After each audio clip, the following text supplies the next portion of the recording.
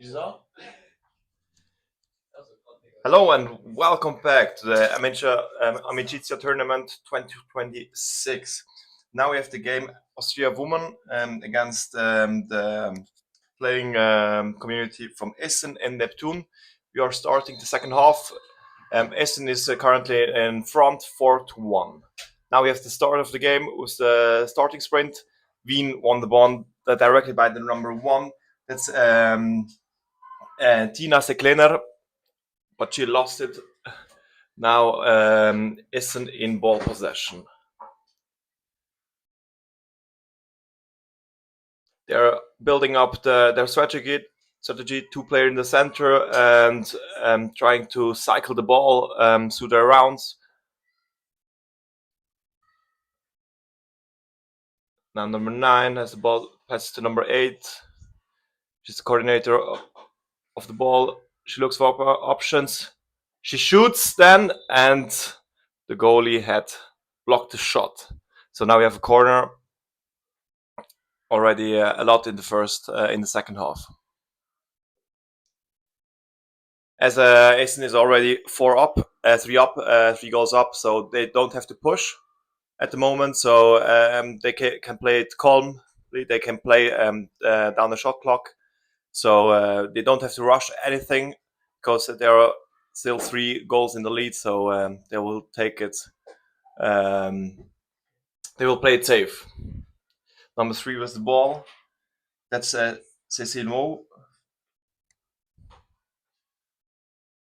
They are cycling the ball and running down the shot clock. Now at 25 seconds, pass it to number 2. She looks for options, shoots, and blocked by the keeper again. And now corner again.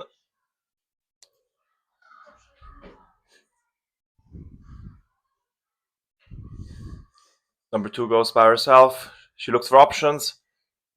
Passes the ball to number 1. Shoots and off the goal post. It was blocked and by the keeper before, but now Austria are in attack for the first time in the second half.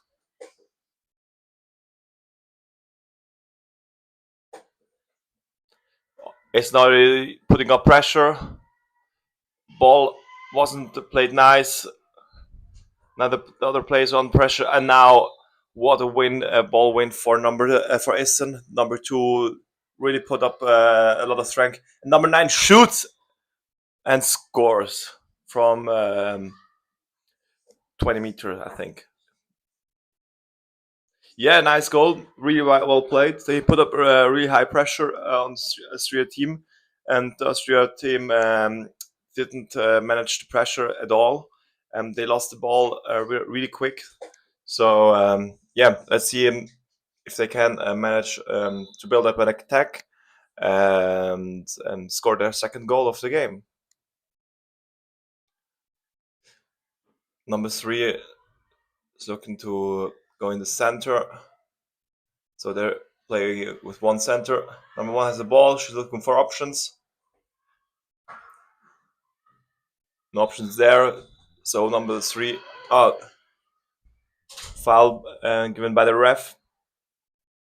Now fast corner by Essen. Long shot pass to number 3. She recovers with the ball, shoots with a paddle, but deflected by the defender.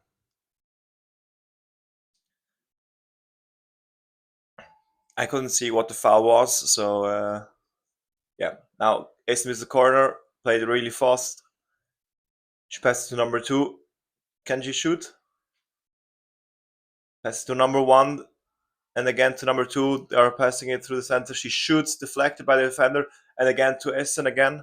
Now number 5 has the ball. She's looking for options. Can she shoot? She shoots and scores. What a nice shot from Sarah Andersen.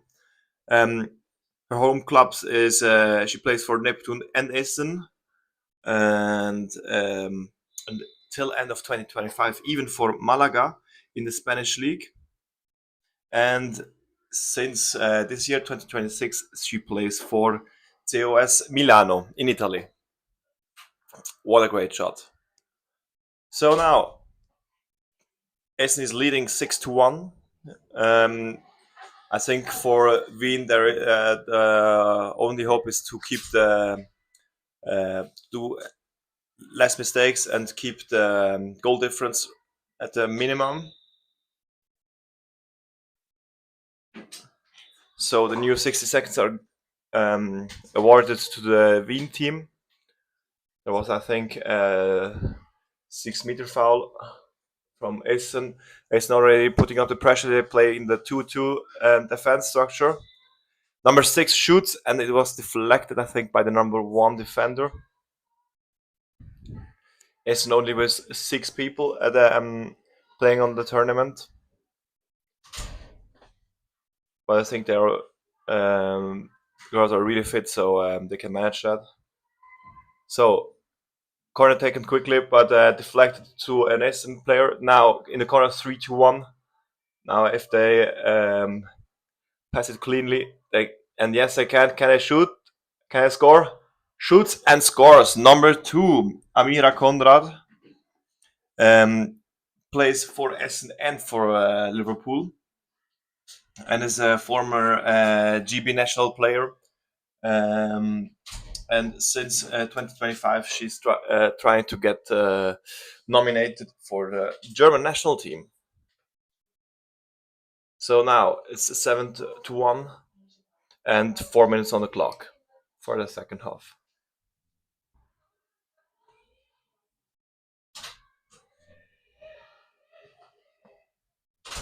Number 4 has the ball. Pass to number 8. Essen is really doing a high pressure, and Wien is really struggling with that high pressure. I think Essen will be one of the favorites for the win of this tournament. And they're really sharp in their playing style. And now foul given to Wien. So now Essen again in ball possession.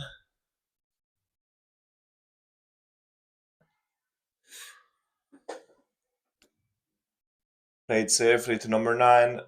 They have like 3 minutes left on the clock. Yeah, again, 2 center players and with 3 outside. Oh, pass to the center. And they can still recover it. Number 2 with the ball. Number 1 really doing great job in the center. She's blocking the forward player really well. And number 5 shoots and scores. What a nice play. So they are now 8 goals up to 1. Number 1 with the ball. Pushing forward. She's looking for options. Can she shoot? She shoots, directly deflected by 2 players. And now Essen is the ball possession. Wien are retreating to their own half. So I think the counter-attack is off. Number 1 from Wien is putting up the pressure. But it's 3 Essen player against 1. So not a chance there. They're building up the center again. I already see a nice big space inside, and they're going through with number 8, and she scores. What a well played by the center players, and it's really great that the outside players see the space, the gap in the middle of the defense. Really well played by and shot by Laura Robra. Is as well a Danish national player. She's the captain of the team. So 91 and 1 minute to go. The Austria team can't take this last shot because the shot clock is already 15 seconds down before the real game. Now Essen are doing a lot of pressure. Passes are not played well. Counter-attack. Can she recover the ball? Yes, she can. Now with the ball, Essen players are trying to get the 10th goal in this game.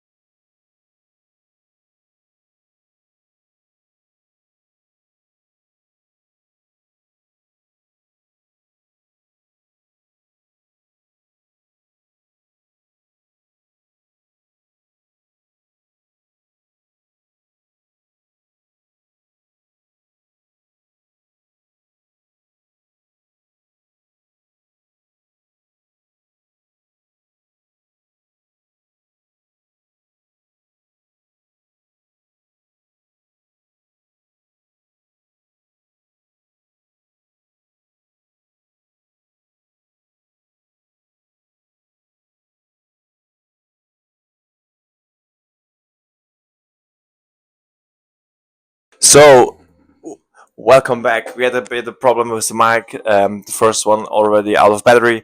So sorry for the lateness. So now we have the game Mullingar against Thurgauer girls.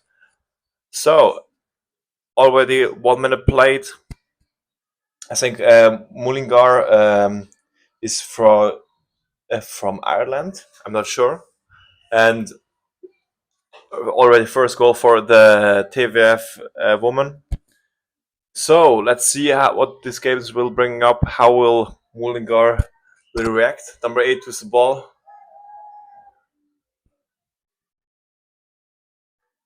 Looking like a really young team. So now they have played with two centers. The TVF woman, the Thurgauer woman playing two defense. So really. So number 2 shoots, and what a shot from number 2! Really well played. So now both teams scored 1-all. So now Thurgauer again with ball possession. Mullingar plays it as well in the defense 2-2. So now number 9 and number 7 joins the center to create some space. Number 5 passes to number 8 and she crosses to number 2. Now they have to recycle it. Still 40 seconds to go from the shot clock, so a lot of time left.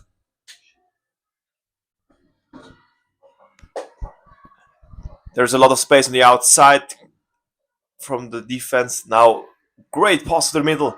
Can number 9 shoot? No, she recycles it. 20 seconds, so time's up nearly. And now the captain shouts to start their attack again. Number 5 with the ball. She played it and shoots and scores. Deflected from the keeper. Well, really well made from number 5. Did a power move there. And now Thurgau is up again for 1 goal. 2-1 is the score.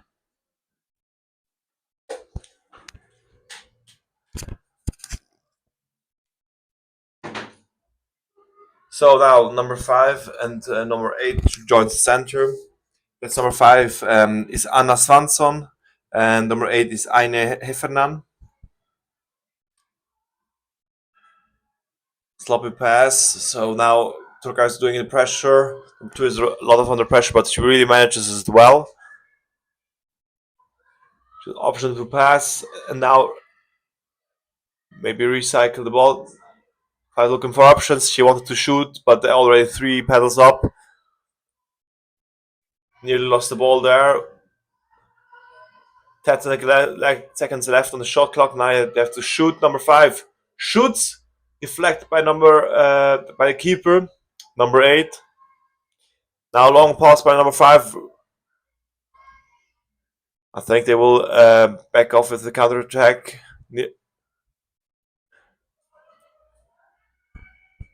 Mullingar going now in the defense mode.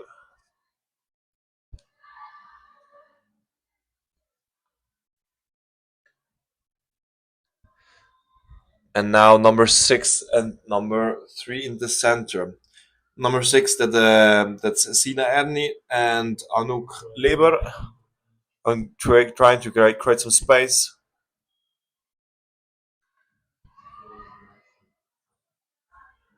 Pass to number 5. Number 5 shoots. That's Franziska Bartelt, but now deflected by the keeper.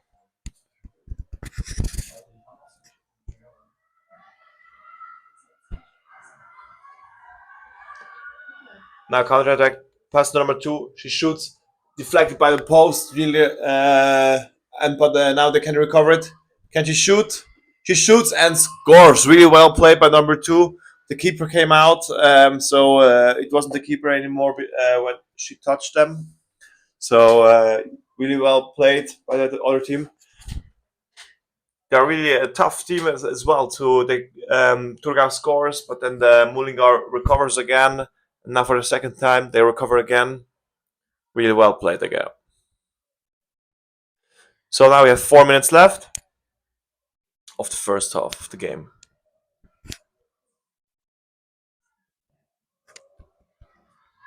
Number 8 with the ball, passes to number 4, shoots but over the crossbar. So now Mullingar has the ball possession and the first option of the game to go into the lead.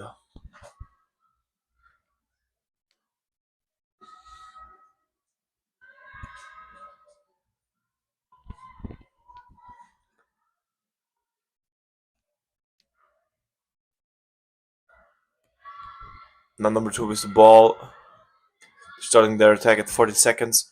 Pass to number 4, she has options. Now they're recycling their attack. They still have plenty of time to restructure their center placement. And now Turo looks that they switch to 3-1. So now number 4 is the ball, some space in the center, but deflected by the defender. So now the Turo has the option for a counter attack. All the Turo players on the right side. Number 4 is the ball. Pass it to number 8. Some chaos in the center, but can Mullingar restructure? Yes, they can. They are putting some pressure on the number 8. So now it looks like they will have to recycle the shoots, but of the ball, and now ball possession for Mullingar again. Ball is on the top of the goal, so they did timeout to recover it.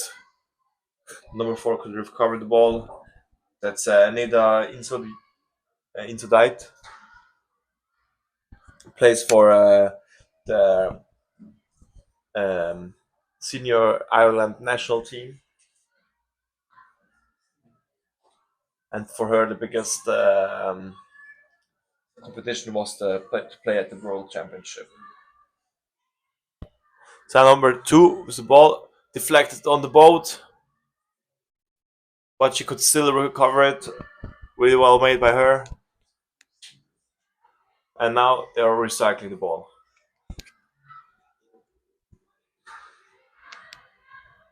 Number 2, great pass by her.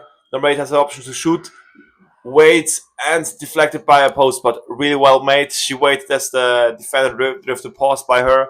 She shoot, but it was a bit unlucky there, but really well made by him.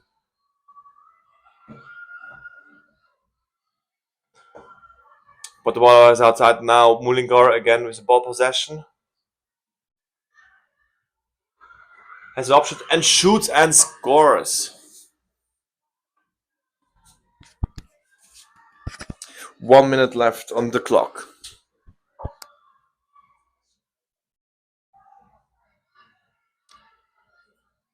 Now Mullingar, first time they are in the front. So Turo has 1 minute left to score again to make it even.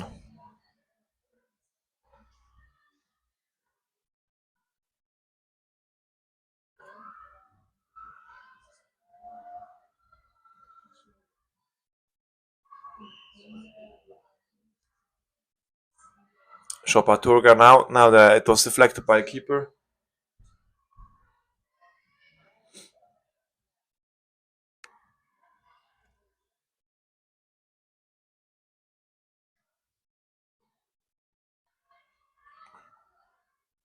And now 17 seconds on the clock. Number 5 is the ball. Pass to number 2. 10 seconds left. Can they still get a shot off? All the balls are up in the sky to deflect the shot. And number 5 shoots, but deflected by the defender. So Mullingar is 1 up front for the first half.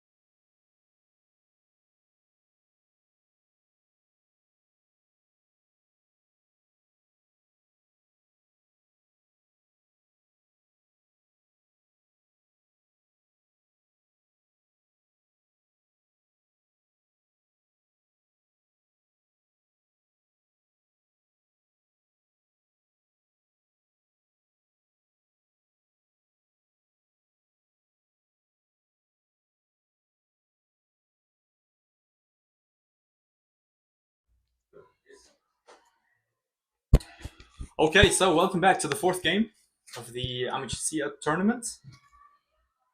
We have playing Amicizia Duisburg against VF. What's the second team? Also Gameplan.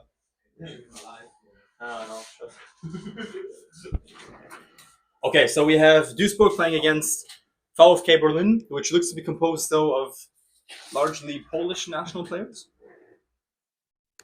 And the score is currently 1-0 in the 4th minute of the first half. Duisburg on the counter-attack right now with number 8, going for the shot and scores. So Duisburg are up 2-0 early in the game.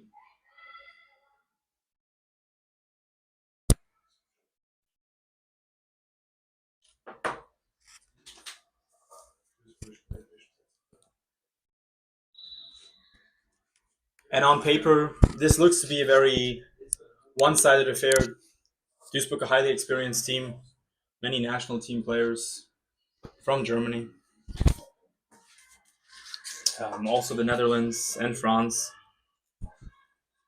against a younger side from Berlin.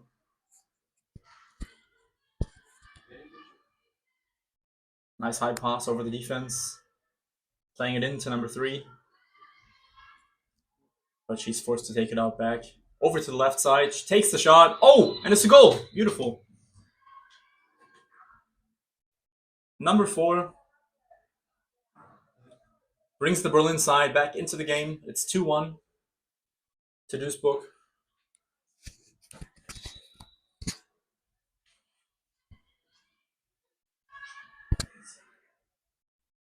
Number 7 driving the ball forward, passing it over to the right-hand side, cycling it out back, rebuilding the attack.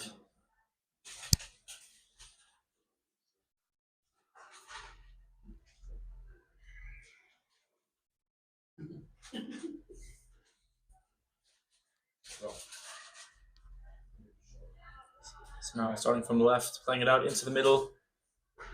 But the pass closed down well. Over to the left-hand side again. Plays it back into the middle. Number 2 takes the shot, but nicely deflected. And number 5 from the Berlin side recovers the ball. And now Berlin on the counter-attack.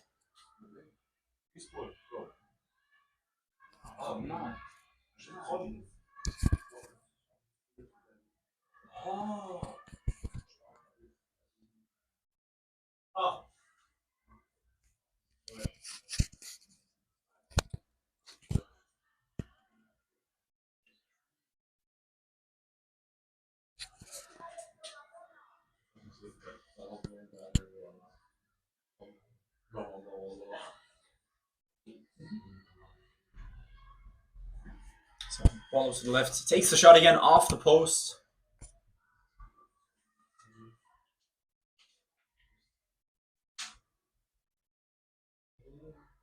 Playing it out back again. Ooh, takes the shot. Not necessary. 50 seconds still on the shot clock. And Duisburg now in possession of the ball. And number 7 driving the ball up very quickly, trying to catch out the Berlin side. Going down the left-hand side of the pitch. But drops the ball. Forced to slow down. And so Duisburg now rebuilding the attack.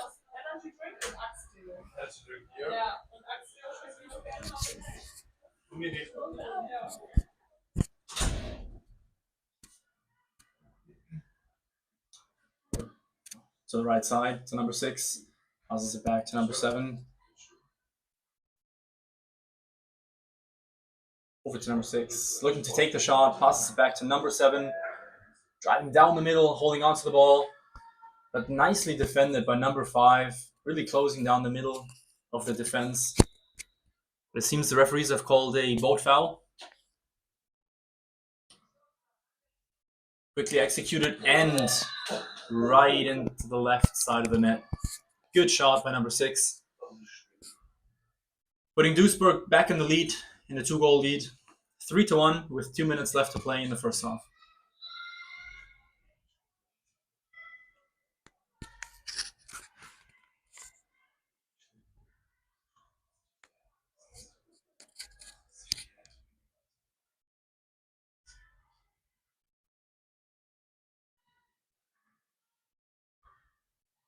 Number 7 intercepts the pass.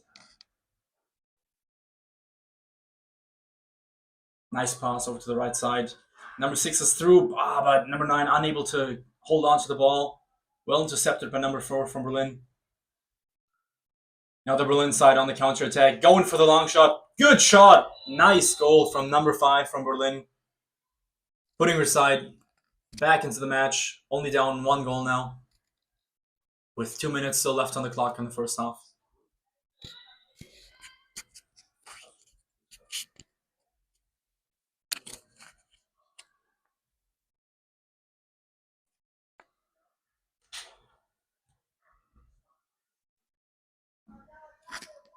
And lots of work being done by number 5 from Duisburg here, trying to create some space on the left side. Ball goes over to the right-hand side, though, to number 2. Doesn't take the shot. Passes it out back again.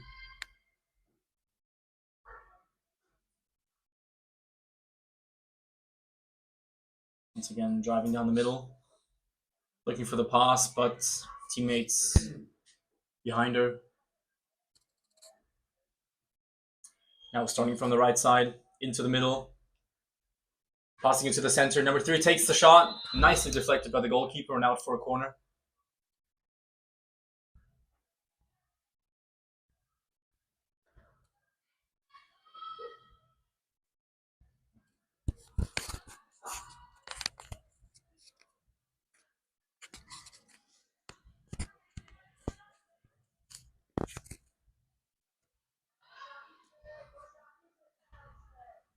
So 40 seconds left. Duisburg again on the attack. Number 7 looking to take the shot. Goes for it. Once again, nicely deflected by number 2. Goalkeeper from the Berlin side.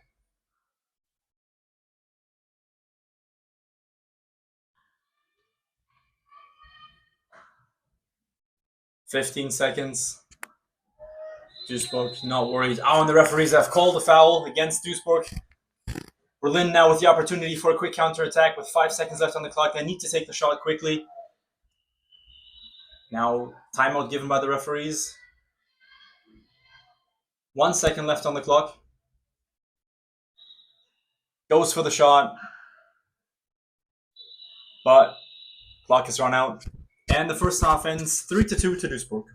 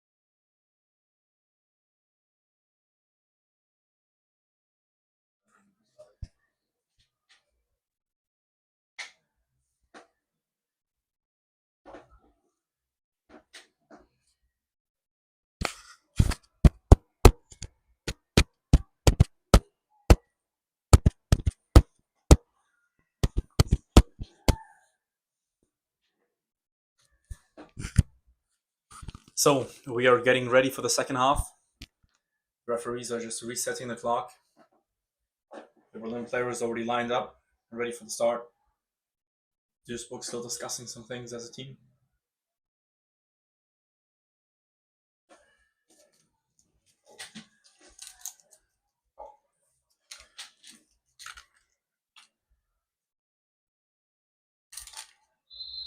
And we're off. Number 7 versus number 5. Wow, great speed from number 7. Easily first to the ball. And Duisburg with the first possession in the second half.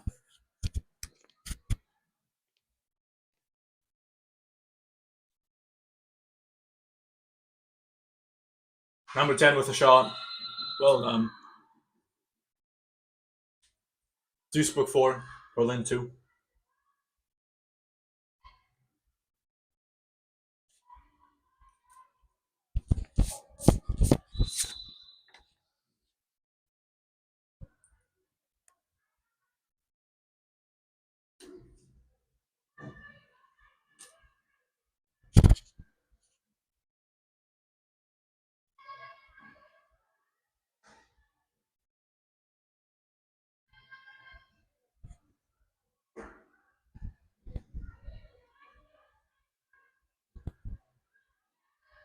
Pass into the center of number 6. But pushed out wide by number 3. Goes to the pass into the middle, but misses the recipient, and now number 8. Driving Duisburg forward again. Number 7, pass to the right-hand side, wide open. Goes for the shot, but nicely deflected.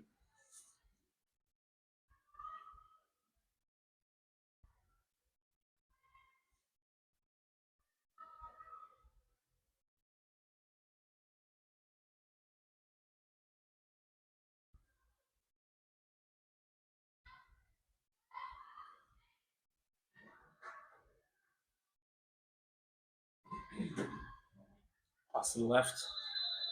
But a foul called again by the referee. Duisburg regains possession.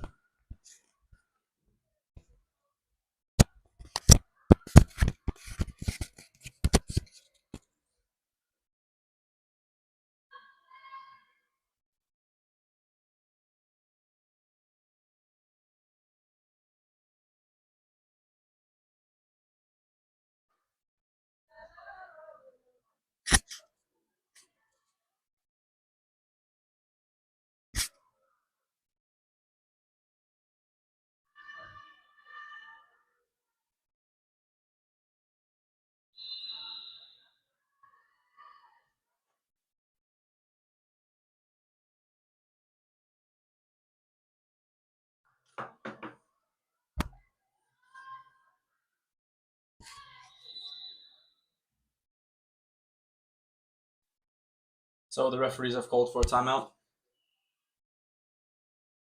think they're waiting for the shot clock to run down.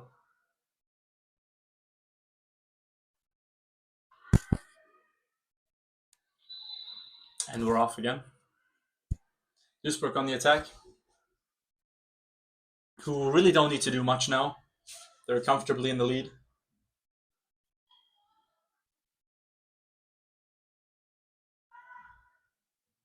Lots of pressure being applied.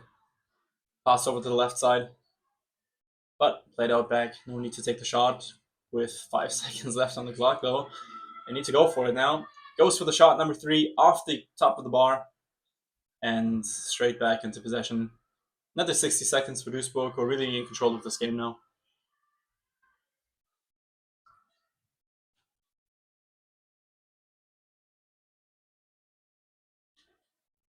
Just taking their time. Number 3, taking the ball out to the left side.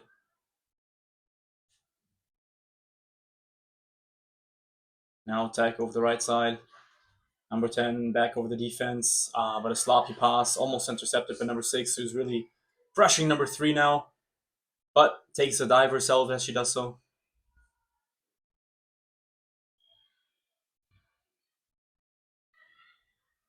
Through the middle again. Big shot, but over the goal. Berlin in possession.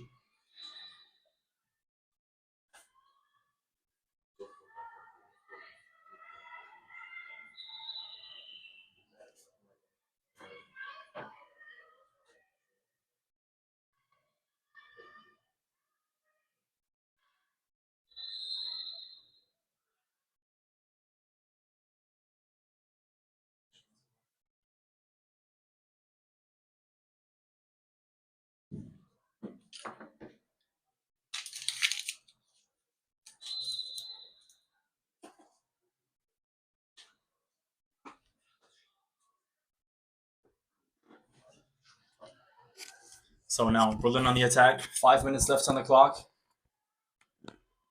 They need to see that they convert one of their chances now for a goal to have a chance of getting back into the game or potentially even winning the game. But Duisburg with high pressure. Number 2, number 5, almost on the 6-meter line. Really disrupting the build-up play from Berlin. We're struggling to get the ball forward. Goes for the shot. And saved by the goalkeeper out for a corner. That was almost the only option Berlin had at this point. Great defending from Duisburg.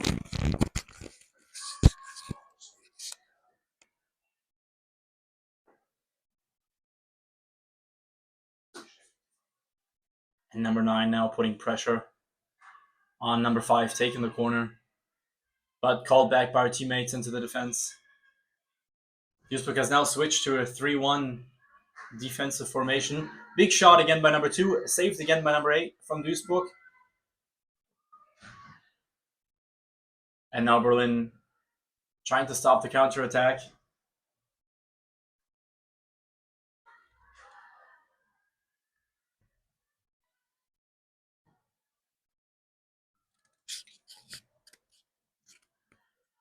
So Berlin has decided to play man out now, as they need to do. They need to get in possession of the ball to have a chance of getting back into this game. Wow. Great defense from number 4, pushing number 2 all the way out over 3-4 meters. Fantastic defensive effort. Wins possession for a team, passes it over to number 2. Now Berlin on the attack. Nice pass over the paddle. It's a 2-against-1 situation. She looks to take the shot. She does, but well defended by number 3 from Duisburg. And once again, Berlin playing 5-against-5.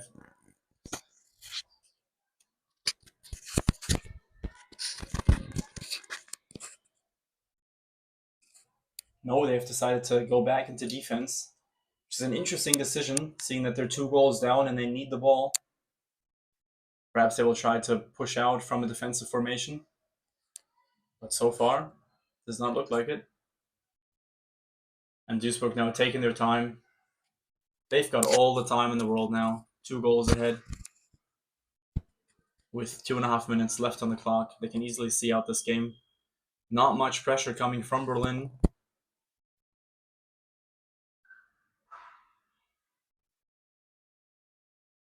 Ten seconds left on the shot clock. She needs to take the shot, and she does, and she scores, putting Duisburg up 5 goals against 3. And this really should be the end of the game. I don't see how the Berlin side is going to score 3 goals in 2 minutes. To have any chance of getting back into the game, they need to take an early shot now. Or perhaps they will try to mitigate the damage and try to play it safe. Nope, she takes the shot. Once again, saved by the goalkeeper. The ball bounces off the bar.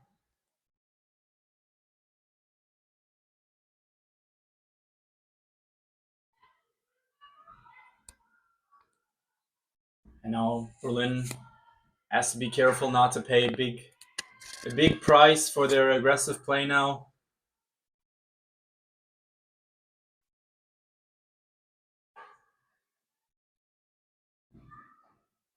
Pass forward to number 7. Duisburg relentless in their attack. They're not taking it easy. Over to number 6. Takes the shot. Saved though.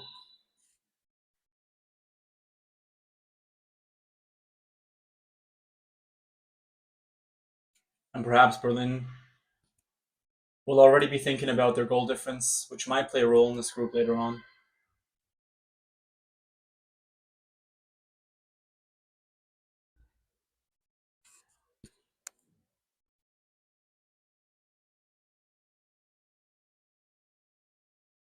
Big space created on the left side, and shot taken number 6. Shot right underneath the bar. Beautiful goal. And it's 6-2 now.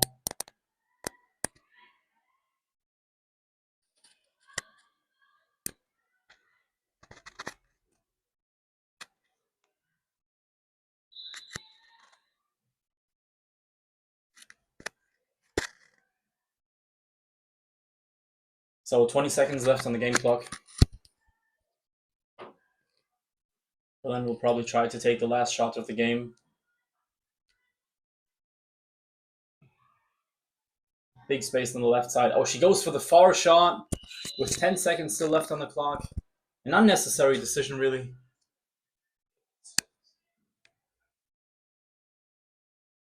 And the game clock has run out.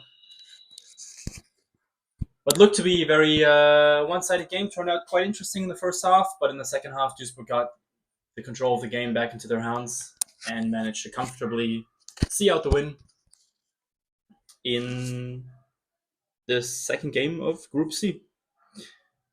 We'll be back in a few minutes with KCNW Berlin against Canu Rovigo from Italy.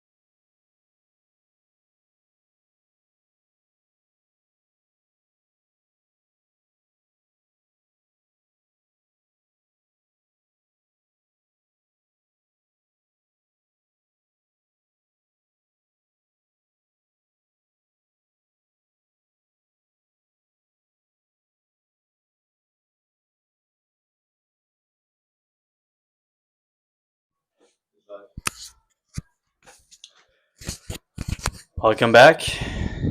Now to the first game of Group D, and it's a big game. KC Nordwest Berlin playing against Canu Rovigo. Lots of German national team players in the side from Berlin, and lots of senior women's teams players from Italy. And we're off. Number 9 going for the sprint from Berlin against number 6. Berlin gains the first possession for the match.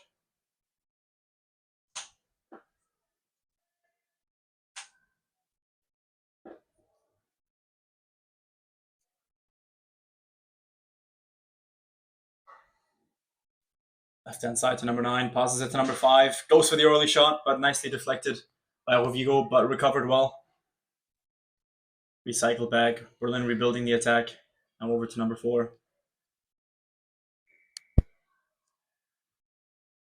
Waiting for some space to be created from their center players.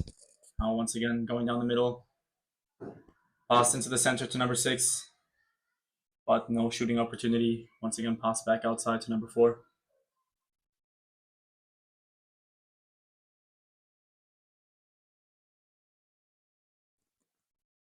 This time starting the attack from the left.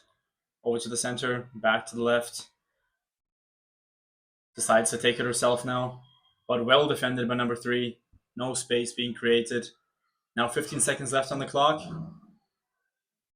Berlin needs to create an opportunity here. Passes it out back. There's 7 seconds left on the shot clock. They need to take the shot now. Goes for the high lob. But well wide of the goal. And now Rovigo with their first possession of the match.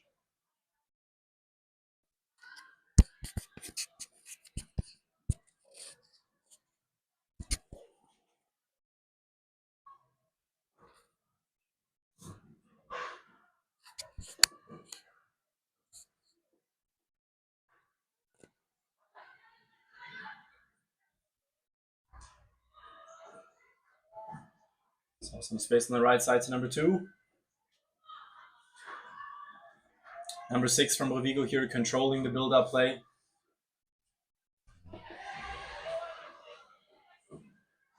High pass to number 3. Playing it out back again to number 6. Pass to the right side. Number 2 taking the shot, well deflected by number 7. And the ball out for a corner.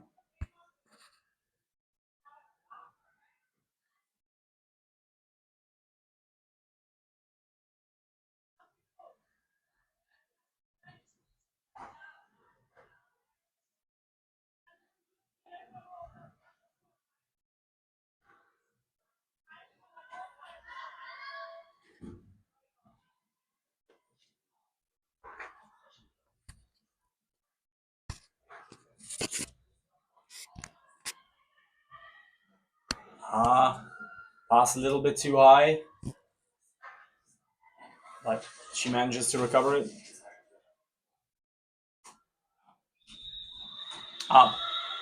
But illegal possession called. I did not see the foul. Berlin in possession of the ball now. Passing it quickly over to the right-hand side to number 5. 1-on-1 against the goalkeeper. Takes the shot. Oh, but far wide of the goal. Looks to have slipped out of her fingers.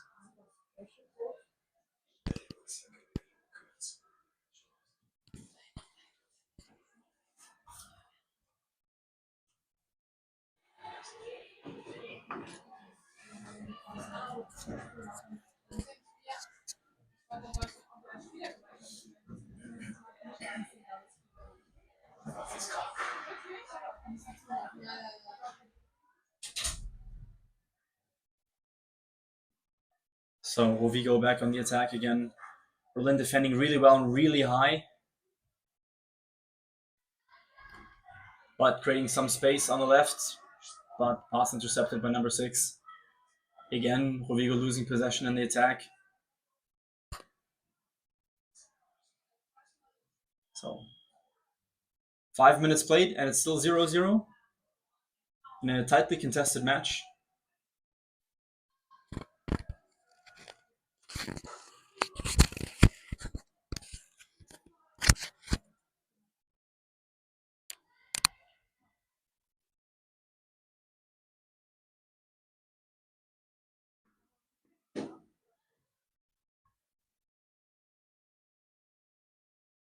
Shot taken from the right, well saved again by number 2, the goalie from Rovigo.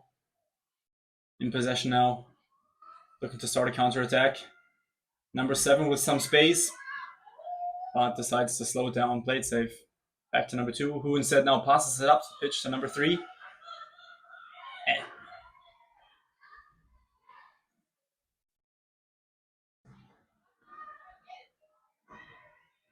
And number 2 going for the long shot from 8-10 meters out and deflected by the goalkeeper out for a corner. That shot was going far below the goal, but better safe than sorry. So number 3 taking the corner for Rovigo. Heading directly towards the goal, there's some space, but well defended by number 6 again. Pass back out to number 2, the captain from the Italian side. Pass over to the left side, but well defended by number 9, covering 2 players at once. No chance there. Now once again going through the middle, going for the shot, but once again deflected.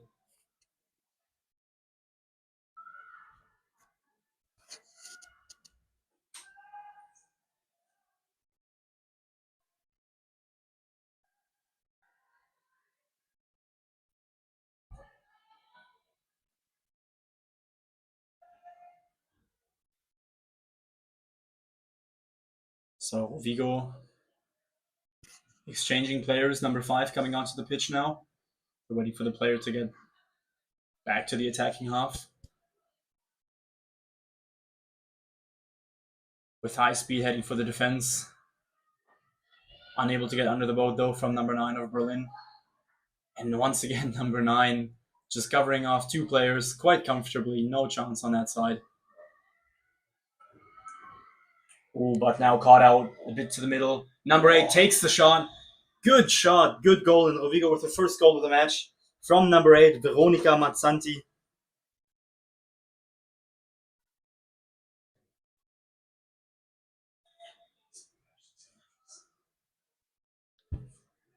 Says on the team sheet here that she never listens to her coach, but I'm sure the coach will be quite proud of that goal. Beautiful shot, well worked.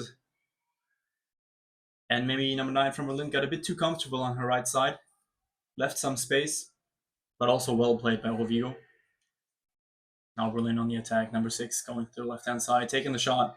Well deflected again by number 7.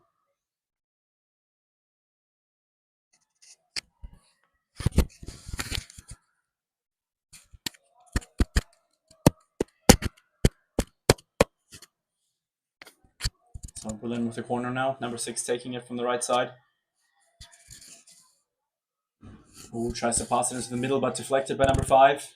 Rovigo back to the possession of the goal. Plays it out to the left side. Number 8 taking it up herself. Goes for the long pass forward to number 3, who's through on goal. Can she score? Oh! So the referees have given a penalty for this. Number 3 held her arm out wide as number 4 was paddling, trying to defend, and as she was paddling, she seems to have hit the ball out of the hands of player number 3. I think it's a correct decision from the referees, though it was probably unintentional from number 4 of Berlin. In any case, penalty for Rovigo, number 3. Chiara Trevisan taking it. Very experienced player from the Italian side. And scores it. 2-0 to Rovigo with 1 minute 45 seconds left on the game clock. And Berlin, who've had lots of chances but have been unable to convert so far, need to make sure that they get back into the game now somehow. So we'll pass over to the right side to number 4, who's back on the pitch now. Pass into the center. Number 5 pass it over once more to number 9. Big goal from number 9. Well played. Passed through the defense 2 times.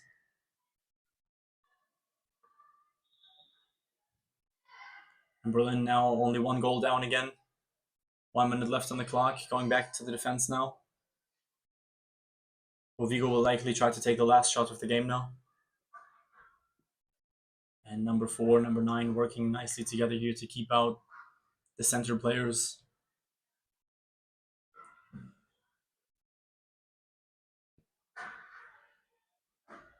Lots of work being done also from number 11 and number 4 from the Italian side, trying to create some disruptions in the defense. Rovigo over the left-hand side again now, cycling it out back to number 8. Pass over to the right side to number 6. Ooh, sloppy pass, loses the ball. Number 9 picks it up. But a sloppy pass as well from her. With 25 seconds left on the clock, gives it away easily. Now Rovigo again with number 3, passing it to number 8. Really no choices here. Takes the shot. Deflected again. Berlin back in possession. 7 seconds left on the clock. Berlin still inside their own 6-meter zone. Need to go for a long shot now, but the game clock has run out. Fantastic first half. It's 2-1 for Rovigo against KCNW Berlin. And we'll be back for the second half shortly.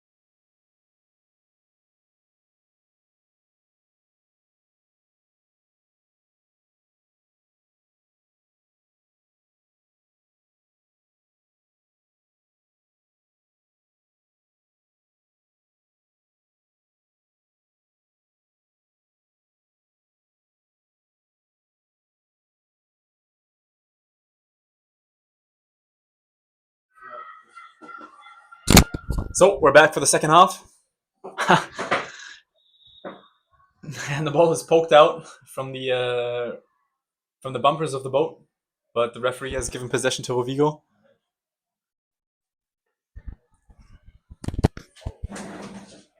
Let's see if Berlin can get back into this game now. On paper, these two sides look fairly well matched, and I'm excited for the second half. So Vigo playing it out quickly to the right side, but well defended. Number 11 creating big space on the right side, but the ball on the left side right now. She gets the ball anyways. Oh, takes the shot. Beautiful goal from number 2, the captain of the side. And it says here that she needs to sleep at least 10 hours every night, and if she doesn't, she could kill someone, but looks like she got a good night's sleep. Putting her side up 2 goals now. And back in goal already.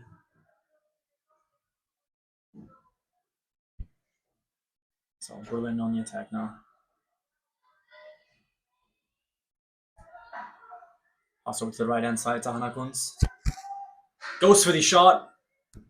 Off the bottom of the bar. Recovered by number 11. Ooh, but sloppy pass. Out to number 6. But the goalkeeper almost drifted out of the goal. Managed to get a paddle to it and save it. Out for a corner. What a performance from number 2. From Madalena Lago. So Berlin wasting no time. Right back on the attack now. Pass over to the right side to Nina Hachenburg.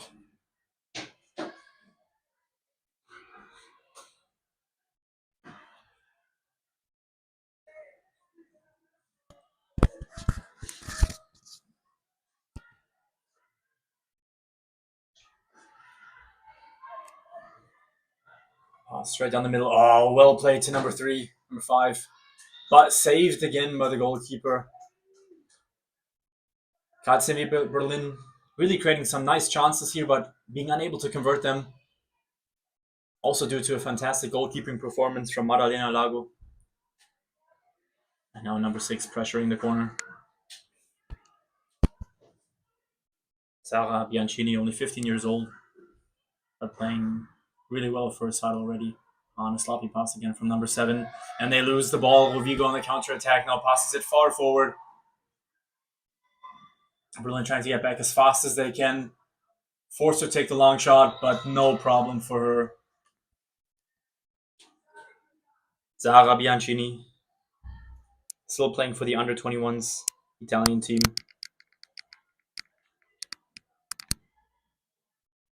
Well-composed finish. And now Rovigo up, 4-1.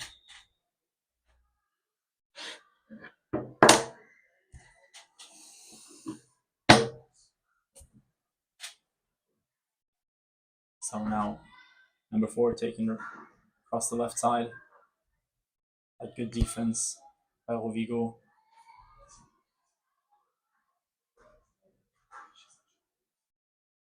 Once again, number 4 going over the left side. Goes for the shot, but deflected by number 8.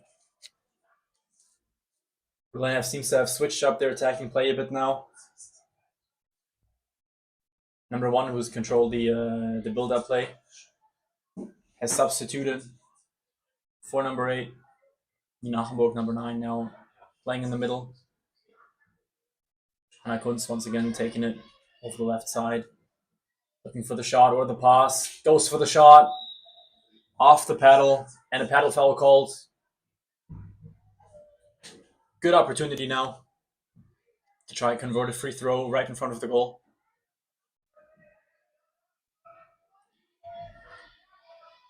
But KCW just passes it out back. Trying to rebuild the attack. Once again over the left side with Hannah Kunz going for the shot. Big shot. Keeper got a paddle to it, but the shot was too strong. Dropped into the goal. And the score is now 4-2. And Berlin really hammering the left side now. Going again and again and again through Hannah Kunz over the left-hand side and being able to convert now.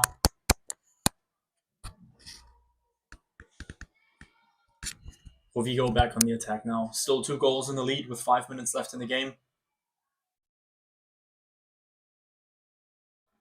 Who, should they be able to score now, should be able to see the game out comfortably. On the other hand, a sloppy pass, intercepted. Number 5 recovers it from Berlin, passes it forward herself. It's a 2-against-1 situation. She's forced to pass it back. Well defended by Rovigo. Oh, but lots of players through from Berlin. She's unable to get a hand to the ball, though. That was a big, big opportunity for KCW Berlin to get back into the match.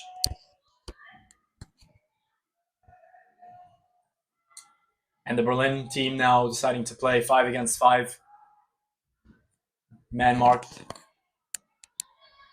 No, going back to the defense now. It's a bit of a disorganized situation right now.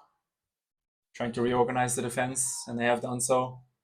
Rovigo taking it slow, also giving them the opportunity to rebuild.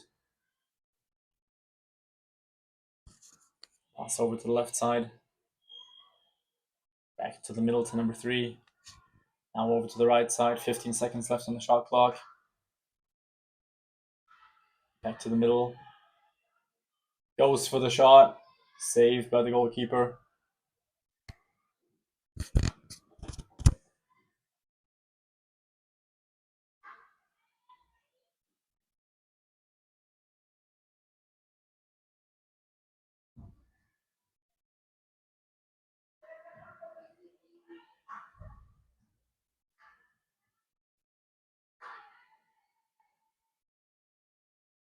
Number 7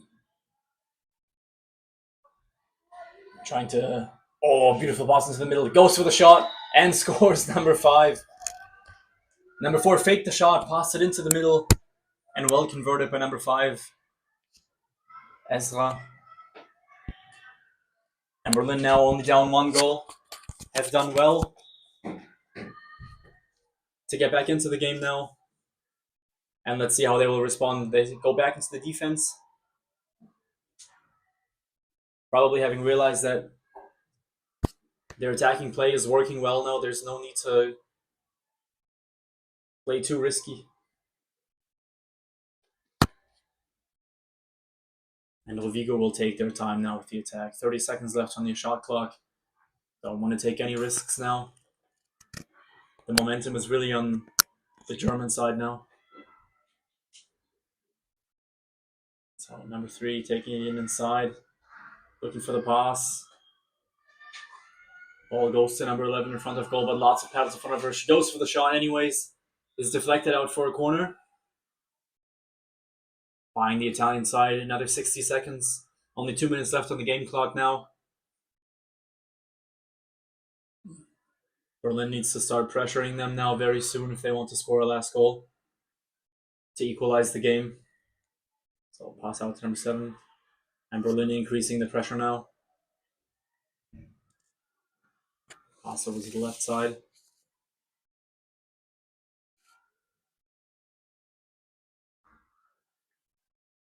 Now Rovigo just running down the clock now. Pass over to the right side. No opportunity to shoot. Pass out back to the left side. Now into the middle. Pass to number 2. Oh, good shot. Low body shot. And very low. Hard to save. And Rovigo back 5-3 now. Berlin down 2 goals again now. With 1 minute left on the clock. They need to take an early shot now to have any chance of equalizing the game. Also with the right hand side, and she goes for the shot. Well deflected by number 11. Elisa Fodis. Number 4 now taking the corner for Berlin. Once again being pressured by number 3 from Rovigo. Passes it out into the middle. Good pass. Number 9 taking it forward. Some space on the left. Ball goes to the left to number 4. Hannah Kunz looking to take the shot. Takes it again. Hard shot, but off the bottom of the bar. Rovigo again in possession. Ball's out for a corner though.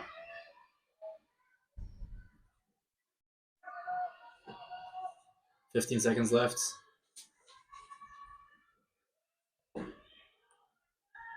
Number 6 recovers the ball, takes the shot off the top of the bar again. Unlucky. Oh, but number 9 catches it, converts it. The match is over. 5-4 now. Berlin with a good effort to get back into the match, but ultimately it was not enough. Great match. Good win for Rovigo. And we'll see you back soon for the next match.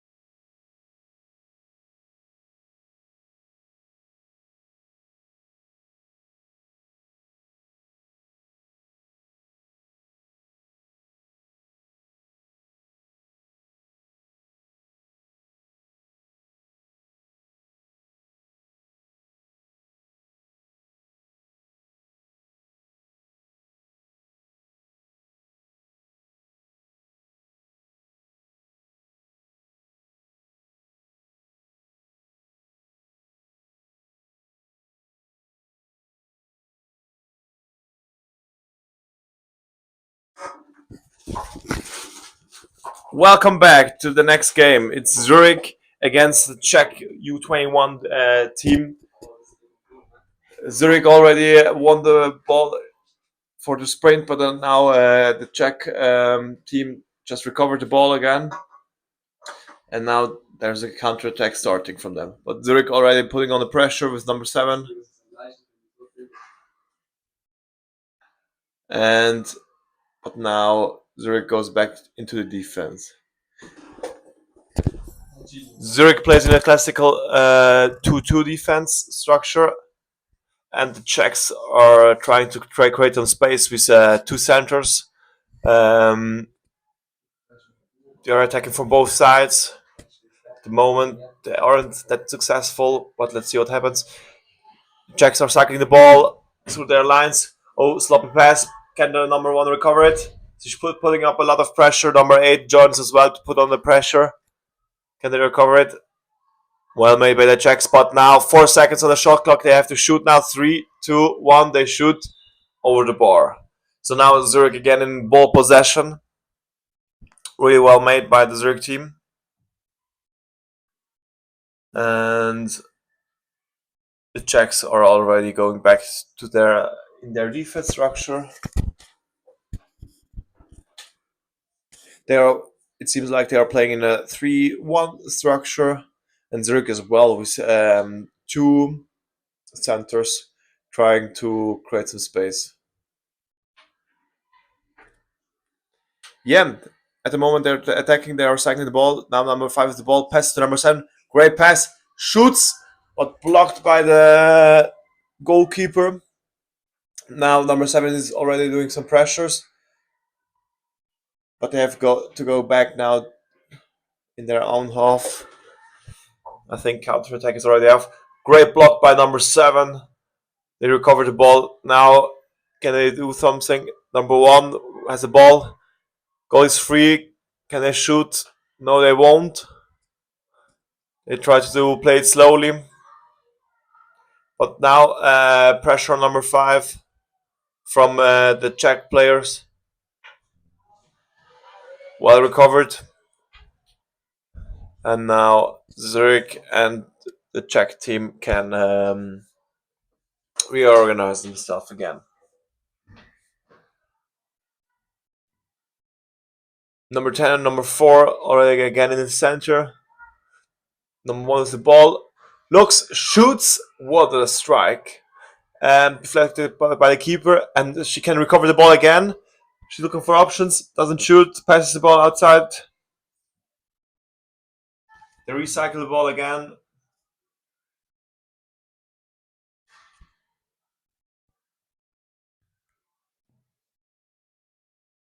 Number 5 is the ball. Passes on the side to number 1. She looks for options. And shoots, but touched by the defender from Czechia. So now it's corner. No foul given.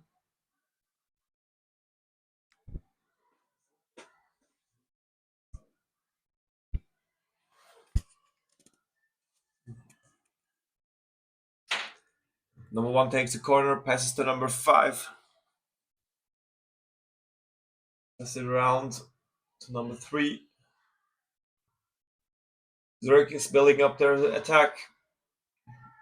Now pass it down to number 1, back to number 5. She's looking for shoots, deflected by a defender, and again a corner. Now we are already 5 minutes in the first half. Still 0-0. Game is at the moment. Zurich is in the dominant form of the game.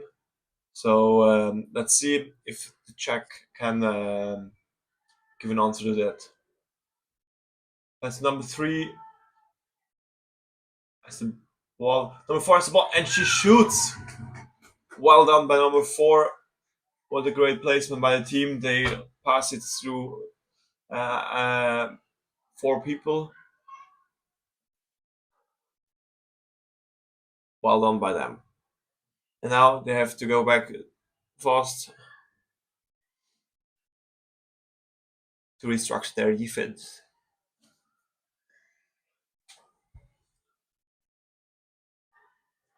Huge pressure from the right side.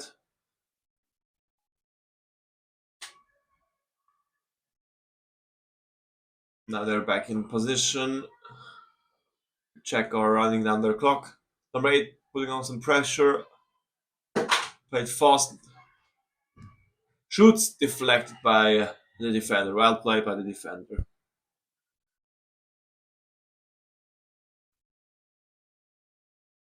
Still 4 minutes on the clock of the first half.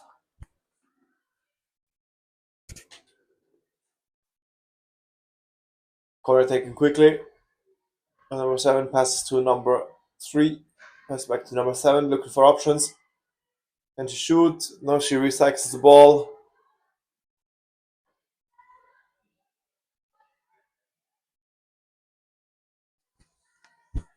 Zurich already getting it back into position.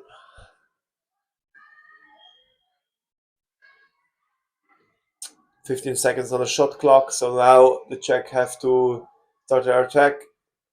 Cross, but sloppy pass. Now number 10 doing a lot of pressure on the ball.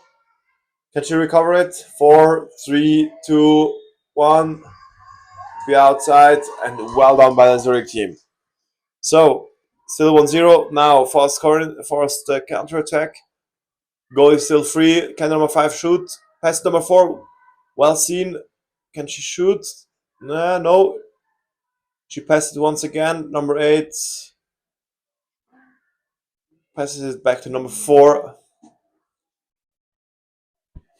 And they are recycling their attack.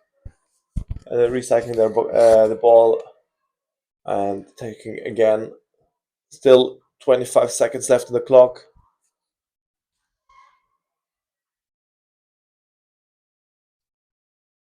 15 seconds. Number 8 looking for options. Pass number 7. Can she shoot? Shoots and scores. Wow, what a shot by number 7.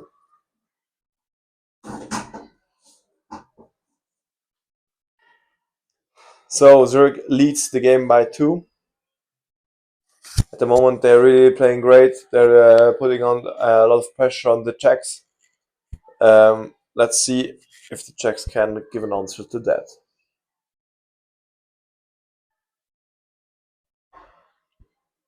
They're building up their attack. Both players trying to double block from the right side. Number 4 recovers from the center, so now one player's in the center. Number 7 joins, receives the ball. Ooh, unlucky there, but ref didn't give a foul. Now counter attack. Number 8 with the ball. Can she dominate the ball? Yes, what a nice cross. Great pass again. And scores again. Wow, well done by number 8 and by number 9.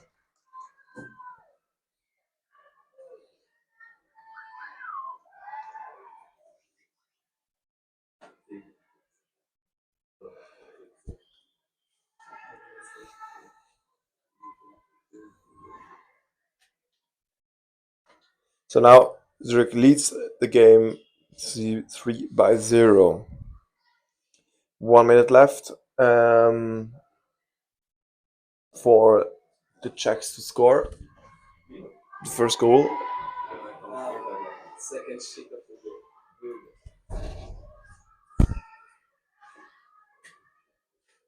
Two players are in the center.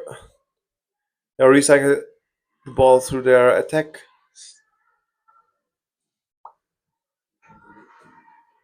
Number 8 putting a lot of pressure on number 3. Deflected the pass. Zurich at the moment really putting up a lot of pressure, so the Czechs can attack. Great pass to number 4. Shoots from behind, but far off the goal. So now Zurich has 15 seconds to maybe score a goal. Number 1 could take a shot. Will she take it? Number 1 shoots and scores in the last second of the game. First half, it's 4-0. So yeah, let's see what the second half brings on.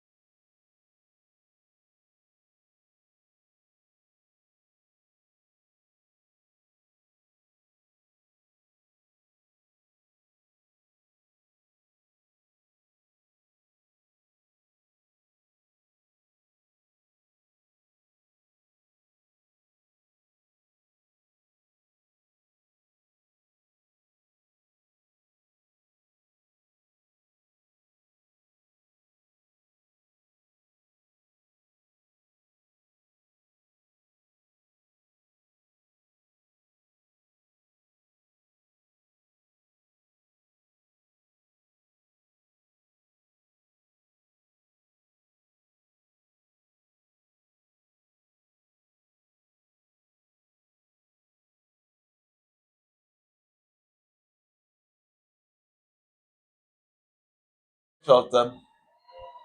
Welcome back to the second part of the game. Zurich recovered the ball on the first sprint. Now Zurich already building up the attack is number 7 and number 3. That's Zoe and Emily who are going into the center and trying to create some space for number 8. Shoots and scores. What a nice job from the two centers who created a lot of space, and number 8 saw that space and went in that and scored. What a banger.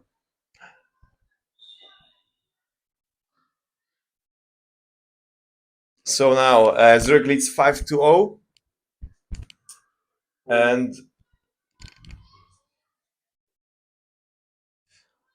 the Czechs are now building up their attack.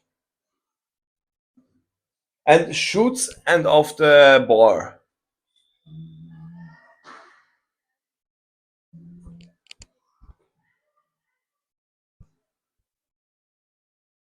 Ball for Zurich.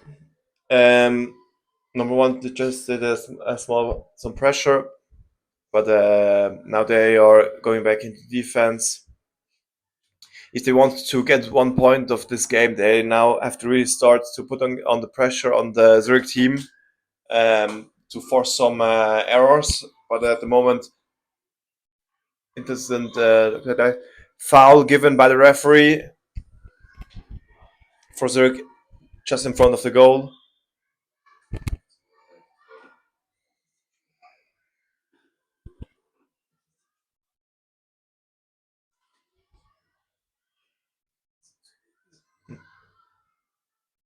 Number 4 can't touch the shooter there. Number 7 shoots, gives the ball, and number 4 shoots. Now the Czechs are in the counter attack.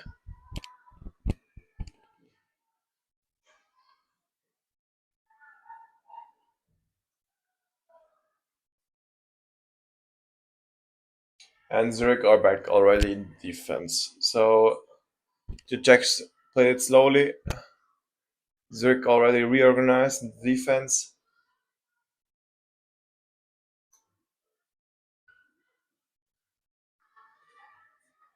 And now number 3 has the ball. She's looking for options. He's under pressure. Sloppy pass. And now Zurich recovers the ball.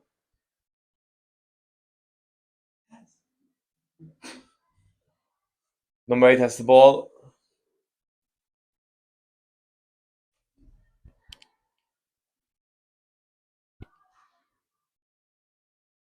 And passes through their rounds.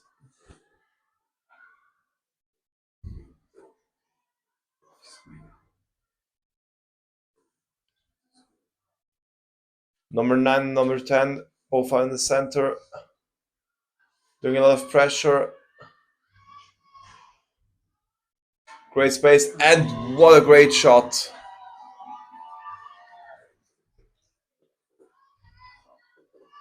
Well made by the Zurich team. Now Zurich is up to 6-0.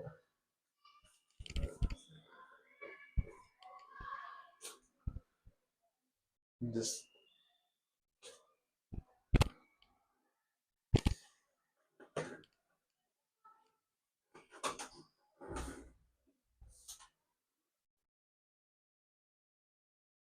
So Zurich has the ball again.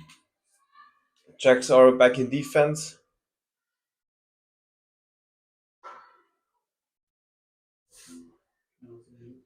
And number 7 and number 9 in the center. They're both doing a really good job.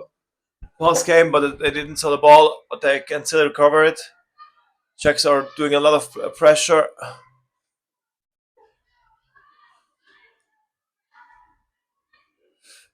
Number 1 has the ball, but they are trying not to stress anything because they are 6. They are leading by 6. So they don't have to push it. They still have 50 seconds on the clock. Now they are doing their attack. Pass to number 1, shoots and scores.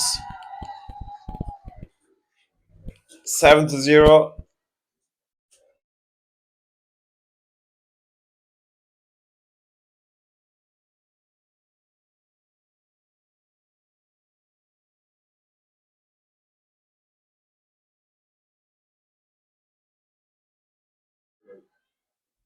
Nothing else in lefty.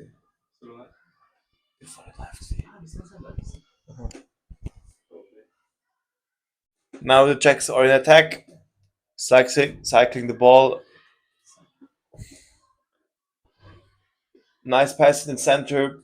Number 7, can she shoot? Pass it again. Ooh, deflected by a Zurich player, number 4. And now Zurich repossesses the ball.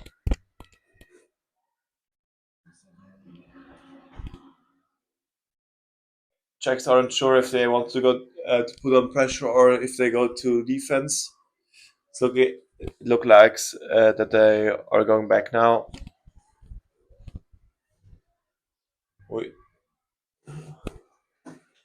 Ball deflected on the boat. This is sometimes really dangerous if the ball gets deflected on the boat because you can't really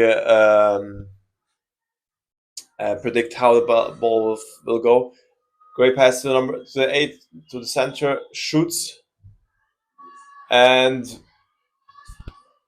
goalie foul it was given. Both foul.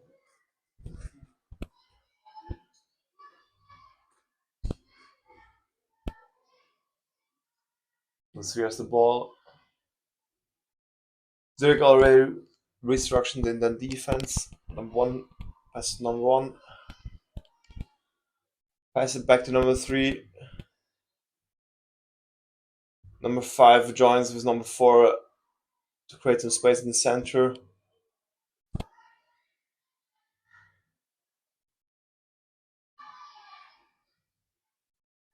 Oh, great pass to number 4. And she shoots. Yes, she shoots and scores her first goal. Great play by the Czechs. Now it's 7-1.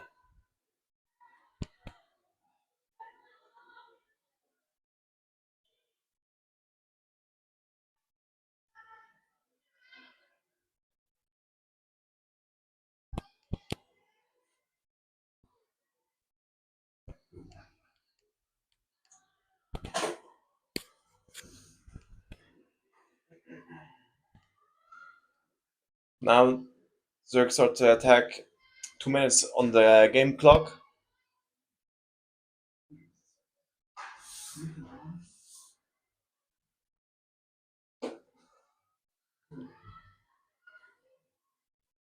Pass number 3. She looks up, shoots, and great shot by number 3 in the left top corner. Zurich leads now 8-1, and with 1 minute and 40 seconds back on the clock.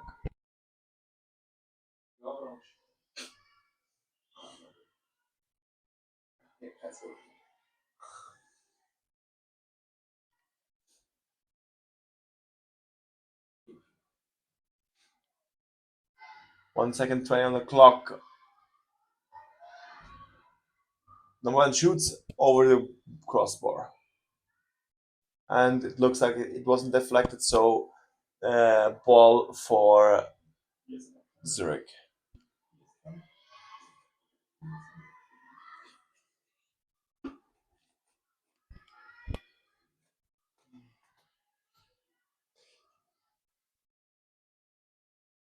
Oh no, sorry, never mind. It's a corner, so it was deflected. And now the Czechs have the last minute of the game to score a second goal. But the game I think is already lost because I think they can't score 7 goals in like less than 30 seconds. So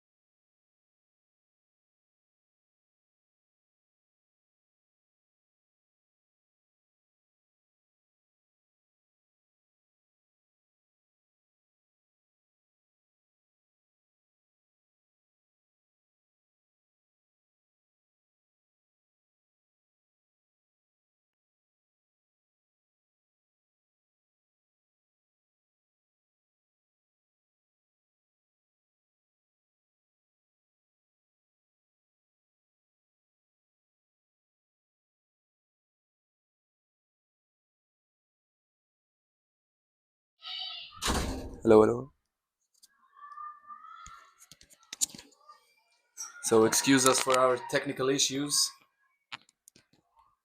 but we are back now with the voices from the commentatory team. We are currently at 2-1 for the team from Freiburg, which are playing a really good game right now. Number 1, Emma Giroud from Freiburg, working very well from the center, but there was a boat foul again from number 1, I think, Swiss national player for the women team.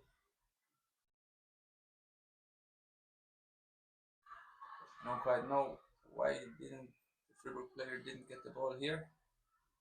There was no foul given. So the Austrian women will keep their ball possession.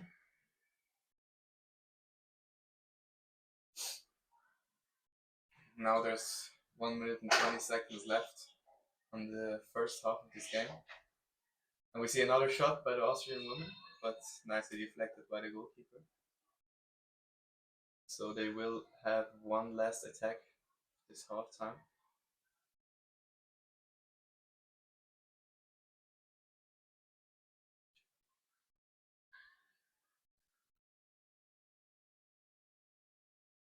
So they can take their time, try to get the last attack in this first half. Hopefully to score a goal from the Austrian side. But they have other plans, they try to rush it fast. Pass to number 6, shoots, lands by number 5, and again, corner for the Austrian woman, which have not the goal. Freiburg putting on a lot of pressure. They really don't want to concede this goal. Nice shot from by number 6. 1. Now 5 seconds in this first half. We will hold the ball. And that was it with the first half. We'll be right back with the second half. Currently there's 2-1 for Freiburg.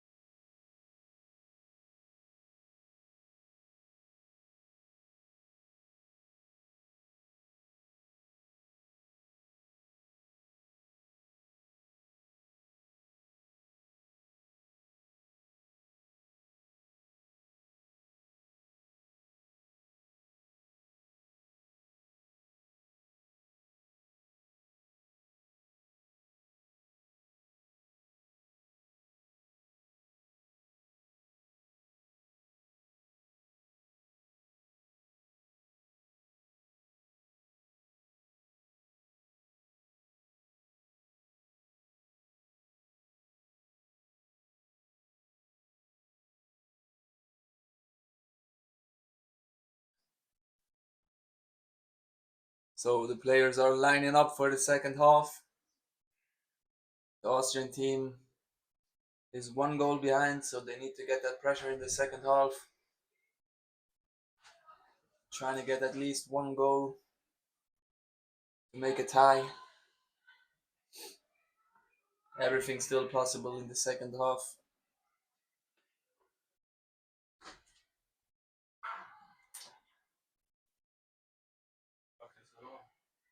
Both players ready for the sprint. The Austrian need to go back a little bit. Now both are lined up. And there the whistle blow comes. The Austrian wins the sprint. Nice sprint by number 1 of the Austrian women, Tina Zekianer. Which is playing for UKK Wien in the Austrian league. Timeout again called because the time was not running.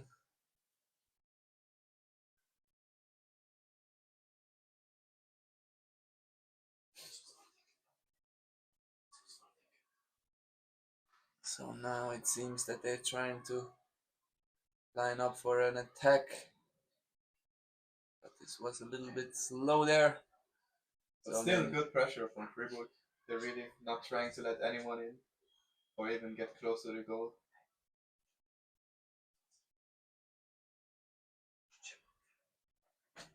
Nice passing.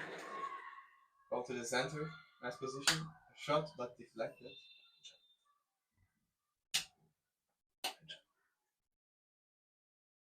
So we have a corner for the Austrian.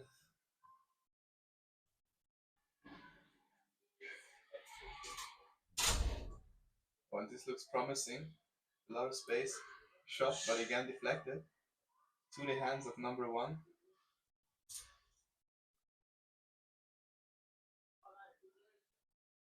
And we have currently 2 sisters on the field. Number 1 from Freiburg, Emma Giroux, and number 6, Louise Giroux.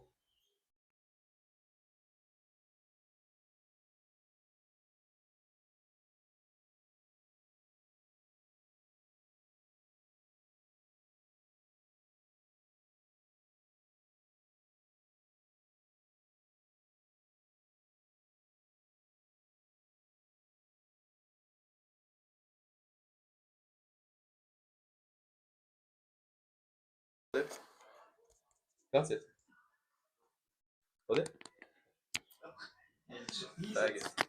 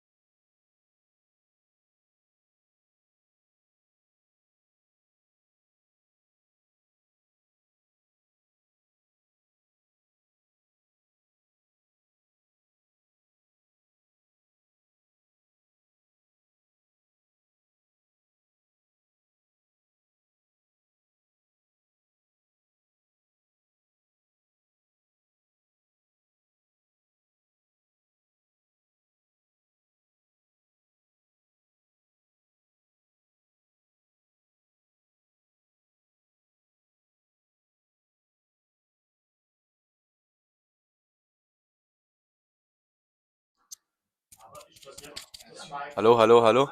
Doch, doch, jetzt geht's, oder?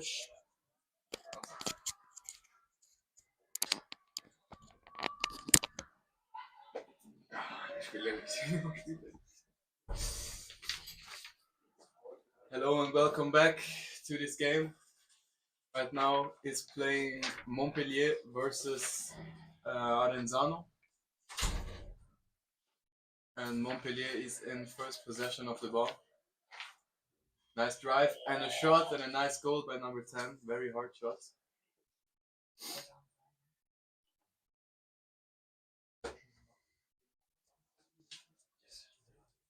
So now Montpellier is up 1-0 in the first minute of this match.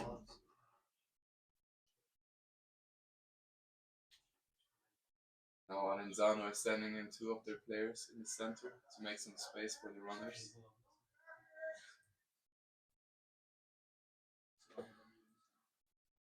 Nice pass to number 6. On a little bit of a fumble. Putting on some pressure on the Aronzano players.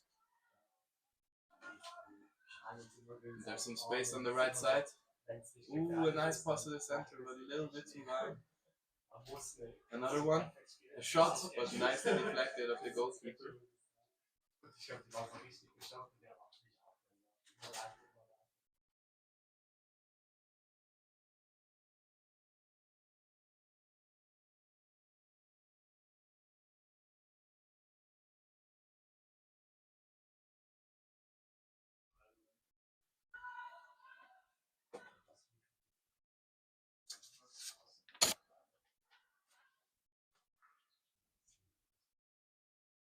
And we see the goalkeeper of Montpellier is playing for the France U21 women.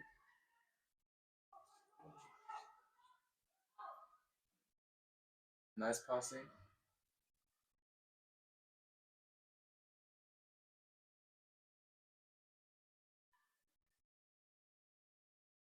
Still in possession of the ball. Got 45 seconds left on the shot clock.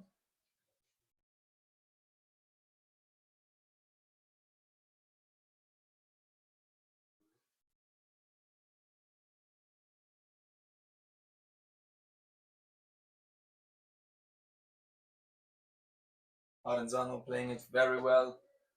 Don't try to take a shot which is not 100% safe.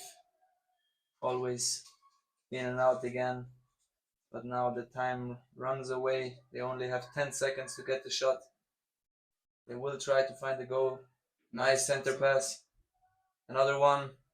There is the shoot, and I think it was deflected. So there will be a corner and new 60 seconds for the Italian team.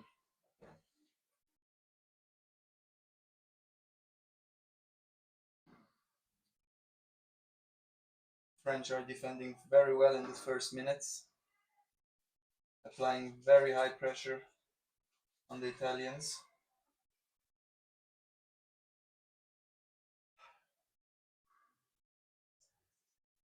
But now good passing around the goal. Another shot, but deflected again. And there was a paddle foul. So again, new 60 seconds. But we see Montpellier's defense is very tight. They won't let anyone in.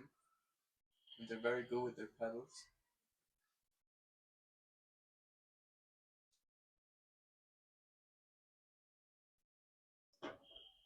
Now directly to the number 27 of Aronzano, playing well around the center.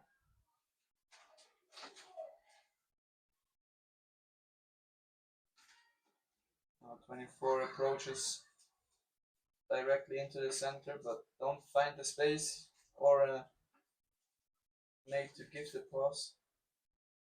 So we're out of the box again. We'll try to find a new shot opportunity. There it comes, but good deflection by the goalkeeper.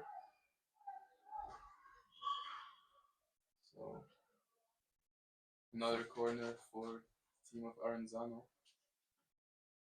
Playing very well with time. Already 3 minutes in attack. Team of Italy.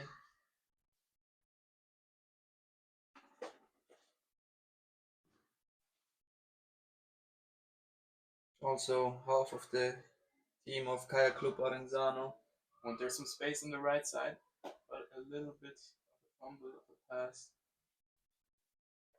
What I want to say is that half of the team of Aronzano as well is playing for the national team under 21. And we also have one player which is playing for the senior national team. This is number 9, Giorgia Damonte. Very well deflected by the goalkeeper of Aronzano, which prevents the second goal of Montpellier.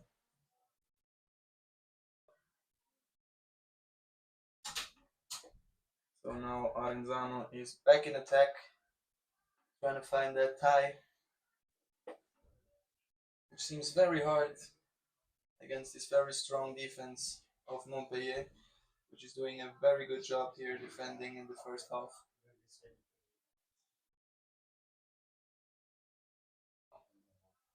I pass over to 24, but quite don't manage to get the ball. Oh, and some nice pressing by number 7, just gathering the ball for her team. And now it looks like they're away, while sprinting across the field. On a high pass to number 2, finds her. Another pass, but they play it out, and they will play their time on the shot clock. So now a new period of attack.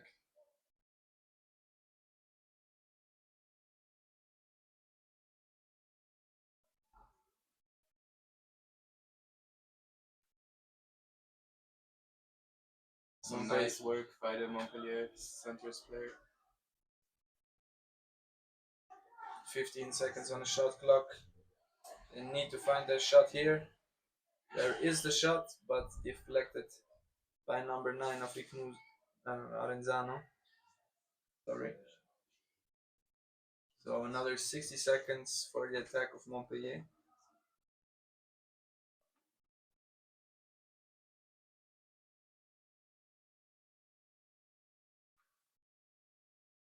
And now they've sent a new player inside the center, number 9.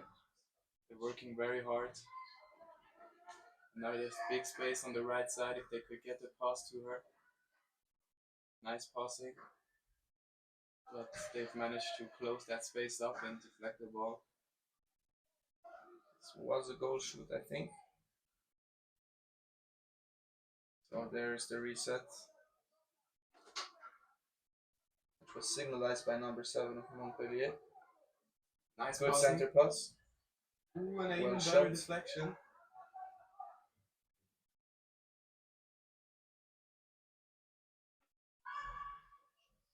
So there's a little more than 1 minute left in this first half.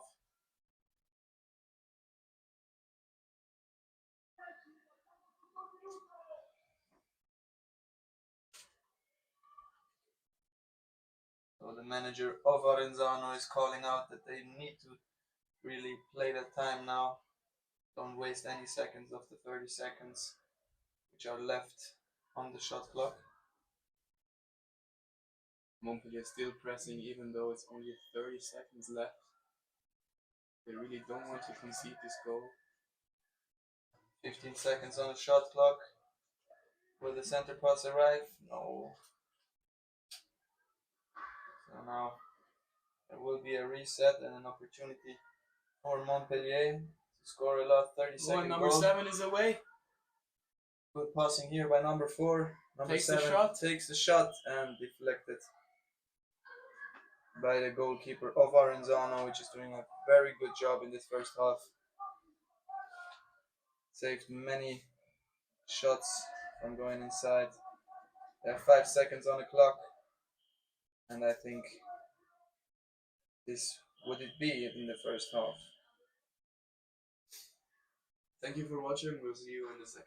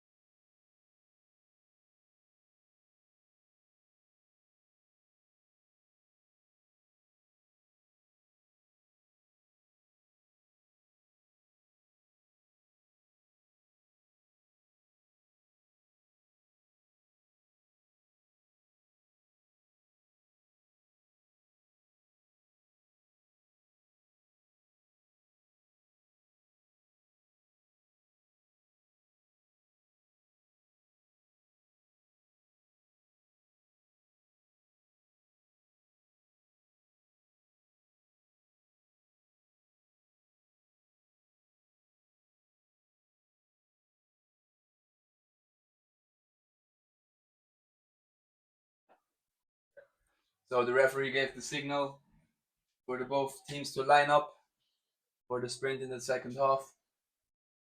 Currently, Montpellier is leading 1-0. We got to see a very nice first half.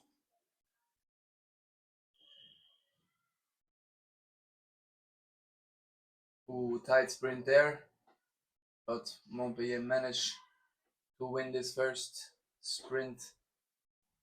sprint.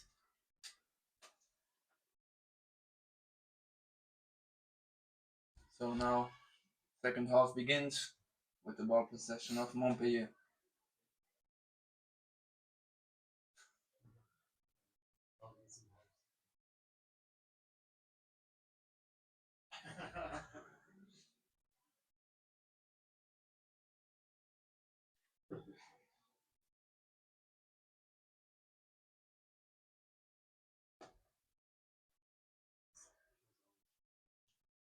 "20 seconds left on the shot clock. There's an opening on the right side. Drives into it. Shoots. But slightly over the goal.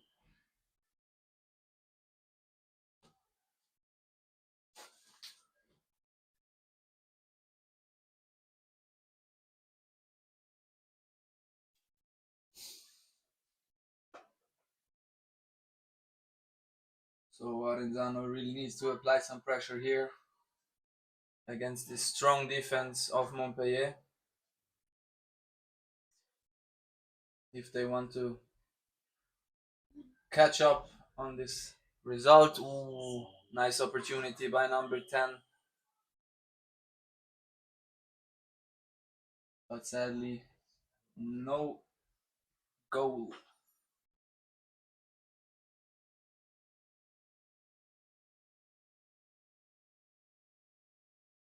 So Montpellier back in ball possession.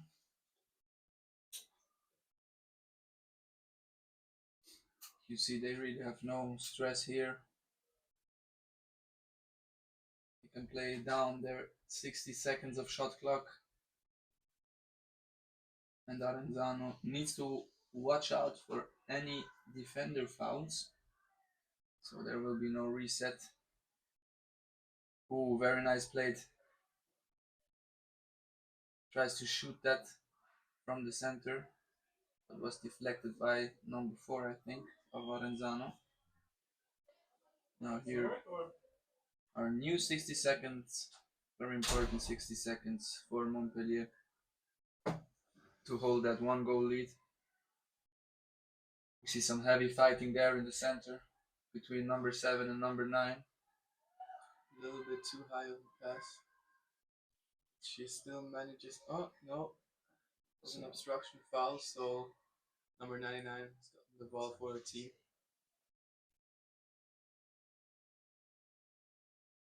Montpellier is putting on a lot of pressure on these back players.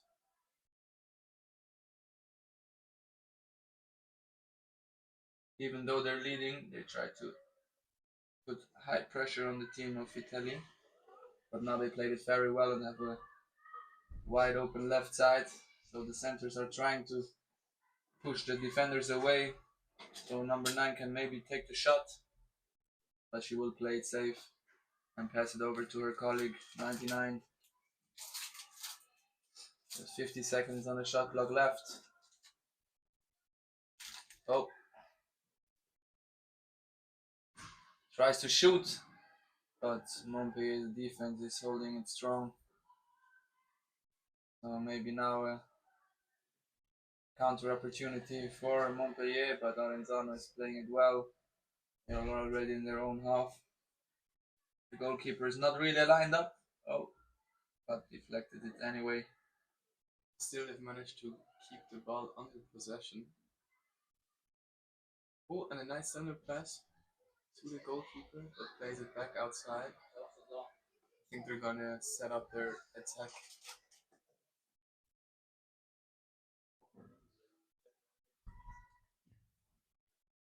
They do it differently this time. They play a 4 outside strategy, so they will play the ball outside until one player gets free. Oh, very well center pass. Shot deflected by the Aronzano defender, number 4, which also is doing a very great job.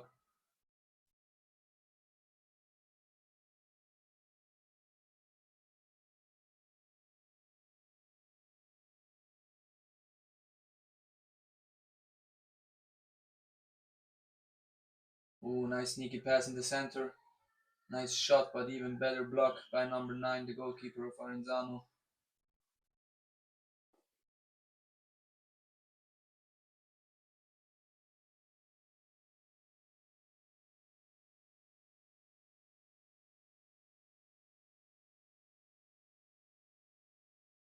Number 9 from Aronzano actually played at the World Games. And there's a huge gap in the middle. They could get the pass to the center there. For trying it, very nice pass, even better to the center, but not quite hit the target. So there would be ball possession for Aronzano. Nope, it was actually deflected. Referee said so. There will be a corner, a new important 60 seconds in which they can hold the ball and don't let Aronzano attack and try to find the tie goal.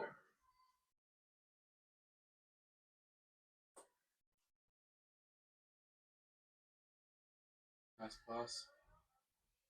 Good shot, but it hit the posts. So now counter opportunity for Aronzano. Number 6 plays it fast.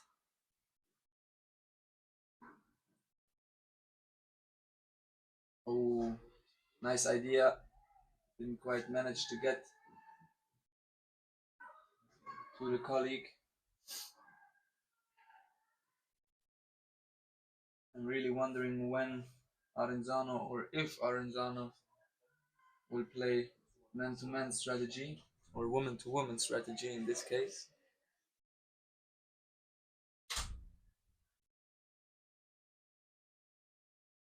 That would mean that every player, including the goalkeeper, will block one player of Montpellier. So they force them not to get into the offending positions. But now, firstly, another corner for Montpellier.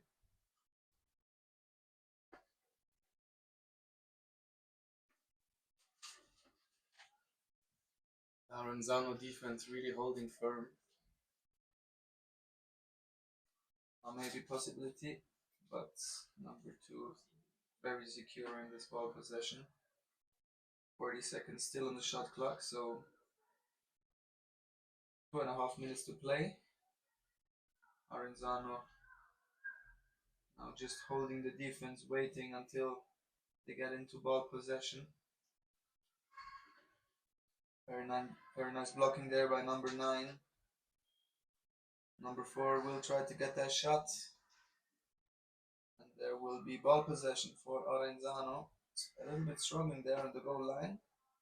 Ooh, and she managed to get the ball under the goal. Passes it to her colleagues. Very well and a played shot. by number 6. This would be the 2-0 lead for Montpellier. So now very difficult times here for Aronzano to get back with a big 2-0 lead by Montpellier. Especially against this very strong defense by Montpellier. You see this here. They are very tight to their goalkeeper, don't letting anybody in.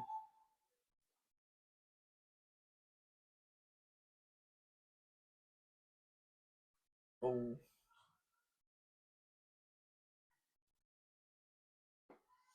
But everything is possible in canoe polo.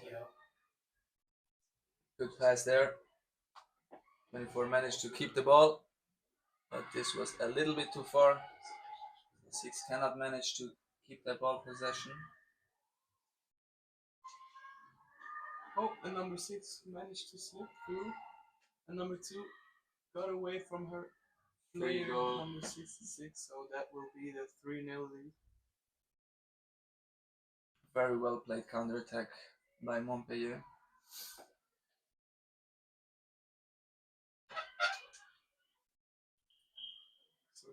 25 seconds left of this game. Will Aronzano manage to get a pride goal here in this match?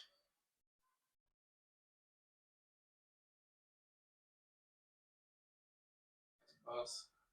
Even better shot, but number 4 of Montpellier is doing a very good job in this game. So the referee gives the final whistle.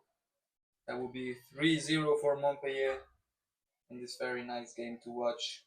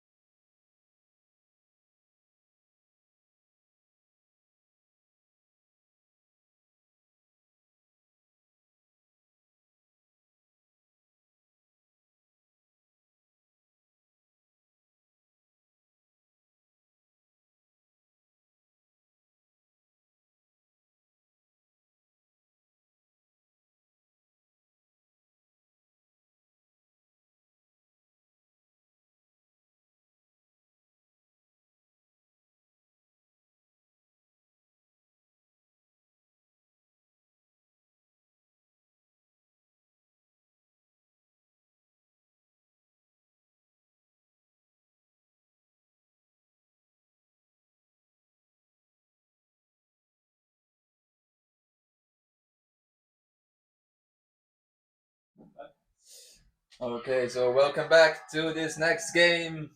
Mullingar versus Duisburg. Mullingar from Ireland, Duisburg from Germany. Duisburg, one of the favorites of this tournament. Very strong team, played at the club championships. Got a very nice. They actually went first at the club championships. So we got the first shot on the target here by Mullingar, but it was deflected by a Duisburg player. Ooh, they struggled a little bit there in front of the goal. Very big save by number 3. Very intense first seconds here in this match.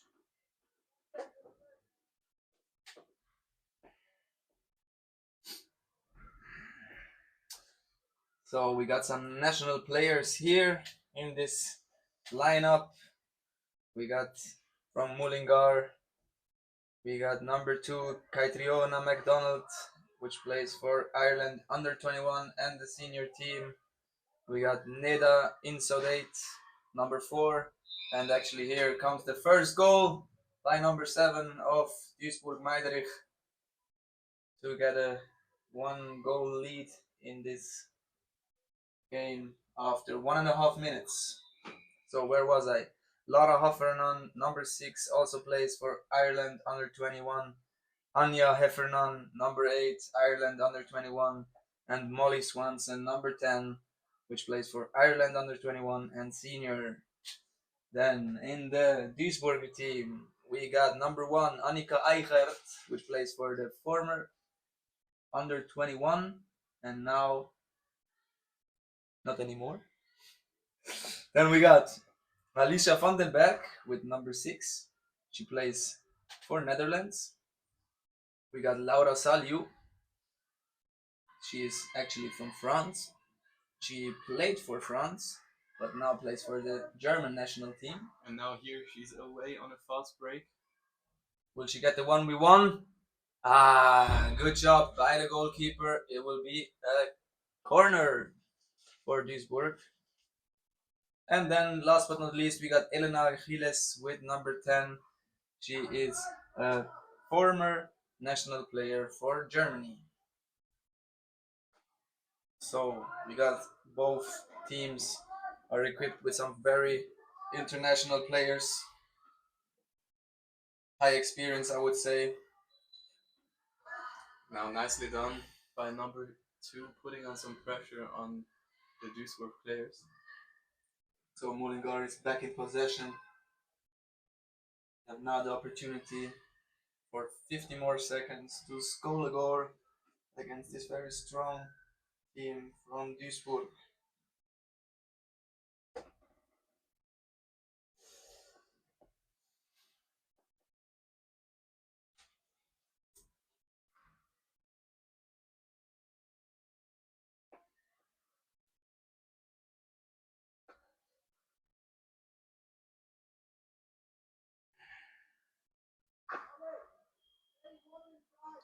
At the moment it seems like they can't quite find the entry into this defense. So she will try to shoot that, but I think there was an outside ball, but the referee keeps on playing. So now Duisburg is in possession and they try to play it fast. Nice pass, finds number 5. There's some open space in the center. Number 6, will she shoot? No, she passed it over to 7, but a little bit of a fumble here. Good pressure by number 8, and it pays out for the ball possession for Mullingar. Now Mullingar again in an attack. Mullingar also doing a good job here in the first 5 minutes, blocking off the Duisburger attacks. Duisburg had some very good chances, but Mullingar defending well.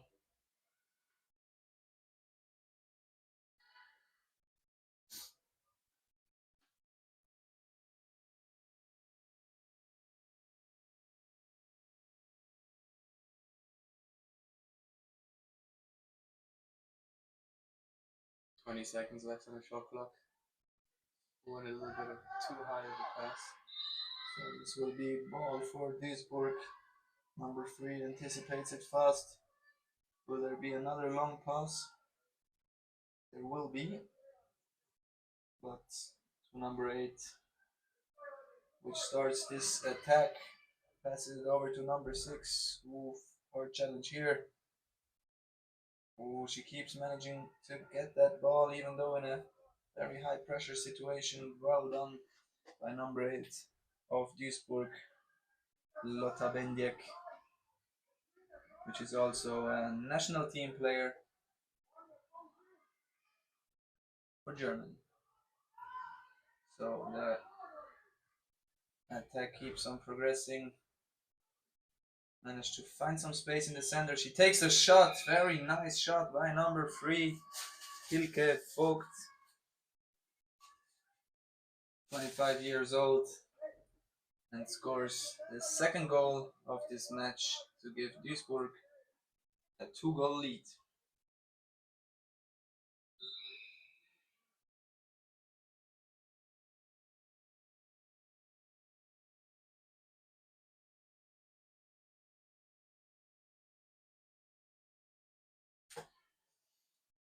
So Duisburg defending with a classical 3-1, 3 defenders, 1 in the front, which tries to block the center as we see here approaching, but this gives some space in the back actually. So now good center pass here, and the even better lob by number 1. Very nice goal. So now the score is shortened up to 2-1 for Duisburg. We're already lined up for this next attack. Number 1 with a very nice double pump to load that number 10 up in the center.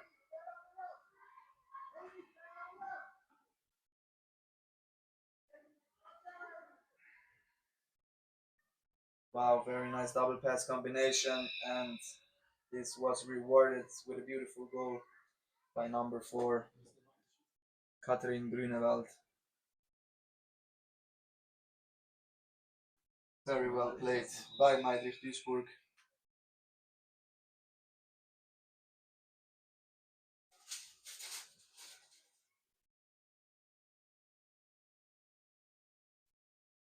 A little bit less than 2 minutes left in this first half.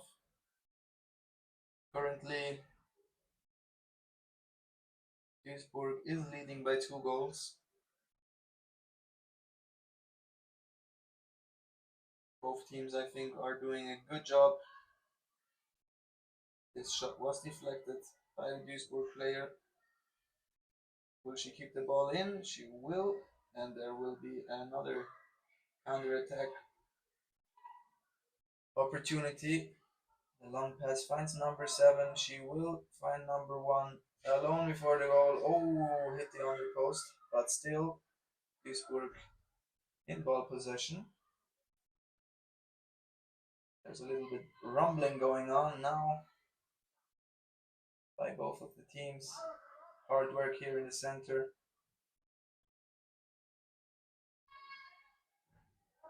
As number 8 turns on to the number 8 from Meidrich.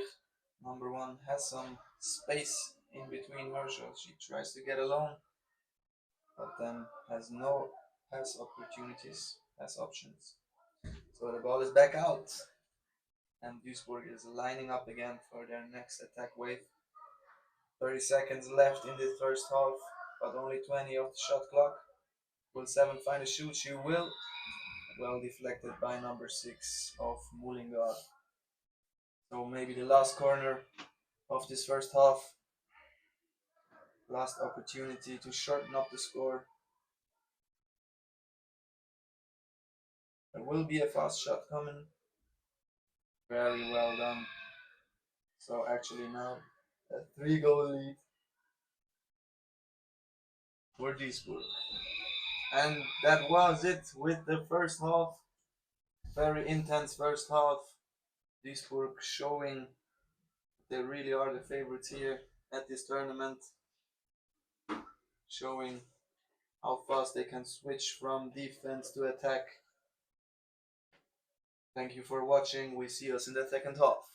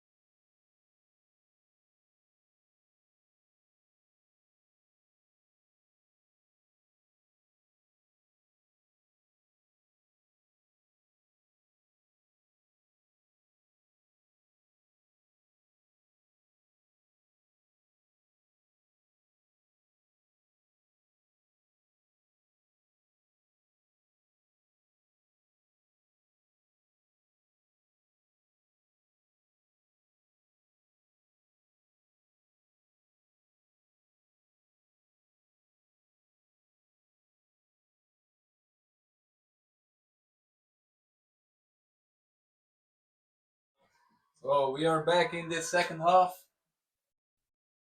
This time, Duisburg will manage to win the sprint. And they take the first wave for this attack. Well passed here, number 6.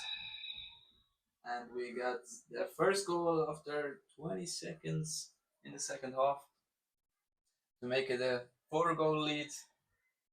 Now it's 5 for Duisburg and 1 for Mullingar.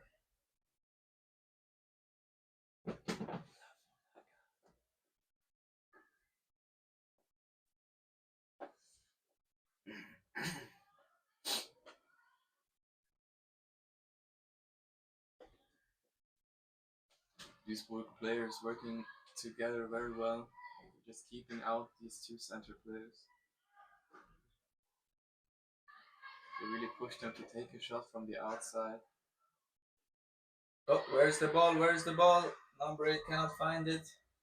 So Duisburg with a long pass, but a little bit too central. So number 4 manages to get her boat in between the player of Duisburg and the ball. So now counter-attack opportunity for Mullingar.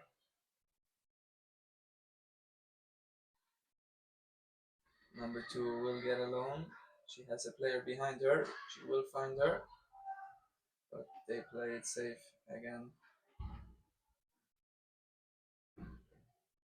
Maybe the right option considering that 4 players of Duisburg were back really fast.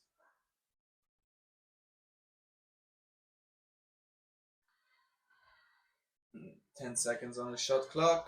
They will need to try to find a shot. 5 seconds left. 4, 3, shoot. Ooh, nice shot. A little bit too high.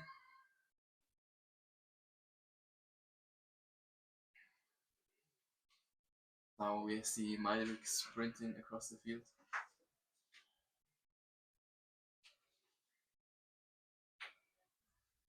As mentioned, Meidrich don't let Mullingar any time to build up their defense. They're really fast in switching from defense into the attack, pressuring the enemy team.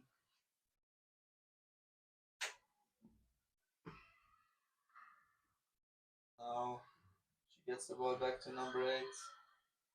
Very wide space for number 2. A little bit too high the shot. So there, Mullinger is back in ball possession. And have now 60 seconds to find the next goal.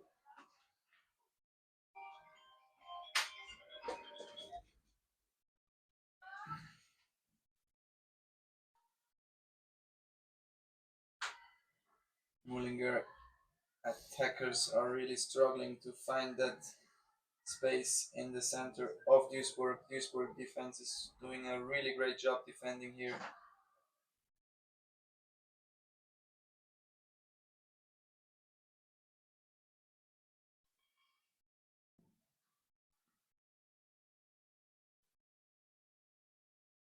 There will be a shot, but no paddle in between. It was a little bit too high.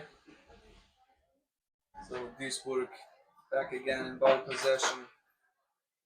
Same game, 60 seconds, as always.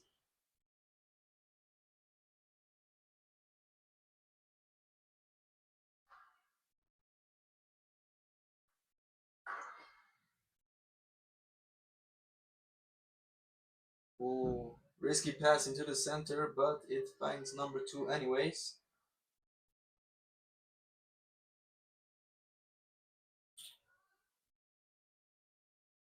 Now there's some big space in the defense for number 2 to drive in, but she decides to play it back out.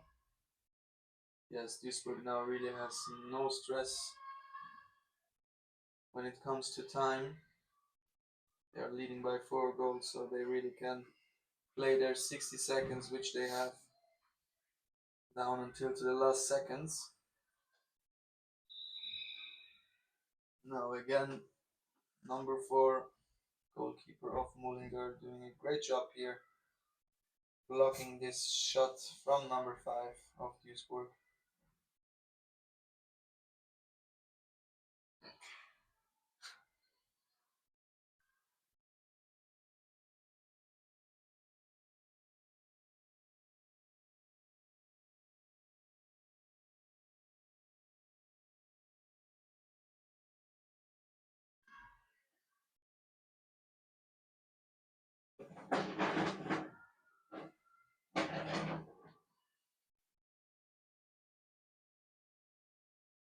Number 5 plays it into the center.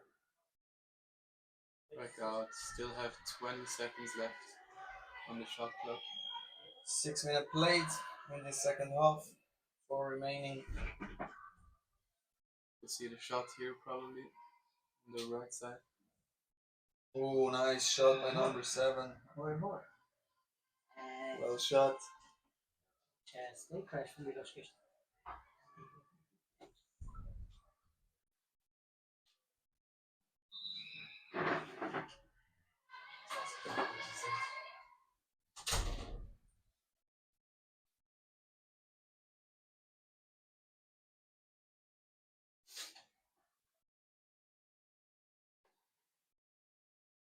Even though Mullingar, it's very hard for Mullingar to come back in this game against this very strong defense from Duisburg. But you still can bet your place your bets here if Mullingar will try to find a goal against Duisburg. Disburg, meanwhile, in the counter attack, well played behind the back from number 7 or number 4. Has an easy job to find this 7th goal, I think, in this matchup.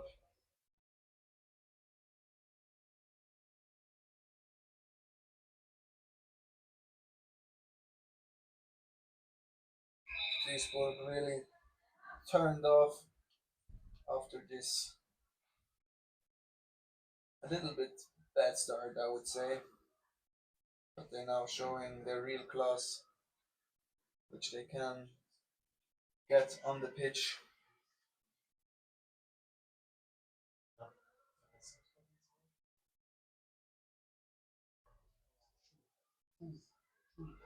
Now shooting opportunity for number 2, blocked by number 4 of Duisburg. But it will result in a corner, and still they are in ball possession. Nice paddle control by number 4.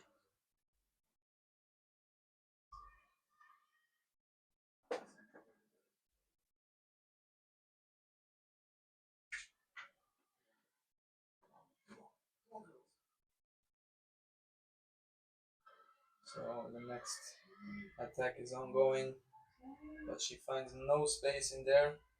There is a foul called by the referee and a defender foul, so there will be new 60 seconds for Mullingar.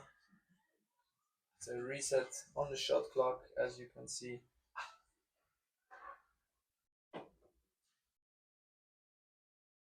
So now number 1 of Mullingar really struggling to get in the center against the strong number 3 of Duisburg. Little push by number 3 to get 2 in off balance. Still managed to keep the ball in their possession.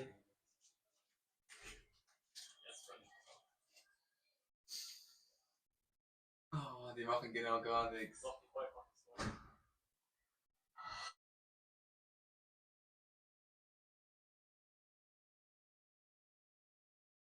Attack by Duisburg, number 7, free goal, finds the goal. So now with 50 seconds left in this game, it will be hard. They rush to the midline to get that last shot on a goal. Will they find another goal? Big shot here, but no need for number 8 to block that ball. She already knew they went out. So final score in this game, Duisburg 8, Mullingar 1. A clear win for Duisburg. Will be back after a short break.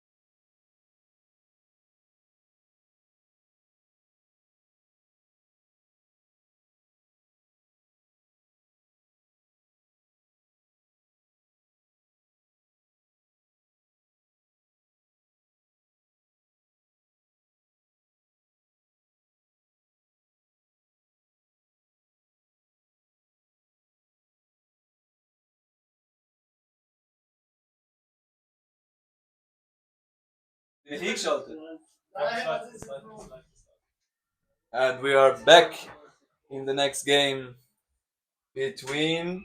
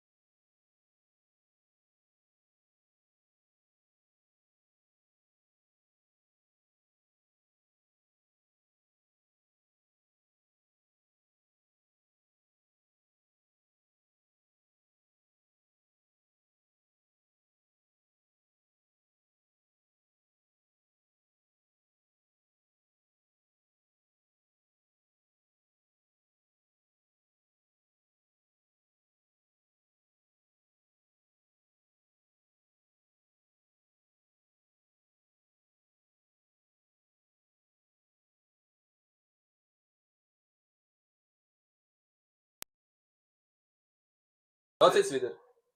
Ja, jetzt noch.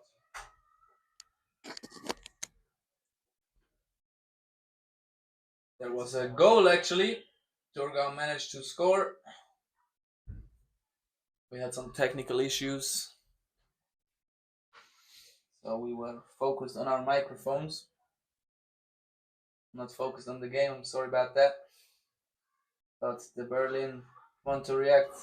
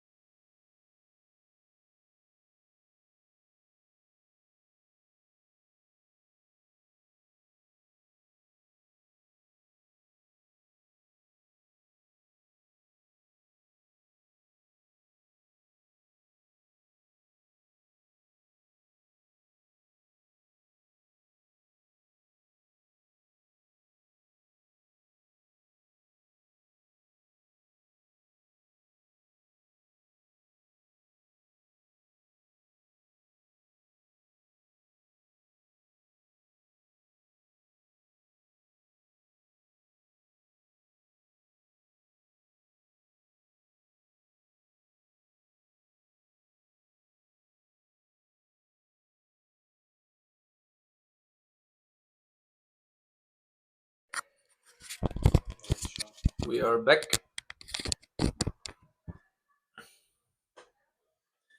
And Thurgau is also back with the ball possession. Berlin did not manage to score a goal after they got their ball back in the 5-out. And now they decided to stay in their defense. There is some space from number 7 for the shot, but didn't quite slip through their hand or something. So Berlin now steady to get their next goal. Ooh, blocked by number 2. Number 9 actually, I'm sorry.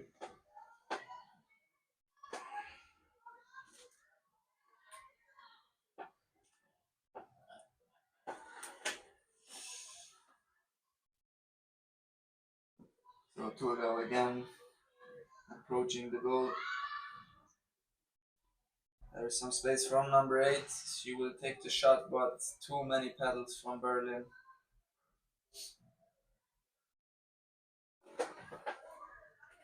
In between the goal.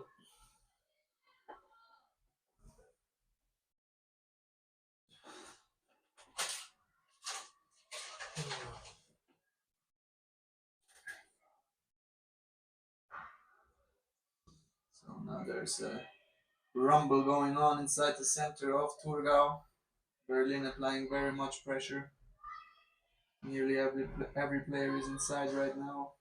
Berlin tries to shoot. Didn't quite get along, but still are in ball possession.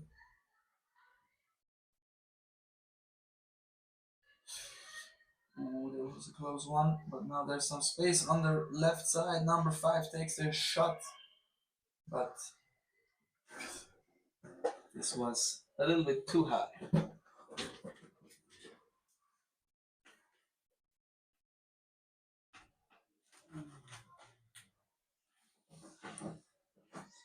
So 5.5 minutes played in the second half. Thurgau, no need to rush here. They know it as well. They let them centers align up so that the attacker players can follow up. Good ball passing there into the center, but also good deflection by Berlin. So now again a counter-attack is occurring. Number 4 tries the long shot, finds it from nearly half of the pitch to make it a tie again, once again in this game, 3-3. Very well done by the Berlin player.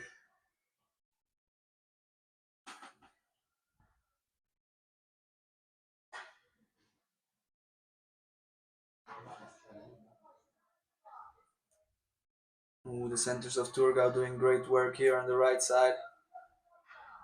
From your perspective, left side. Number 3 entering the center. Will she take the shot? No, she plays it out safe. Wise decision. There were some pedals in between her and the goal.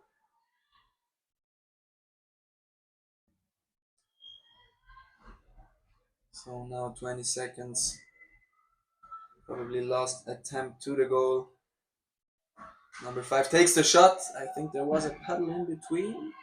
The referees are not quite sure, but they will give the ball to Berlin.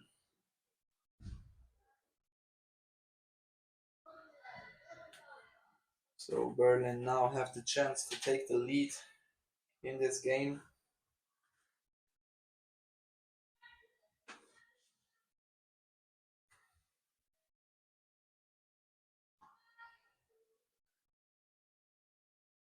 Berlin, I think, was never in front during these 18 minutes.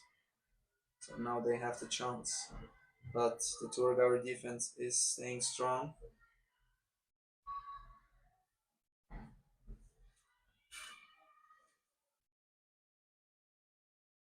They really don't want to let that lead by Berlin happen.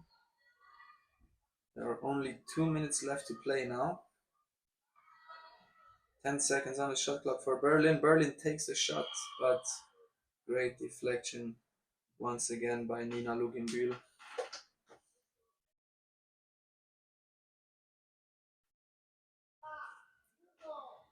So Nina Luginbühl, as mentioned before, scored a goal with her weak hand, but fun fact, it's not her weak hand anymore. She changed her hand after 15 years from right to left, so now we can say her strong hand is the left one.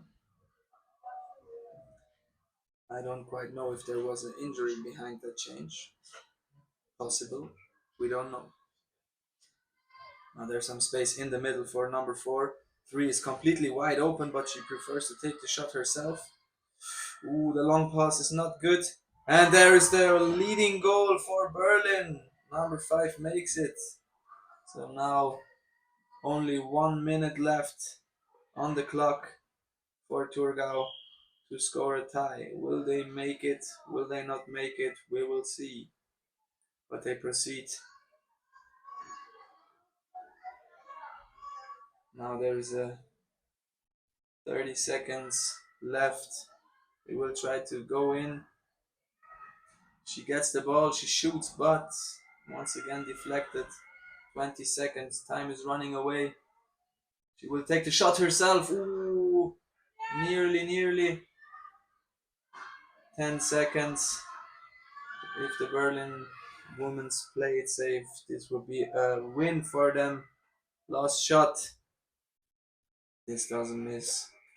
But anyway, Berlin managed to get a late win over Thurgau. Final result, Thurgau 3, Berlin 4.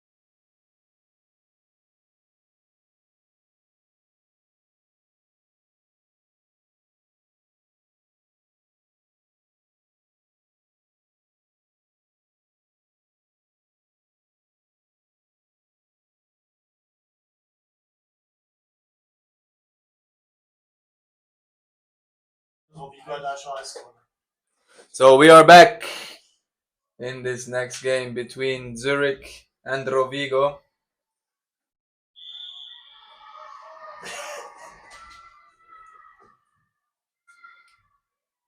Ooh, close sprint, but Rovigo will win the sprint to get the first possession. And first 60 seconds shot clock time.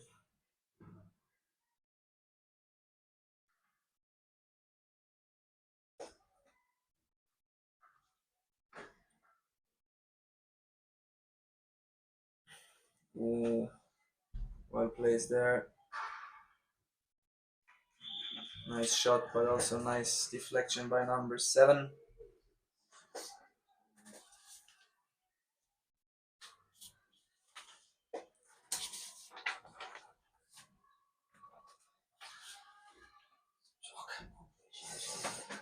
So also here we have some big names in women canoe polo. Oh, this was a pedal foul called. Number 7 actually had their pedal a little bit too close. So this will reward it a free kick. We have from Rovigo side, Maddalena Lago with number 2. She plays for the senior national team for Italy.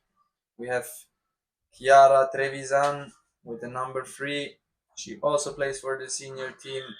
We have Sara Bianchini, under 21 team. And now number 8, I think, scored the first goal. Veronica Mazzanti. She plays for the national team as well. And last but not least, we have Elisa Fodis with under 21 national team. Then their coach, Giacomo Amelotti, has coached as well the national team.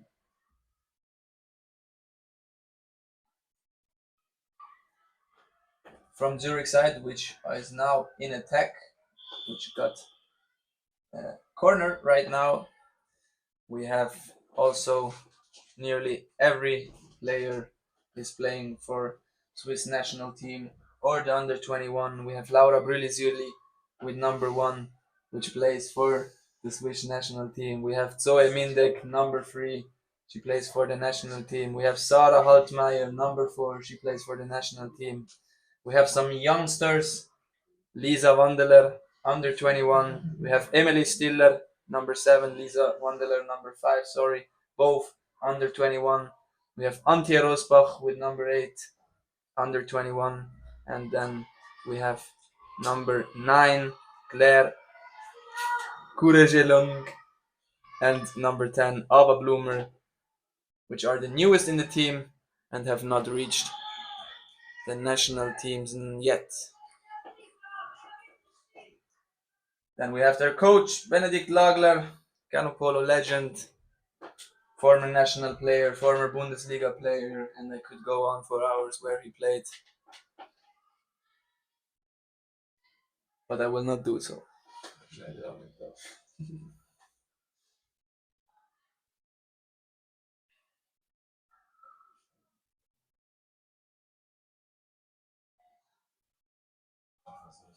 And the reason Benedikt Lagler today is not here to coach the woman is because he is getting married this weekend. So congratulations to him on his marriage. Hopefully the the Zurich woman will get a nice result for his marriage present. Meanwhile, the Zurich are in attack again, 20 seconds on the shot clock.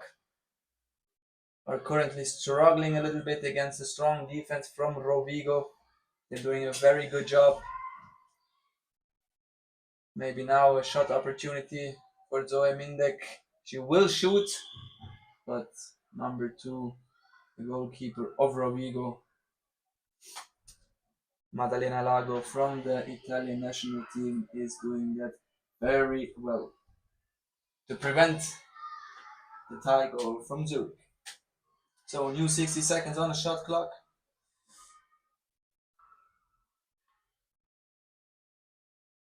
Zurich doing it very well, playing their 60 seconds, not taking any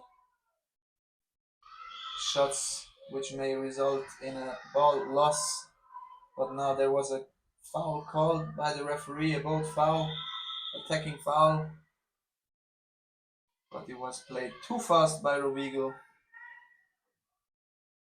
too far in front, so number 8 needs to go back a little bit and play the free kick as from new.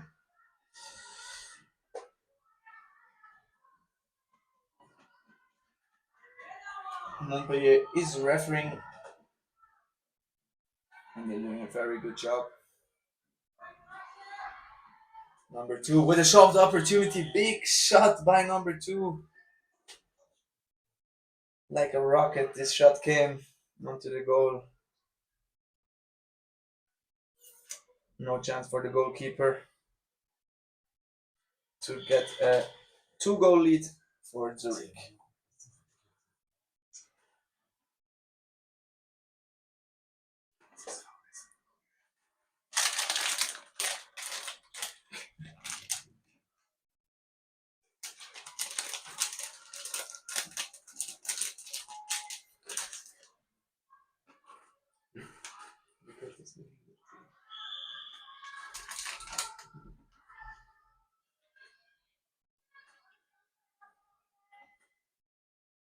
Ball back in possession of the Italian team. Rovigo.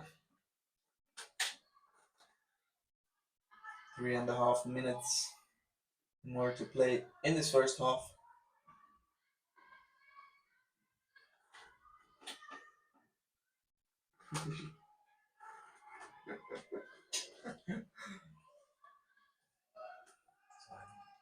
Number 4 of Zurich applying some pressure, but this gives some space on the other side.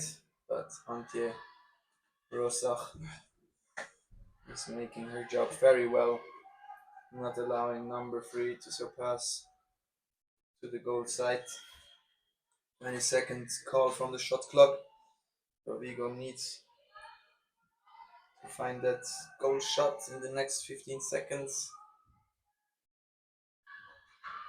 There is again some space from number 3. Ooh, well passing the center, but doesn't quite manage to get the ball. Oh, here is the call by the referee.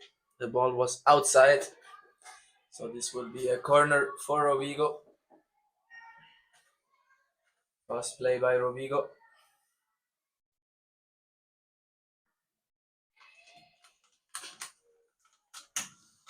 Ooh, again, a very fast shot by number 6. But Lisa Wandeler, goalkeeper of Zurich, is doing a great job preventing the 3rd goal for Rovigo.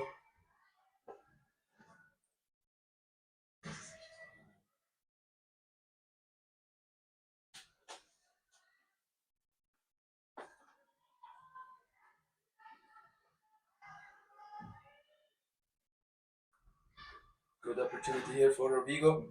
Shot deflected by number 1. Ooh, nice shot, but hit the under post. So new 60 seconds.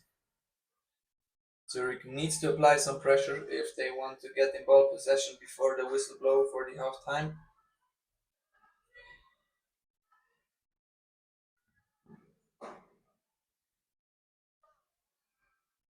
Zurich really fighting hard in the center. Don't want to allow any Italian in their center. But there's again a big space on the right side. This time the pass does not reach its target. So opportunity for a counter. Oh, the Italian number 8 reaches to get the ball back, so there's a counter possibility. Number 6 versus number 5. Nice block there by Lisa. Could have gone worse if she not put her boat in between the shot from number 6. But the Italian goalkeeper already underneath the goal, so no distance shot possibility for Zurich. Less than 30 seconds to play now. Last attack from Zurich side.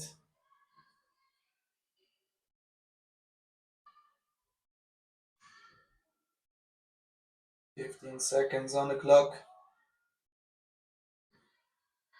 They really need to find their shoot now. Oh, nice idea, but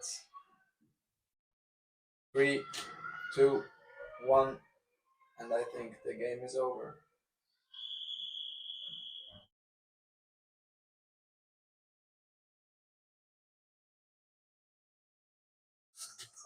Sorry, the half is over, not the game is over.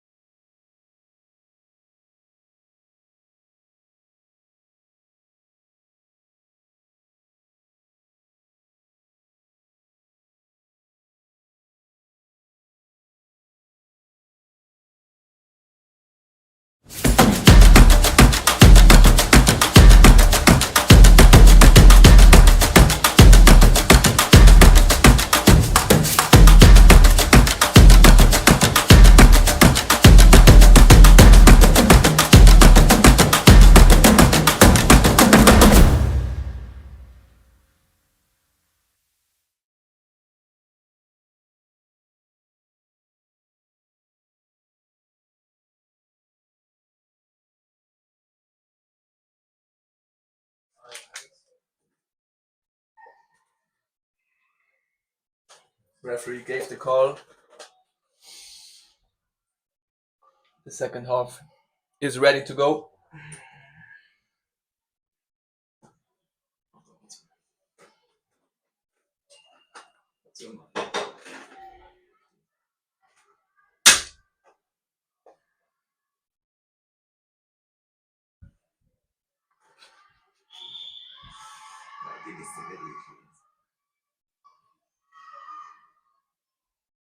Oh, a nice sprint.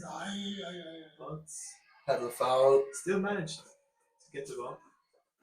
Nice sprint by Antje Rosbach.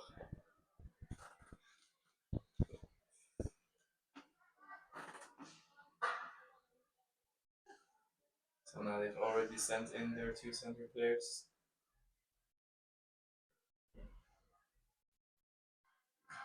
A little bit of sloppy passing.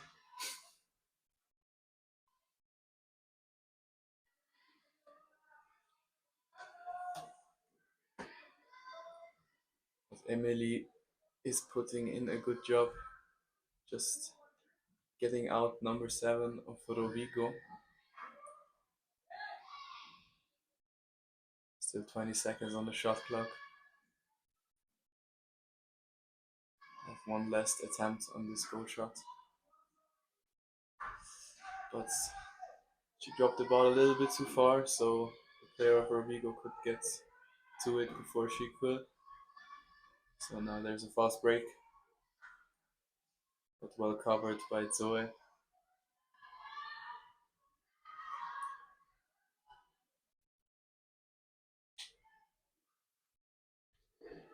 So now there's a bit of a miscommunication in the Zurich defense, but now they've gotten their full defense back in place.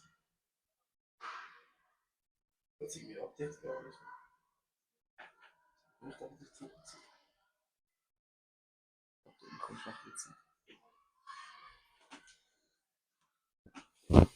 And a high shot from Rogo, but Lisa Wandeler blocked that right down into her hands.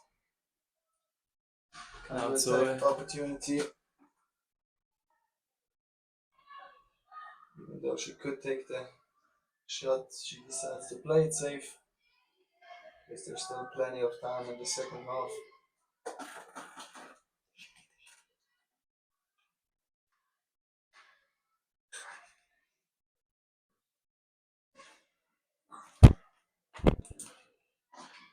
Now driving on the left side, Lisa Wanderler. Just misses the ball by an inch. And this is an obstruction foul, so Rogo is back in possession. Good call by the referee. And they're away, they're 3 against 1, but the pass doesn't quite come fast enough.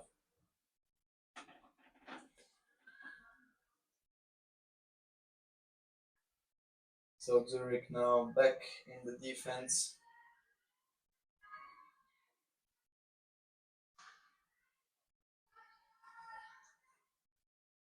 I wonder if Zurich will consider a 5 out against Rovigo.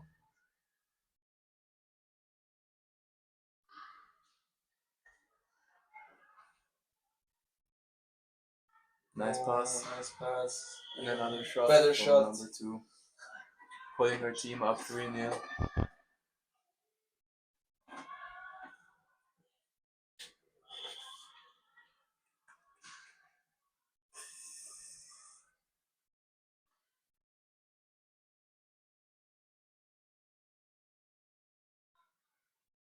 So now Zurich finds themselves in a 3-0 deficit. But it's been won against worse odds, so we'll see. Nice speed from the Zurich team.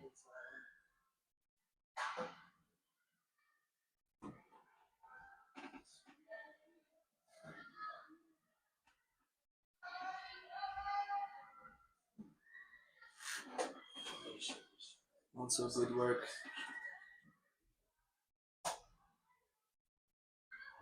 Die was voor een bootje betalen. Zie je echt wat is? Yeah. So this shot was a little bit too high, sadly.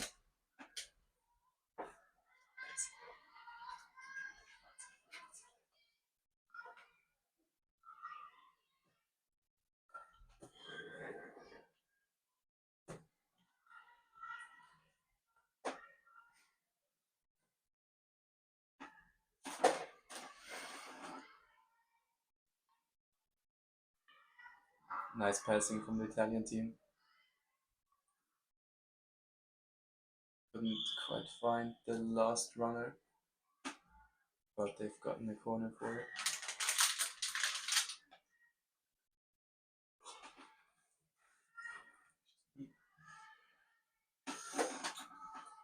Yeah. And a shot from number 6, and a nice goal from a quite different angle.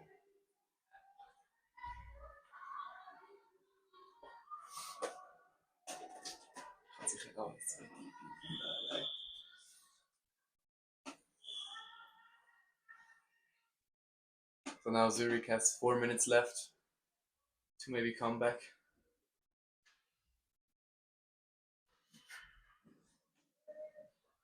There will be 1 goal per minute. Very hard, but everything's possible. Rogo playing a 2-2 defense. So 2 players in the defense, 2 players in the front. It allows some space. Oh, nice passing here. Shoot by Ava, but hits the underpost. This was a goalkeeper foul called by the Montpellier referee.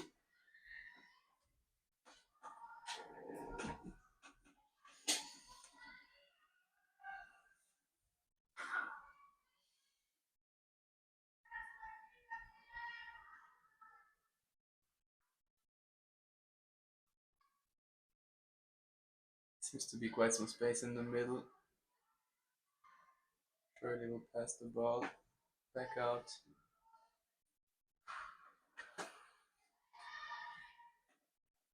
So now the Zurich team is putting on some pressure. They really want the ball.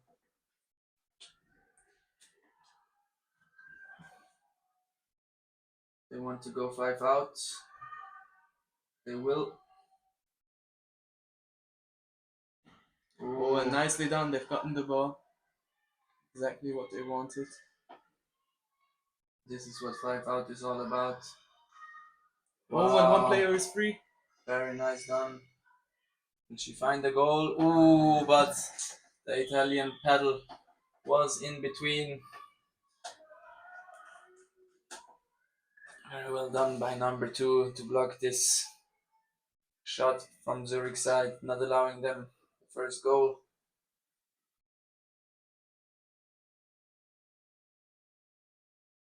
Again, very strong pass. Ante with a shot opportunity. And again, shot opportunity, but there are so many paddles.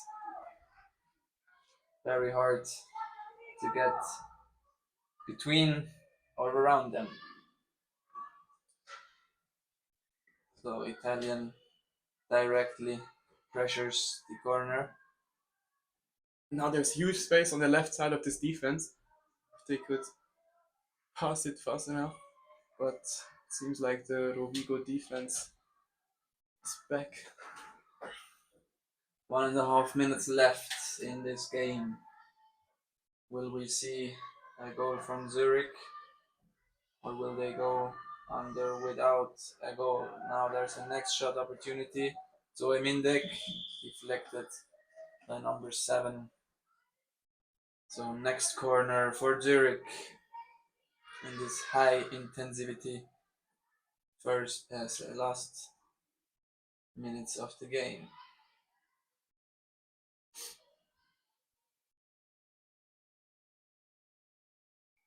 So now 2 players in the center for Zurich.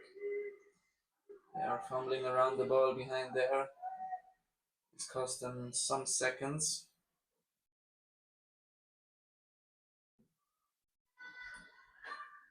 Now maybe again a bad pass there, which allows Rovigo the ball possession.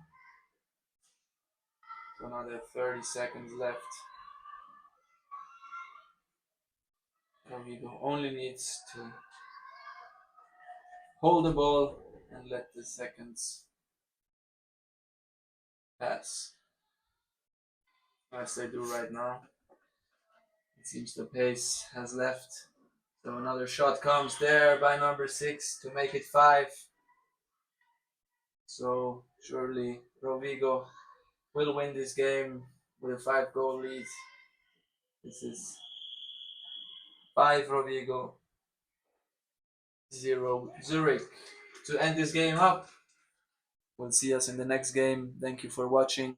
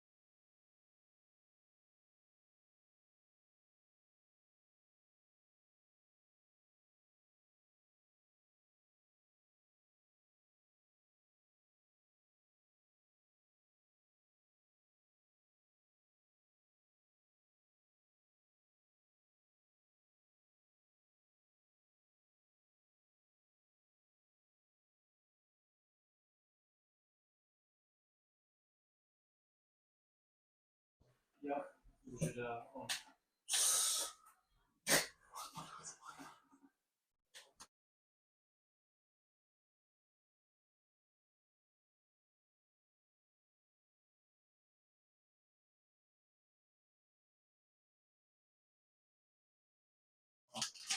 Wie ist Jeff? Wie ist Jeff? Bescheid. Just look. So, we are back from Zurich, from Amicizia Tournament, right now, playing KCNW versus the Czech U21 girls.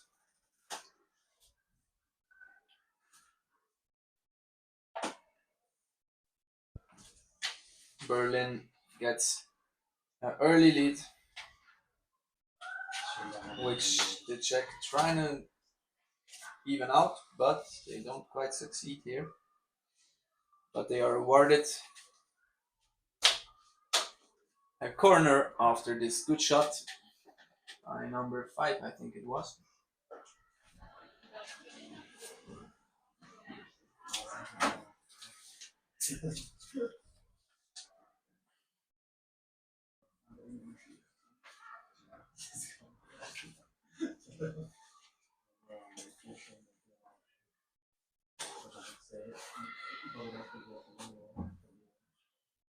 So they lose the ball, the Czech under-21, so now Berlin has the chance to get it to a 2-0 score. They do. Number 9 scores it here.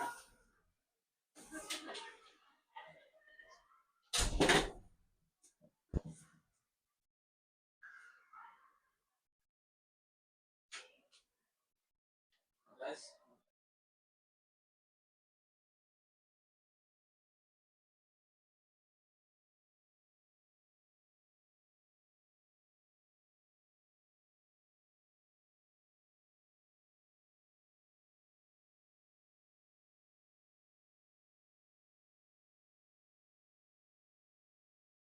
Start with the live.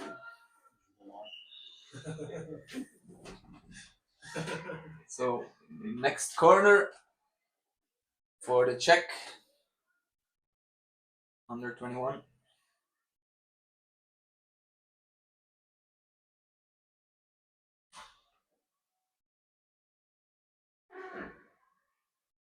Berlin really standing strong in this defense.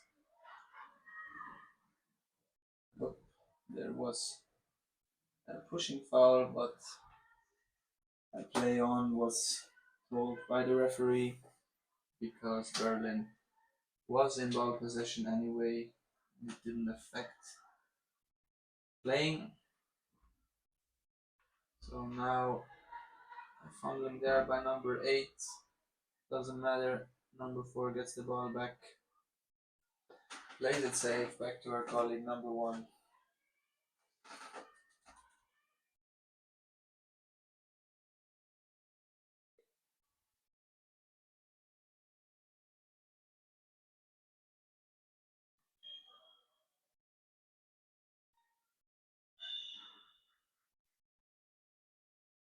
So all of the Czech under-21 players are playing in Prague as well.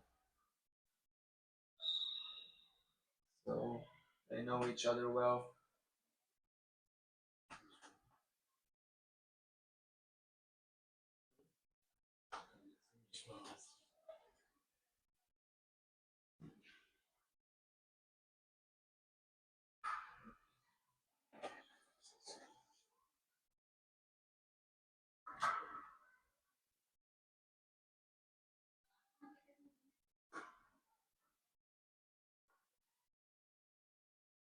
Also here we have a sister pair by the Czech team. Oh, nice painting there by number 4. But decides not to take the shot at the end. We have number 4 and number 7, which have the same surname.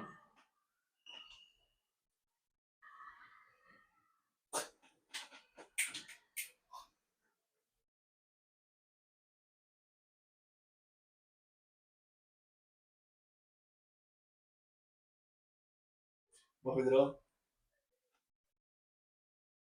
Heli, bin ich live? Ja. Sorry, the same last name, so family name.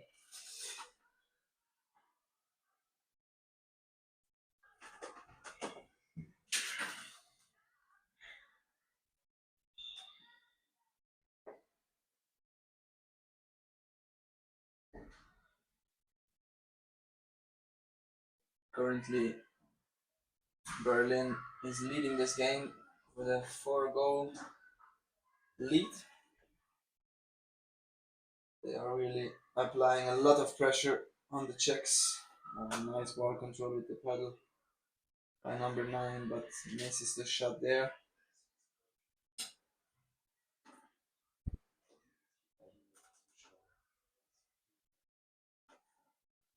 Six and a half minutes played so far. Czechs really are struggling right now.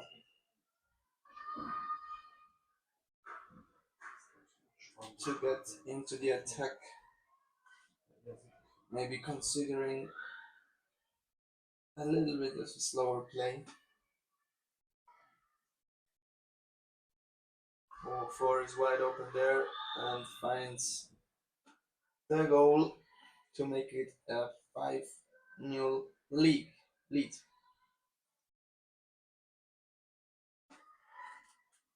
Tough times for the Czech under 21.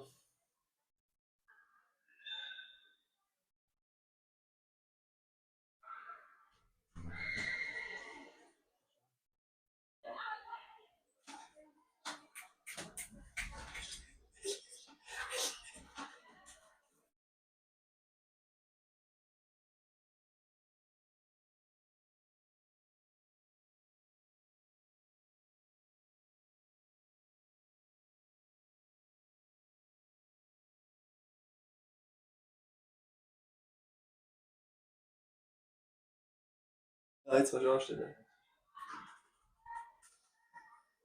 So 2 minutes left in this first half.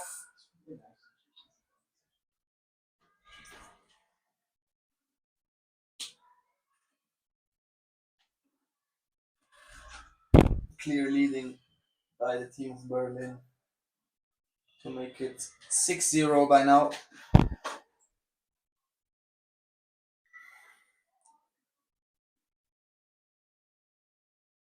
The Czechs really need to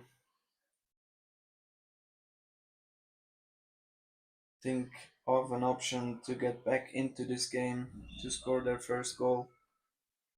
But it's really hard playing against much heavier enemies.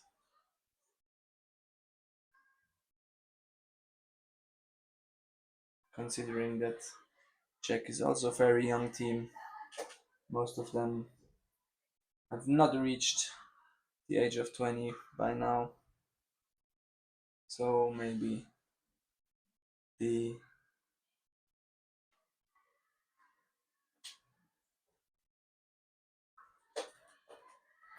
experience is also a key in this match.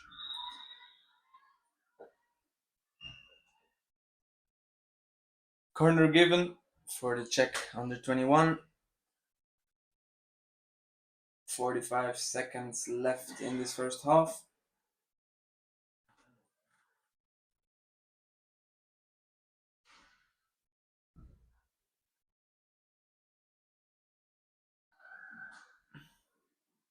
Five tries to shoot on her own from the corner.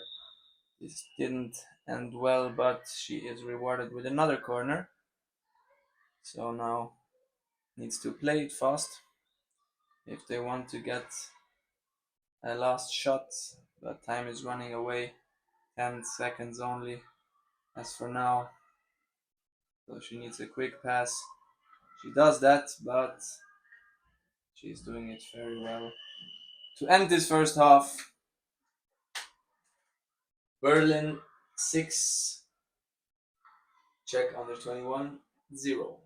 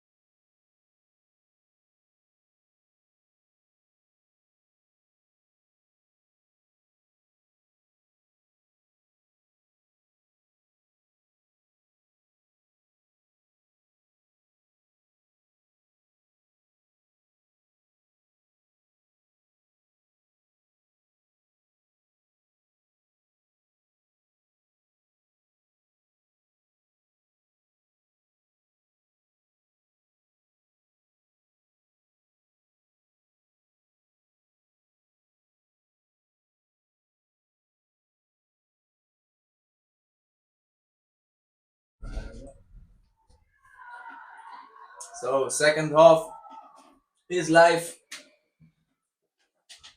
The Czech under 21 managed to win the sprint. Very important for the confidence, very important for the moral to maybe get back and even score a goal against this very strong team from Berlin.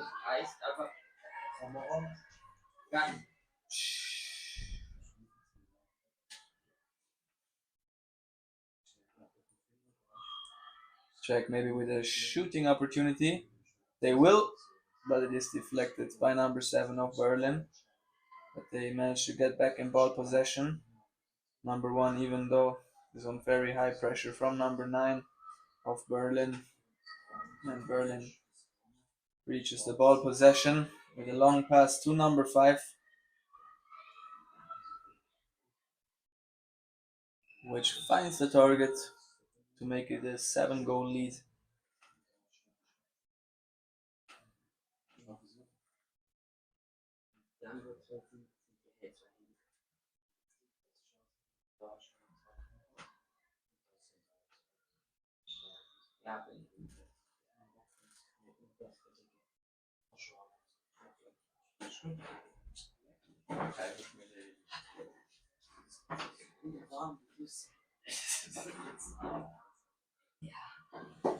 Two minutes played in the second half. Now the Czech under 21 are taking out a little bit of space.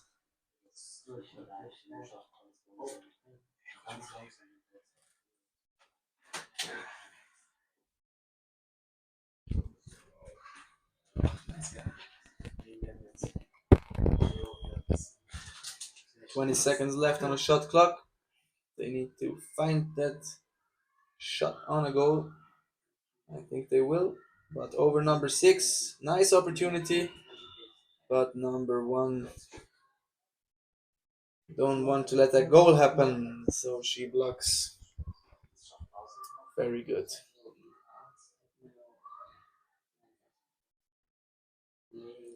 Good pass there from number 3. Unfortunately, there's a paddle in between from number 8. But she still managed to get the ball back.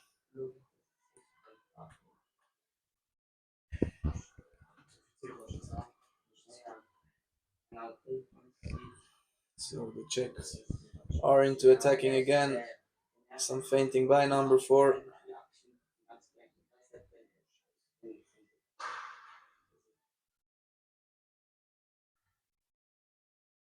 Again, defense of number 4, the shot by number 5, which actually lands in a quite well position for number 1. And the Czech find their goal in this game to make it 1-7.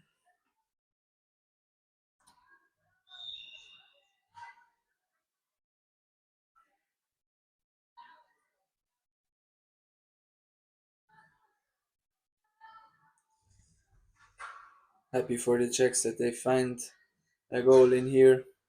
Good work by the Czech goalkeeper blocking this shot.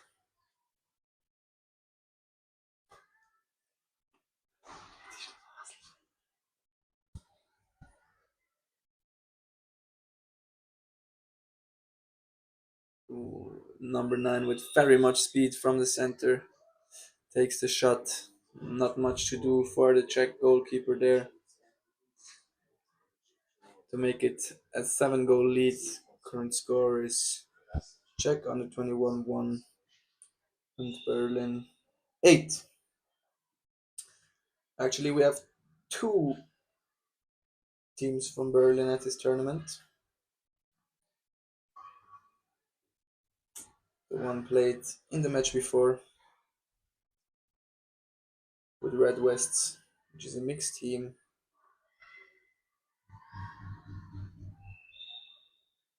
And now here the Northwest Berlins. Next shot by the Czech under 21, which will end in a corner. Next corner for under 20. Oh, actually, it was a pedal foul, my mistake. Sorry. So this will be free kick, free shot.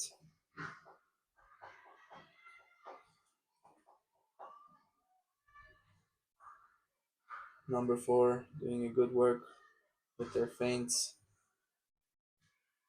Heading the ball back to number 6, which manages to keep the ball possession.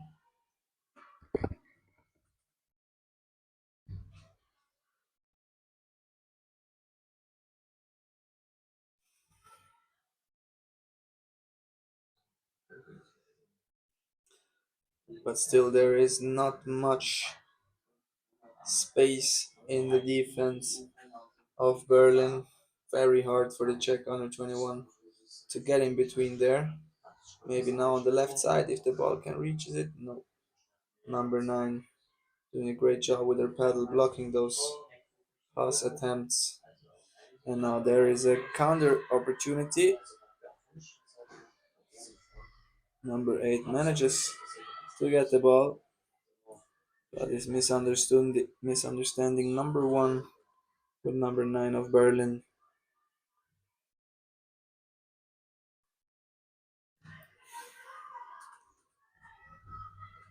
Number 5 hard shot deflected by number 5 of Czech, which will end in a corner for the Berlin team.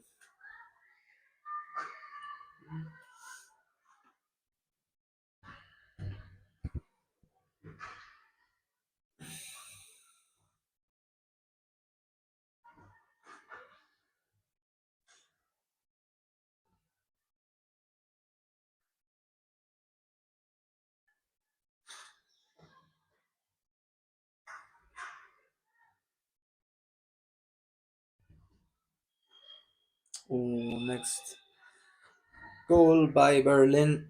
This time it's number 1, which managed to place the ball right underneath the upper post, which makes it very hard for the Czech goalkeeper to get to this ball. Current score: Czech under 21 1 and Berlin 9.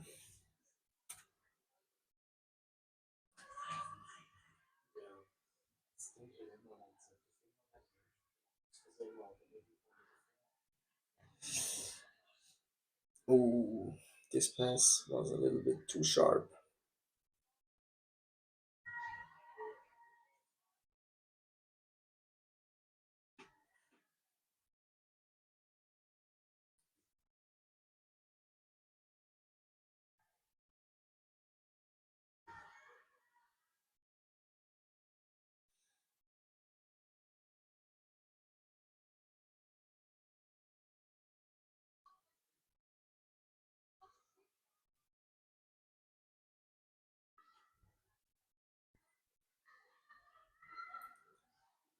Oh, much space for number 6, which managed to get this goal done to make it actually 10 goals now for Berlin.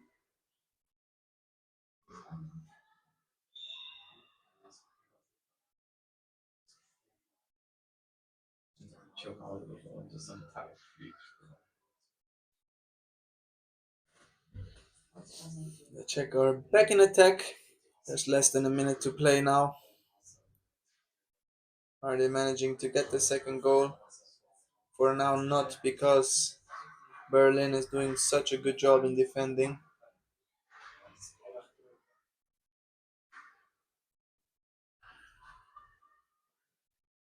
Oh, good defending here by number 1, but number 5 of Berlin still managed to get through.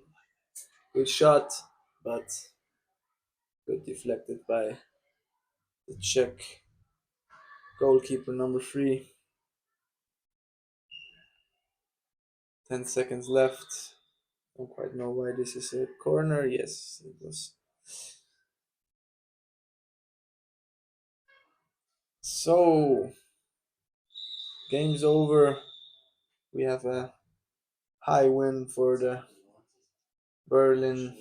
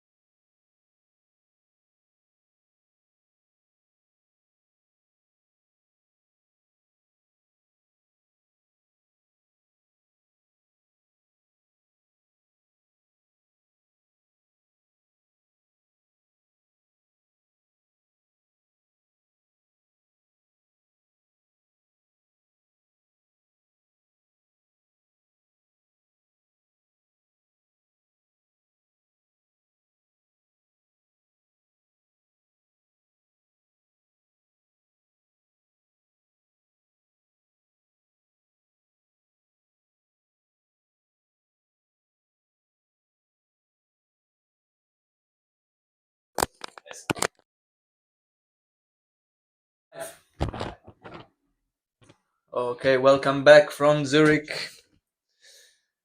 Currently on the field playing is in the white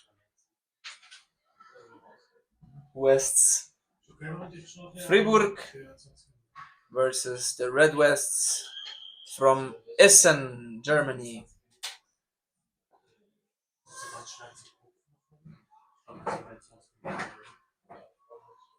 Essen managed to score an early goal over the Swiss Freiburgers. Genau. Hast du die gern hier? Ja, sonst will. Ja, für den halt. Soll ich das bringen? Ja, gern. Wie viel Koffein? Kannst du mir Wasser geben? Wasser? Die Dose. Wasser. Geil. Dann einfach 1,5 Liter Flasche Wasser. Ja. Gut, mal.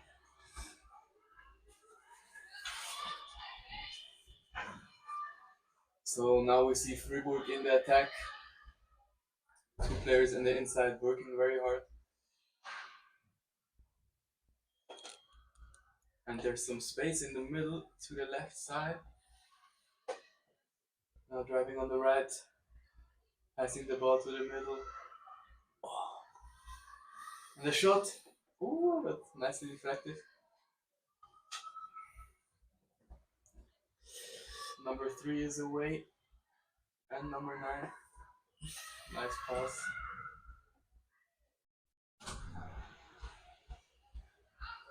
But Freiburg managed to be back in time. Bam.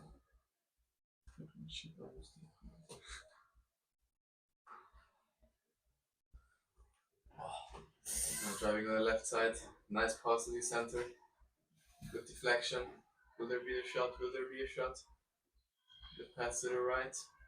20 seconds left on the shot clock.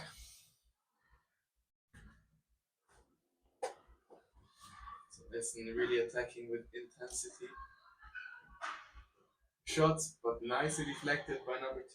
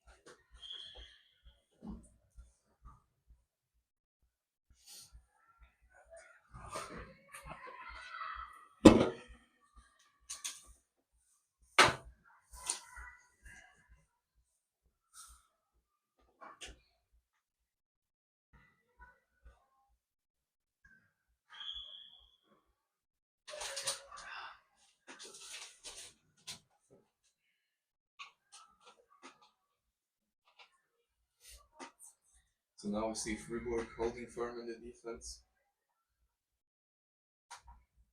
Trying to get as most paddles as possible in front of the free shot. But here a little bit of a fumble from the Essen team. Just donated the ball to Freiburg.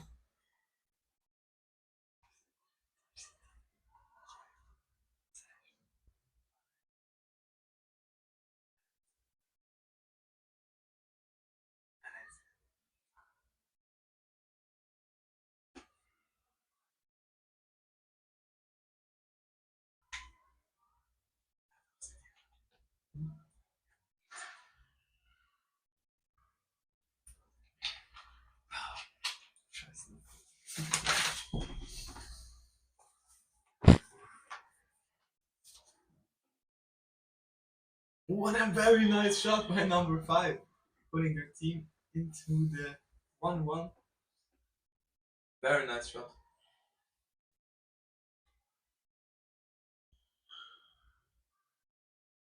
Always nice for the viewers to see a game that is close. Oh, well, goalie work from number 2, Johanna Schmidt, which plays normally for Canopolo Zurich. She was a former national player. She got third at the Europeans, and she treats her boat with olive oil. Don't know what that's good for, but we'll leave it in the room like that. Tony Lenz, which scored the goal for Freiburg, plays for BSF Liblar, as well as Caroline Zinzel with the number 7, which now just entered the pitch and now not received the ball, but managed to secure the ball for Freiburg. Good passing there by Caroline Zinzel.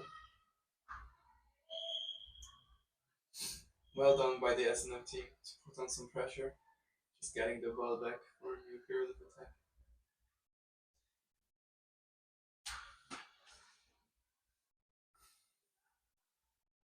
Nicely done. And the shot just hit the lower bar.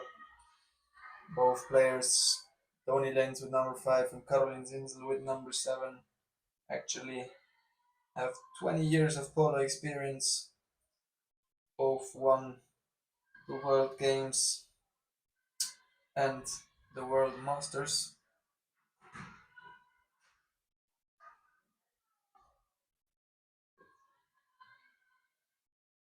So they are really 2 players with big experience on the pitch.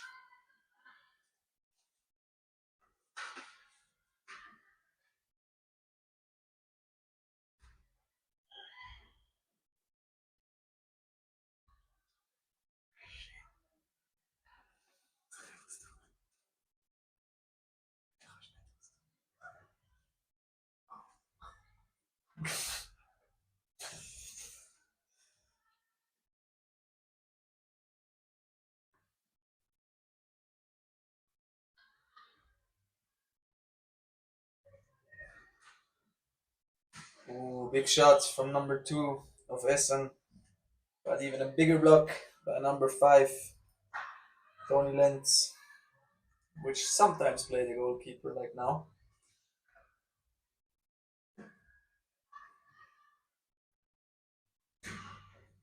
Nice work from the Freiburg defense, just pushing them out. And a nice deflection. Play on, call foul there.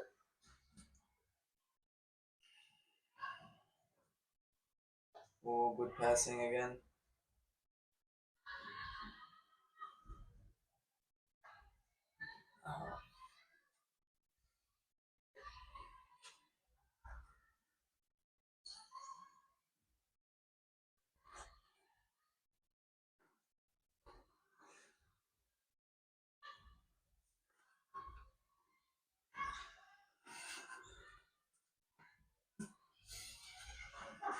Oh, very nice save.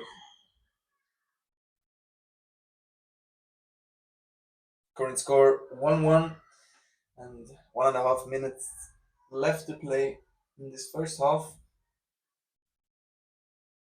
Currently Essen is pressuring the defense of Freiburg really hard. It seems like it's only a matter of time until Essen will take the lead here. But it will not be now. This shot went over the goal, so now it's ball possession for Freiburg. And it seems like Essen wants to play 5 out, and they will. So now even more pressure for the team from Freiburg. But number 7 does this very well with their experience. Give Freiburg some space here. Now Freiburg needs to watch out that they don't go too far away from the ball. This will be a ball for Essen, yes. They played it on fast. 15 seconds left in this first half. Shot will come.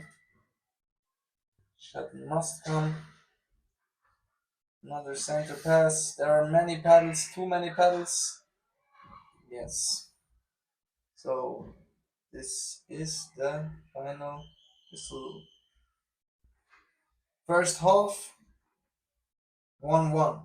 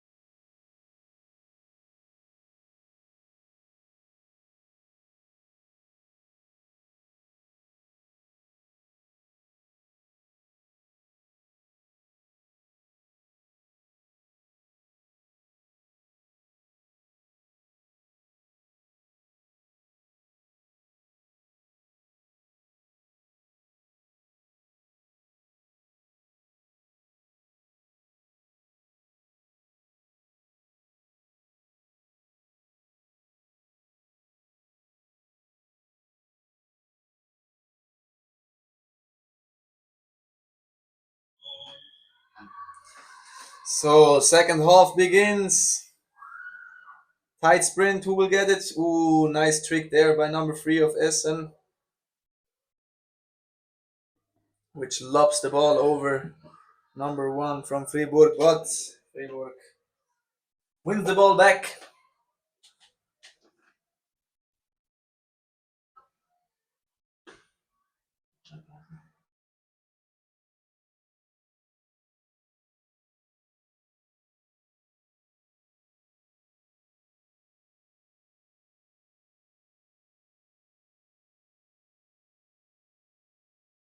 Sind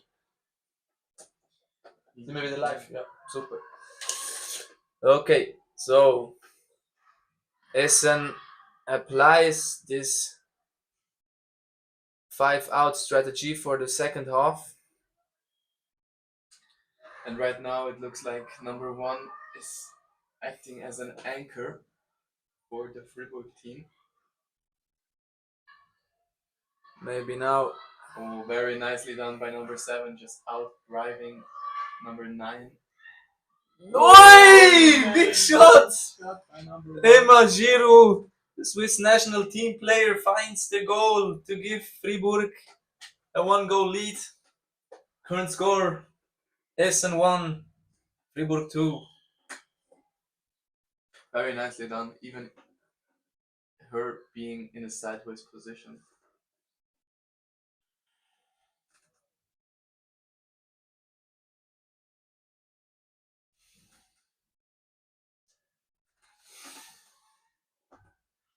Whoa, and a very nice shot from number 2 of Essen in the top right corner.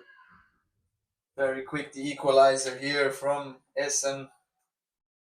Reaction was given.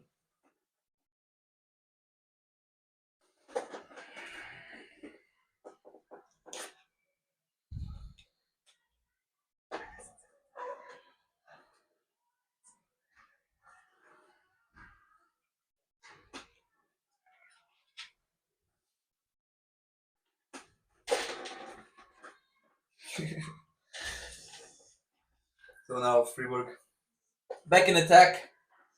How will they respond after getting the tie goal just quick after their leading goal? As you can see, Essen is now not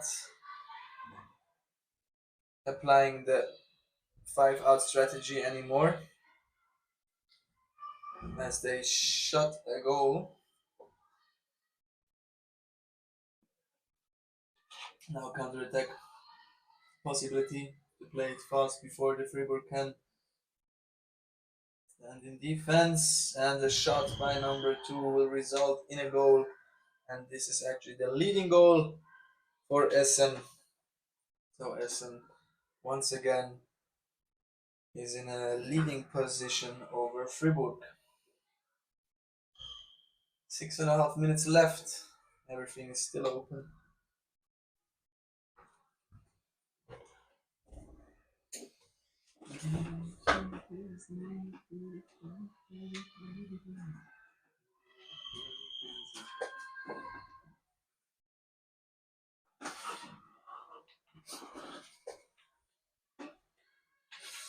There was a boat foul by Freiburg. So Essen is back in ball possession. Essen now has no interest to go 5 out to get any risks of losing a ball and getting a counter attack.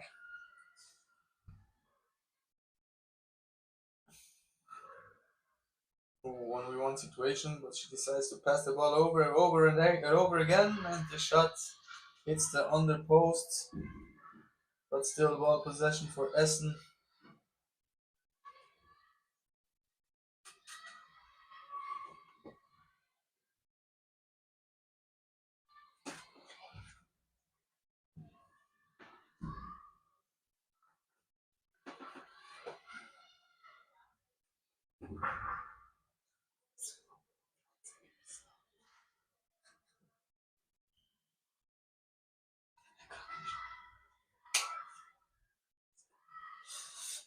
So this will be a corner for Essen.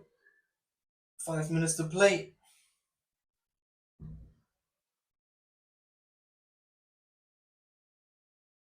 I wonder if Freiburg considers the man.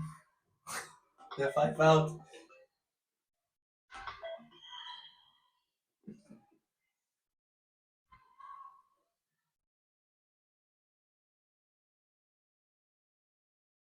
For now, they are in ball possession and have no need for it.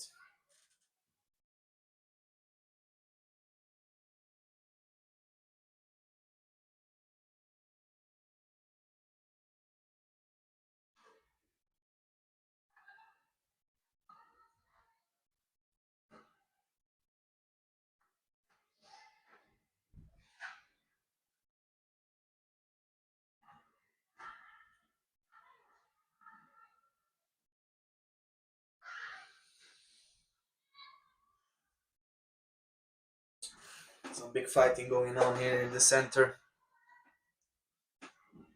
The Essen defenders manage to keep them outside, where they are no threat.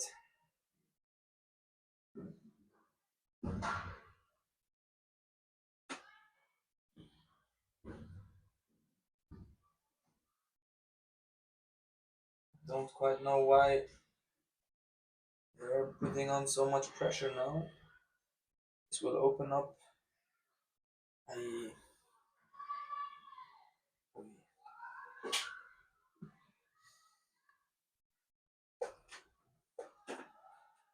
there's some fumbling by number 8 of Essen, which allows Freiburg to get back in ball possession.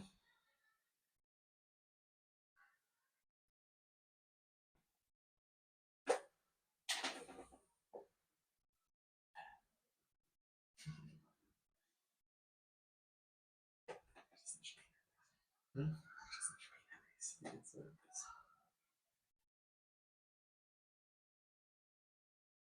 2.5 minutes left. Freiburg still in ball possession. Seem like they want to play down that time and always take the last shot in the last capable moment. Like now, she will drift through, take the shot, but number 5 of Essen blocks the ball. From our perspective, this ball was outside, and it is a corner rewarded for Freiburg.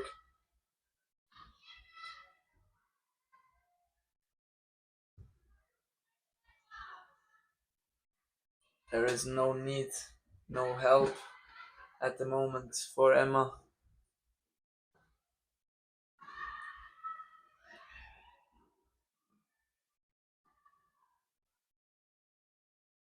Finds the pass to number 3, the lob shot, which will end in the 4th goal of Essen to make it a 2-goal lead over Freiburg.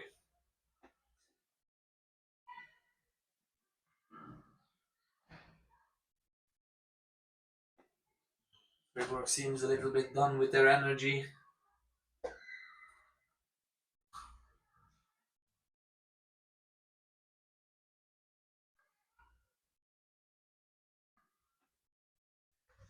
Freiburg, who has won the last game which they played, so everything's still open for them in the tournament.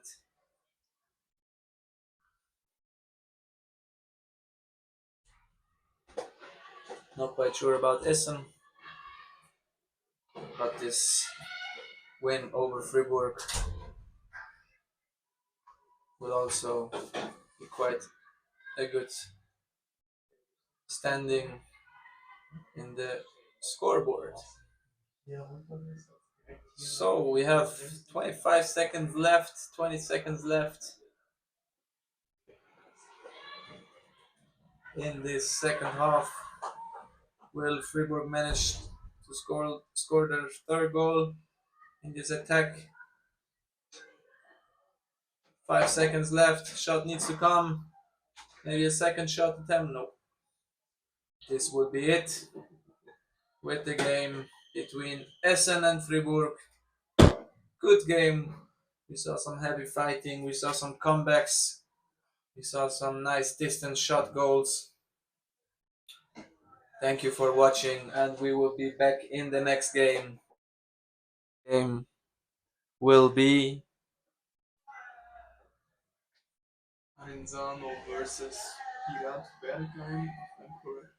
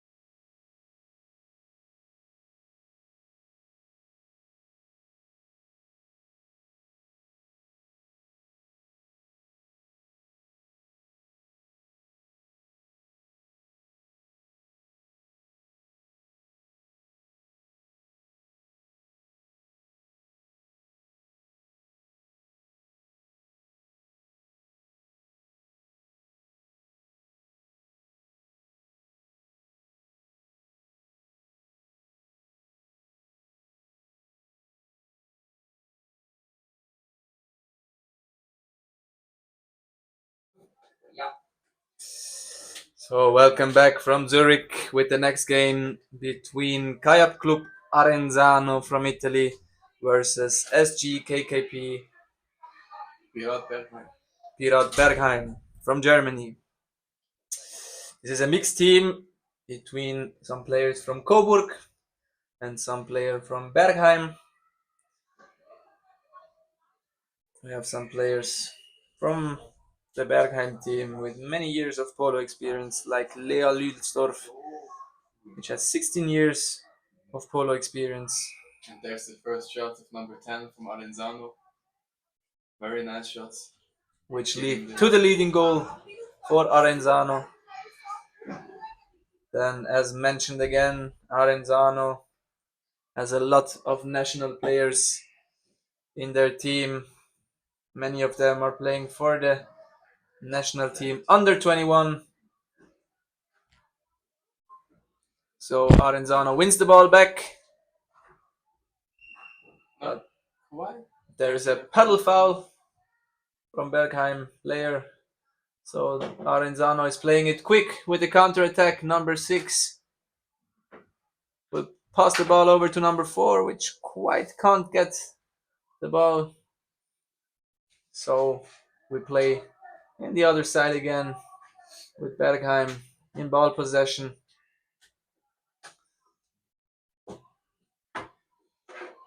Michel Roslin, number 10, from Bergheim, also plays at KK Neptune, which is a Danish team. Luckily, I have my expert around the corner, which give me those informations. He is an under 21 Swiss national player. Happy to help. I'm a little bit rusty when it comes to Cano Polo informations.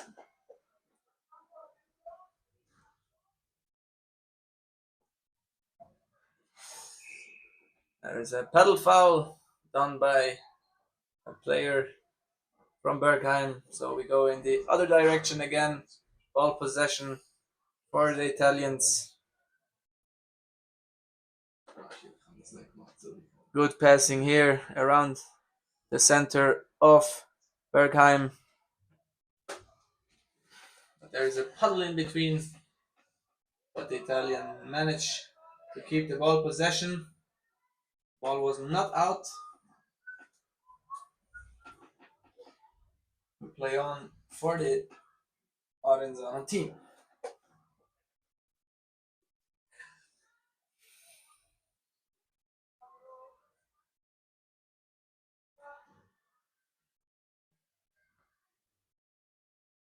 This is Damonte Giorgia with the number 9, which passes over the ball to our colleague, which scores the goal.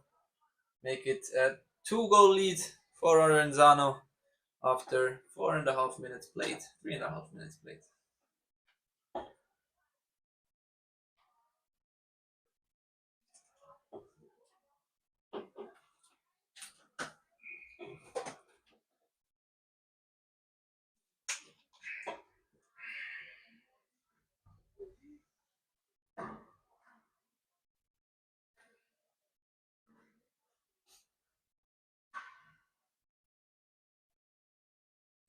Bergheim now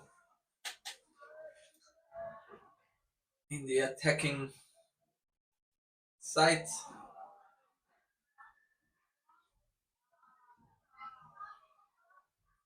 Some feints and she loses the ball to number 6 of Aronzano. And number 9 is away. Probably passing it back to number 4, which is in the middle. Tries to find her other colleague, but there's a paddle in between, so there will be a switch over in possession.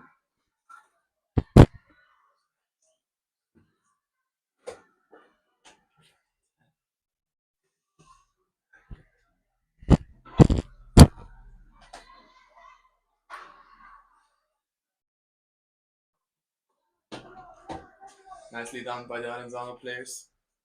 They're again once more in a counter attack. But their coach is telling them to slow it down a little bit. They're up 2 goals.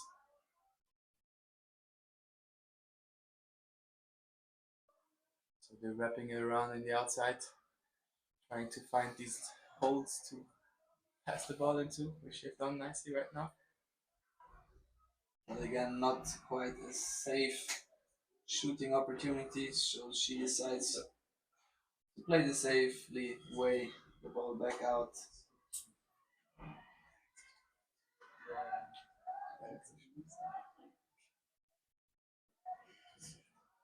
Oh, and the fumble of a pass. Just not quite getting it to number 2, which could have been a good fast break.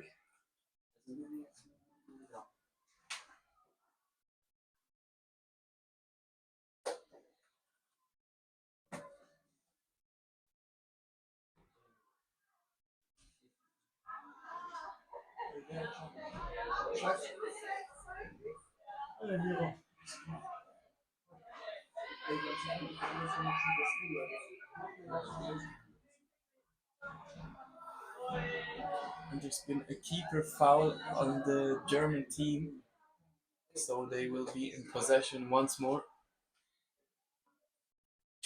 7 minutes played.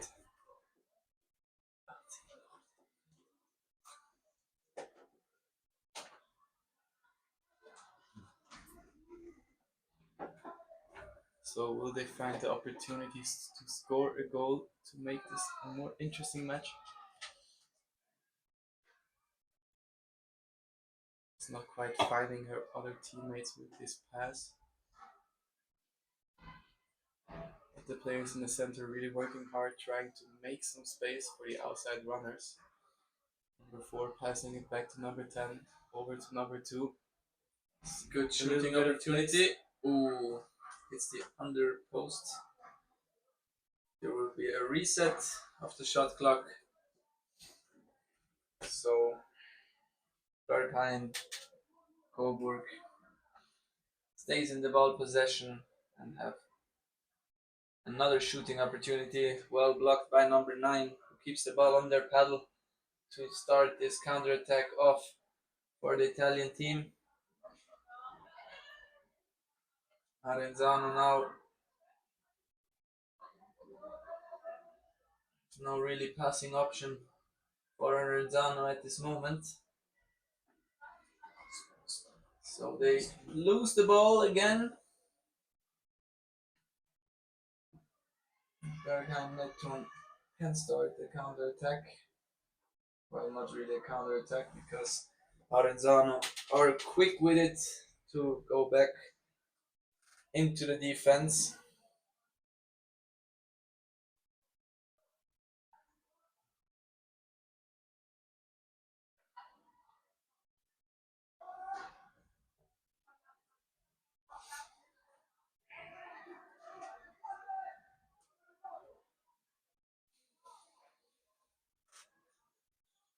Shot and hit the top post.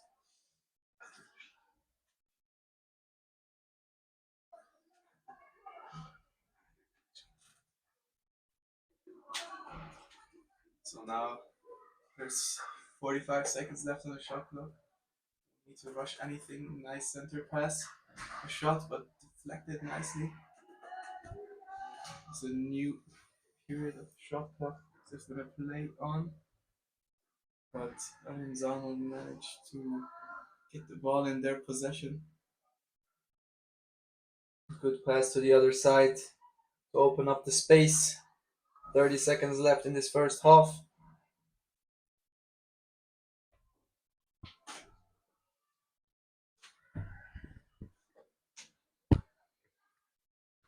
Number 9 driving in. A shot. Ooh, a nice shot. Tricky shot from beneath. Just catching the defenders off guard.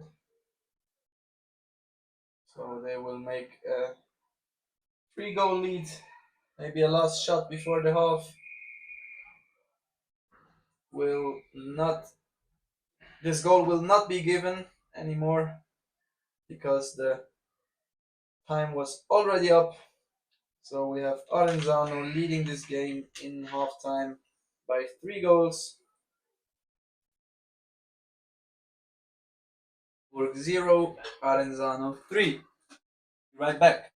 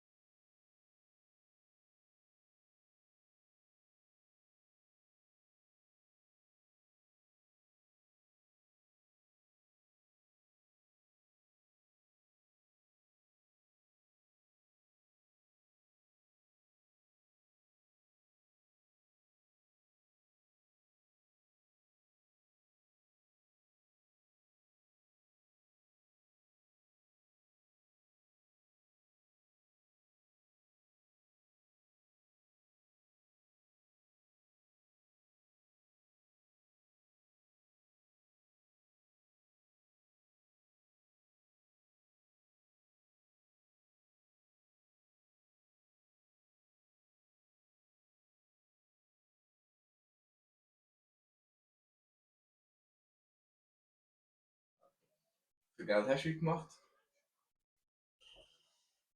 And the second half is ongoing. Starting sprint.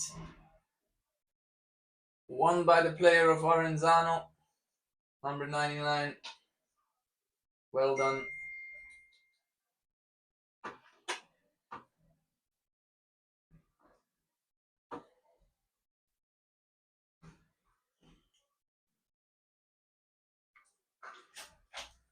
Aronzano currently up 3 goals.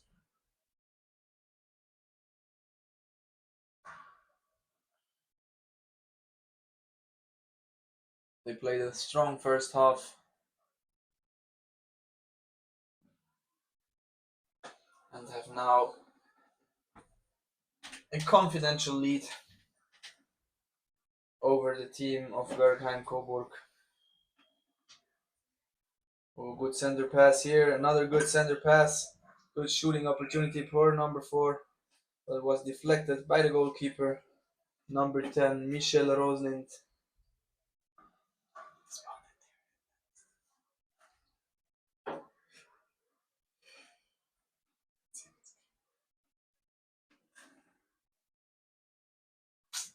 Oh, nice pass over to number 5, which doesn't quite manage to reach the ball. Now there's a counter-attack opportunity for the team of Bergheim Coburg. Could play it over again to number 6, which he does. 1v1 situation. But very good goalkeeping from number 27 of Aronzano. And now the counter-attack on the other side is ongoing. But I think they have no hurry to play this fast, since they have a 3-goal lead. Oops, this pass was not quite reachable for number 66.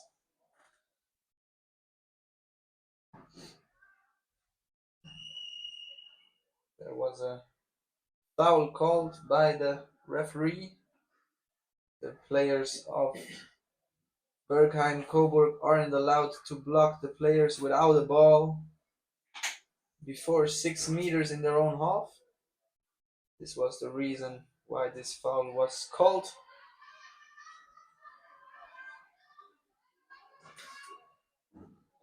Good save here by number 24 before the ball went out.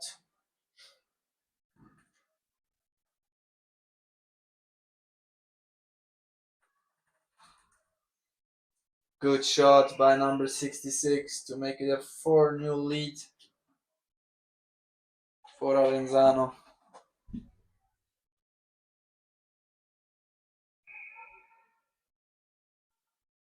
Well, long distance shot attempt, but the shot did not quite have the height to reach the goal. So Aronzano back in attack. They will once again take their time. No need for a hurry here.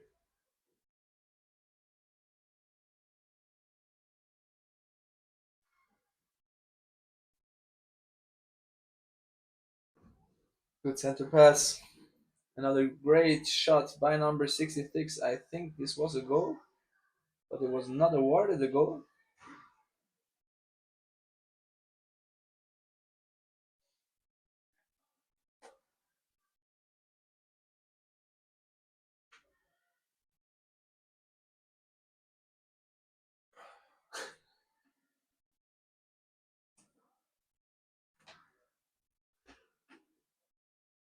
Ooh, another underhand shot attempt by a player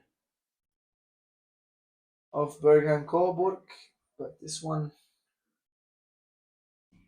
didn't quite reach the goal. So Aronzano back in attack.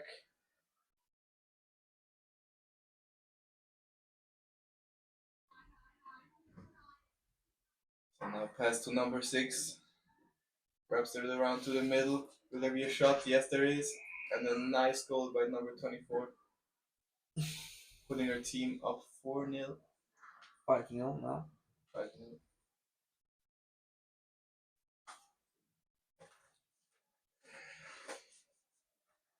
Oh.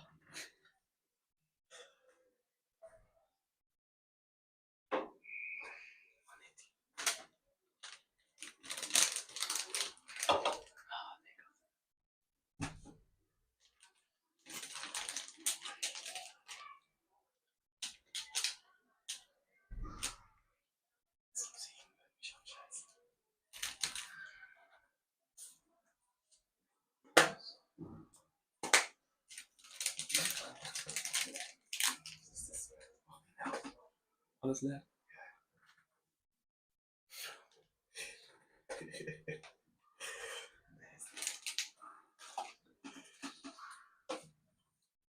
So we see Bergheim, Neptune, Bergheim, Coburg in the attack, but Aronzano applying some pressure here. What a nice high pass, just giving her the chance to. 8 seconds on the shot clock. She will need to find the pass or shoot, but it was blocked by number 9, which picks up the ball very well. So now Aronzano back in attack. There's 24 wide open on the right side, which will take some meters alone before passing the ball over to number 9. Will she take the shot alone? No, back to 24 with a nice curved lob ball.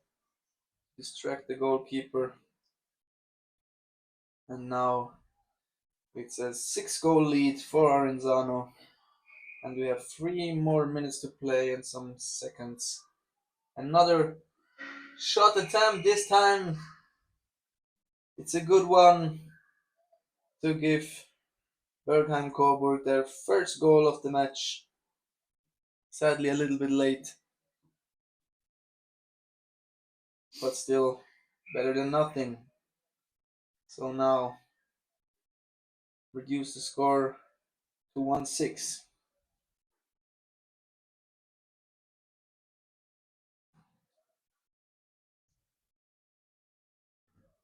Again, heavy clashes in the center here.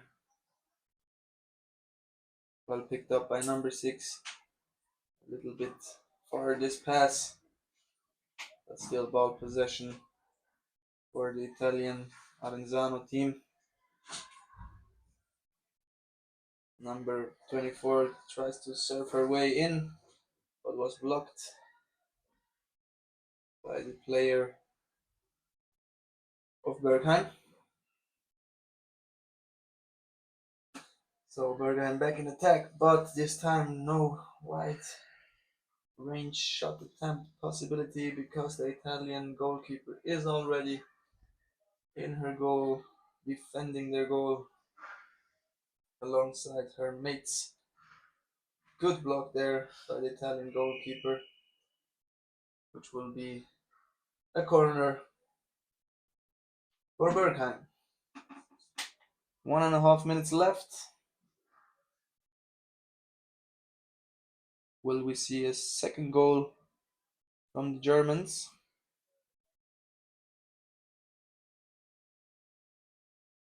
Ooh, good pass there to open up the other side. There is some space actually for number 2. Will she take the shot? She will.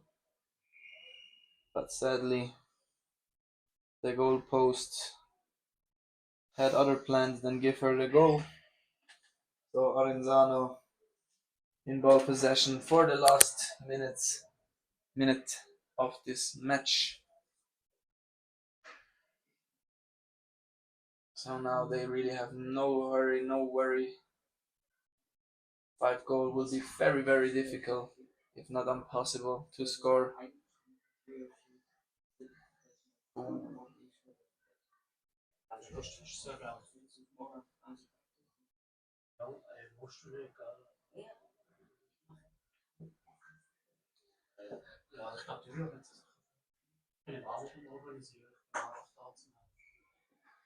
20 more seconds to play. Oh, this pass was not quite good. So a lost chance for Bergheim Coburg to score a goal. Will they be able to do it? 4 seconds on the clock. Shot will need to come. And this was it with our last game from us two commentators. We'll be back tomorrow. Thank you for watching, and hopefully the next commentator will be as promising as we were.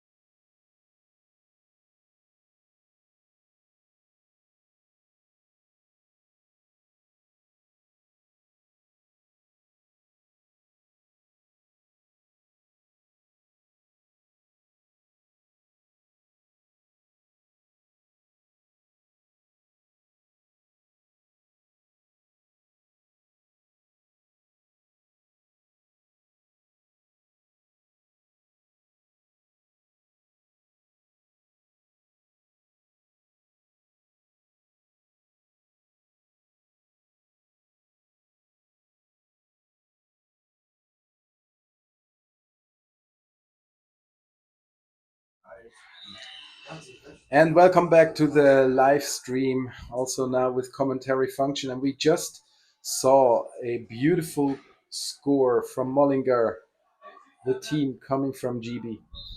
and we have a score from 2 for Berlin, which is playing in red vests and black boats, and 1 for Mullingar.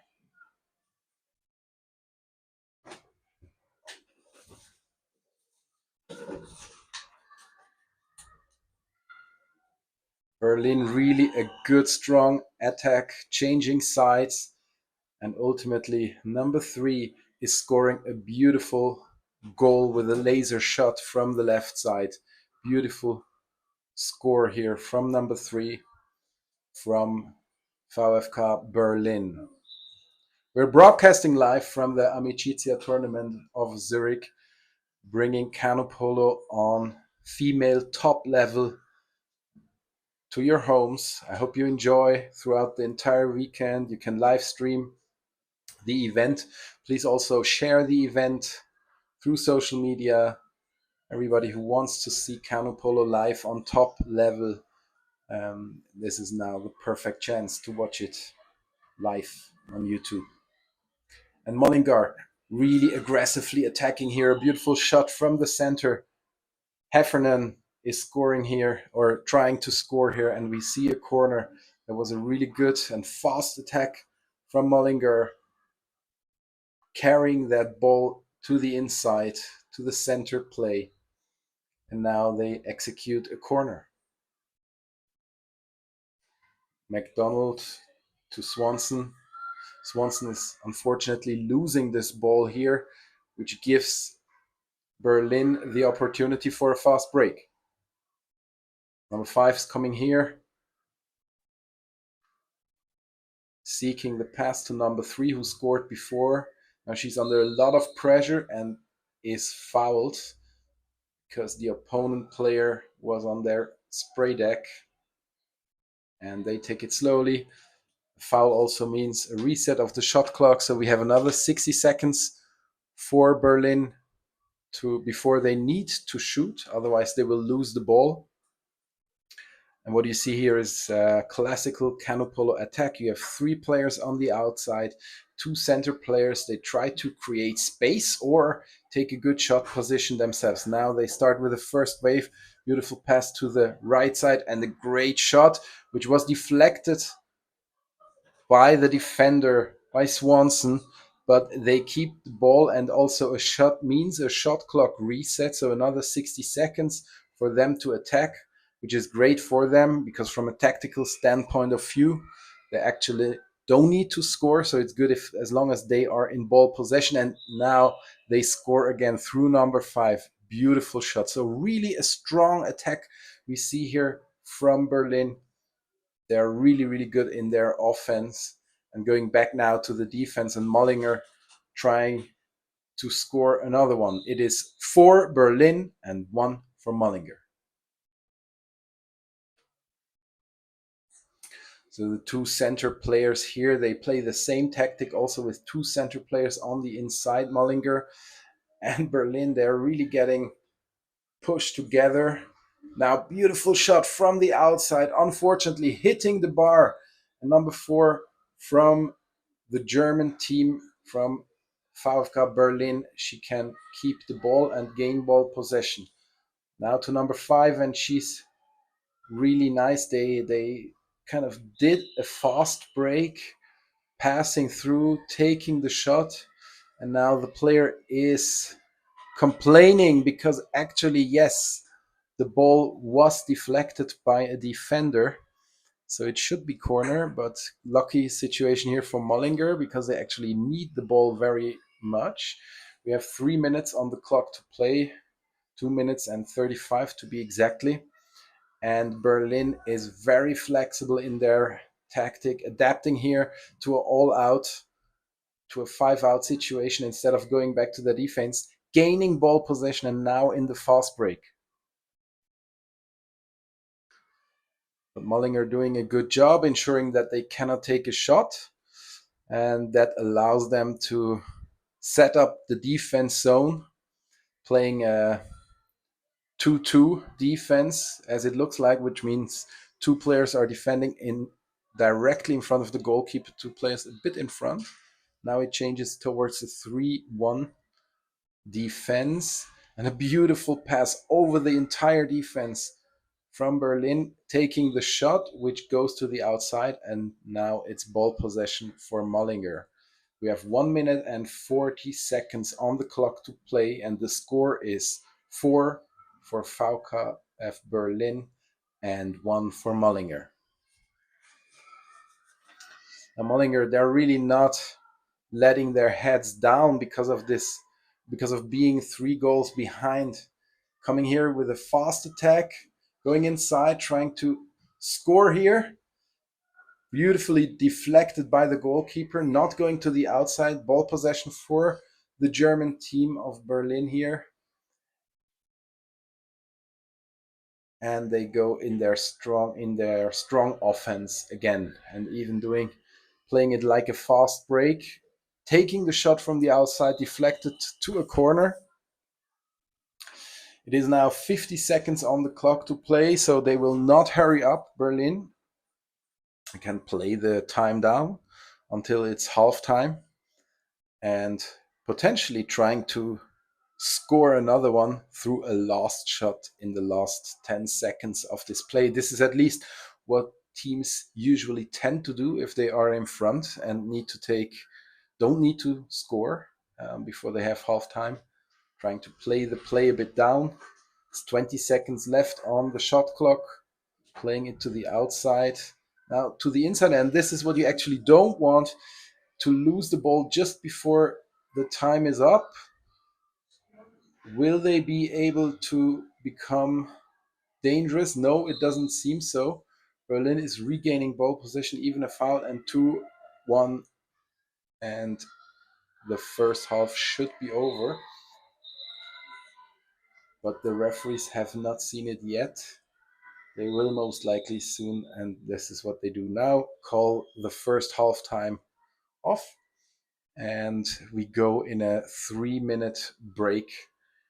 Well deserved for the two teams, who have been both fighting really hard, even though the offense of Berlin is unequally stronger than Mullingar, but also Mullingar is doing a great job in the offense, but they have a hard time catching up in the defense against these strong German players.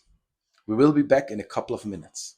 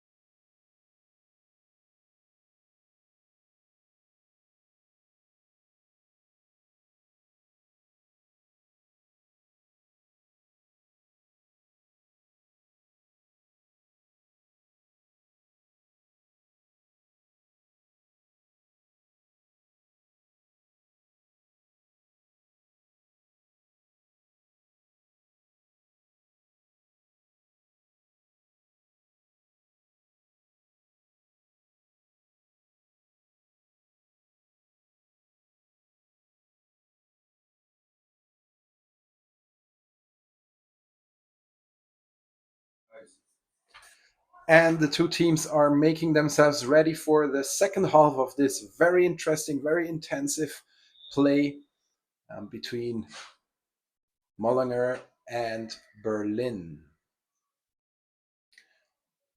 You see Berlin plays on the right side and Mullingar on the left. Black team, they are behind with 3 goals. Now we have the whistle and the sprint from both players. But this is a pretty clear victory for the ball possession for the team of Berlin, who is in the lead. Let's see if they change a tactic and play it a bit more slowly, playing the shot clock down. This is at least what they can allow themselves. They're setting themselves here properly up in the offense, playing it safe, but very good. Mullingar is pressing out, but this also creates space. Number 3 taking here a good shot, which is well deflected to the outside, a corner for Berlin. So what we see here is that Mullingar seems to be a bit more offensive, trying to disturb the offense outside players from Berlin. And it seems it's not working too badly, as we see. So maybe they can put some pressure on the Germans so that they maybe will lose the ball or need to pass the ball. But also Berlin is playing this really great, beautiful blind pass to the player on the right side. And it's a 1-to-1 situation and a corner is called. The goalkeeper is a bit upset here. Maybe she felt that she was pushed away. And now we have a corner. Berlin executing this corner through number 4. And a beautiful pass to the inside, to the center player, number 9, who's scoring here absolutely greatly against the goalkeeper, who has no chance. Insodate, the Mullingar goalkeeper, chanceless in this 1-to-1 situation. 5 for Berlin, 1 for Mullingar, who try now and also need to score if they still want to have a saying in this game.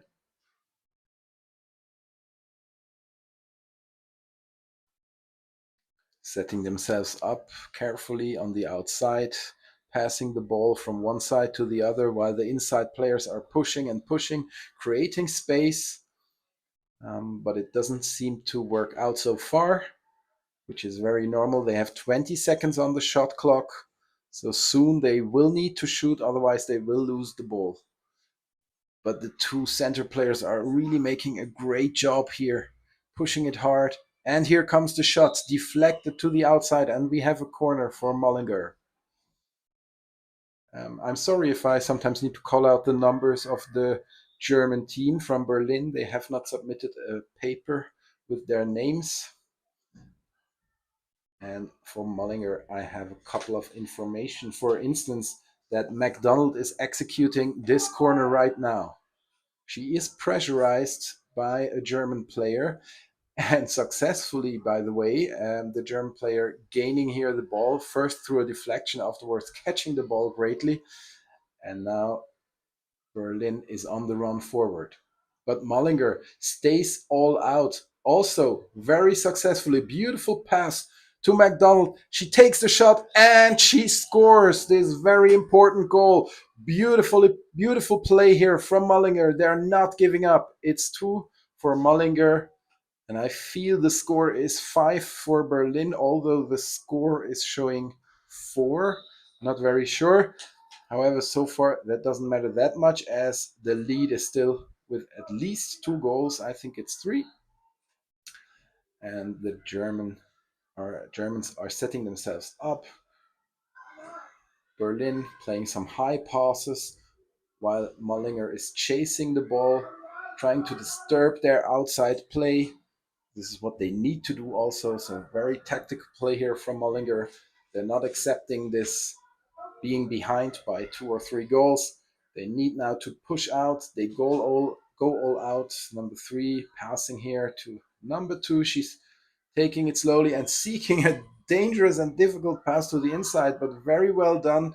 Number 4 surfing here to the inside, and we have a foul, which is great for Berlin because it gives them another 60 seconds ball possession. Will she shoot? No, she's just acting as if playing the ball to the outside. Very good play here from Berlin. They drive into the empty zones, and a beautiful score here from number 4. Very well played. We must say that the Berlin team is actually super good. So when they are chased, they're seeking the space, giving the ball into the space, making it very difficult for Mullingar to chase the ball because they're instantly punished.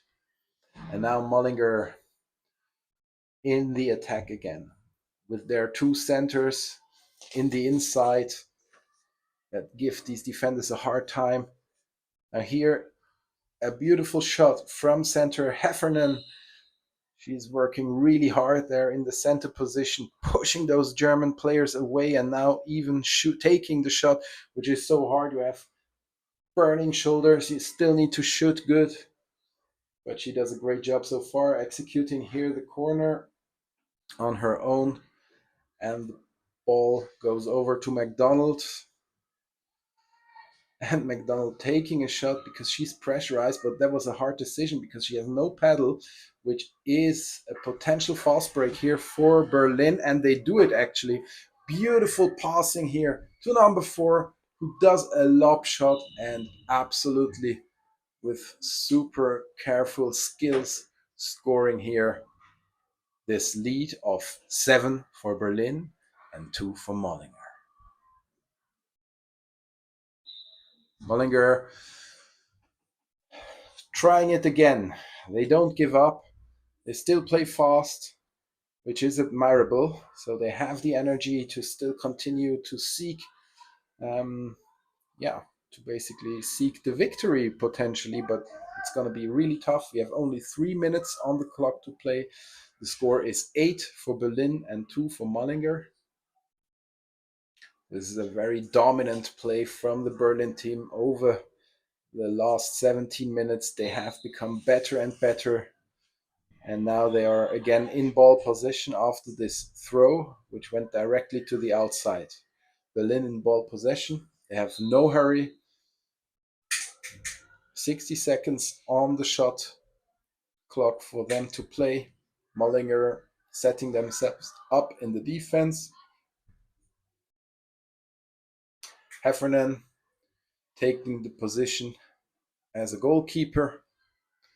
And with their offensive 2-2 defense system, trying to chase now the ball. Here comes number 2. Perfect passing here from the German team. And what a laser shot here from number 5 from Berlin, scoring the 9th goal for her team. Deflected first by the goalkeeper, but the throw was just too hard. And now a far and risky shot, which unfortunately is not going to the inside. So we have now a corner for Mullingar. Almost a score. Hit the bar. Executing here the corner. Swanson to Heffernan. Heffernan to the left side to Swanson. We have 2 sisters on the play here. At least this is what I assume. But Berlin is not shy. They come out when they can just to ensure that these 60 seconds go down faster. 15 seconds on the shot clock. So soon we will see a shot. McDonald, a lob pass to the inside, which is deflected by the goalkeeper, who's interfering this pass, gaining ball possession for their team, and Berlin in the fast break. Very safe passing skills from the entire team, actually. This is absolutely great what Berlin is showing here. I guess, as I see them play, that they might have the aspirations to be in the final of Amicizia 2026. Broadcasted live to you from Zurich, the heart of Europe. Canoe polo on female top performance level. Please share this link with your friends and family. Most likely you know people who are actually interested in what you do but never saw canoe polo at this level. So here you can show them share this link, give us a like, hit the subscribe button, and enjoy the broadcast. We have only 7 seconds on the clock. Potentially another shot from Mullingar. It is another shot, but it is deflected by the Berlin player. And now the game is over. 9 for Berlin and 2 for Mullingar.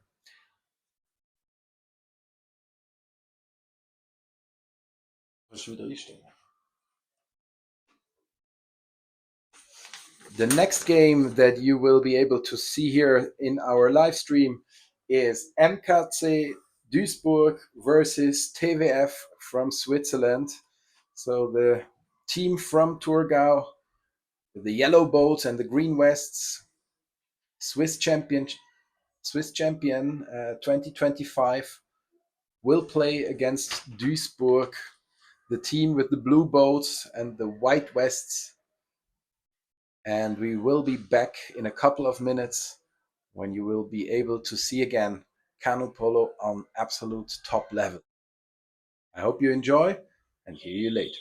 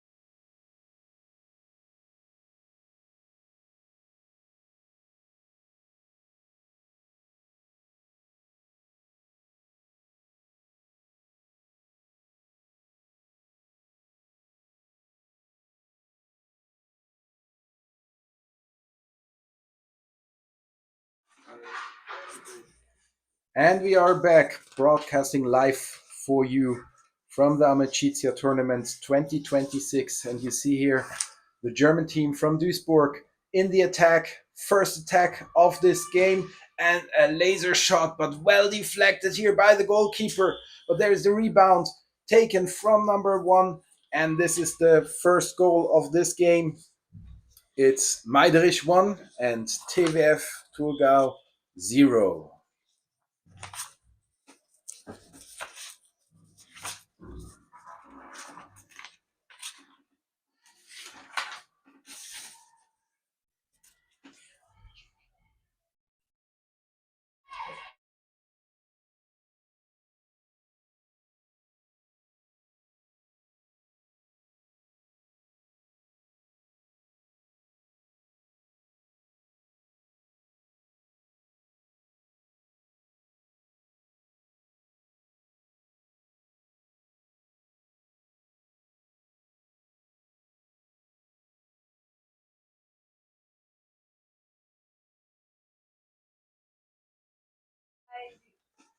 And we have the team from Thurgau being in the offense zone.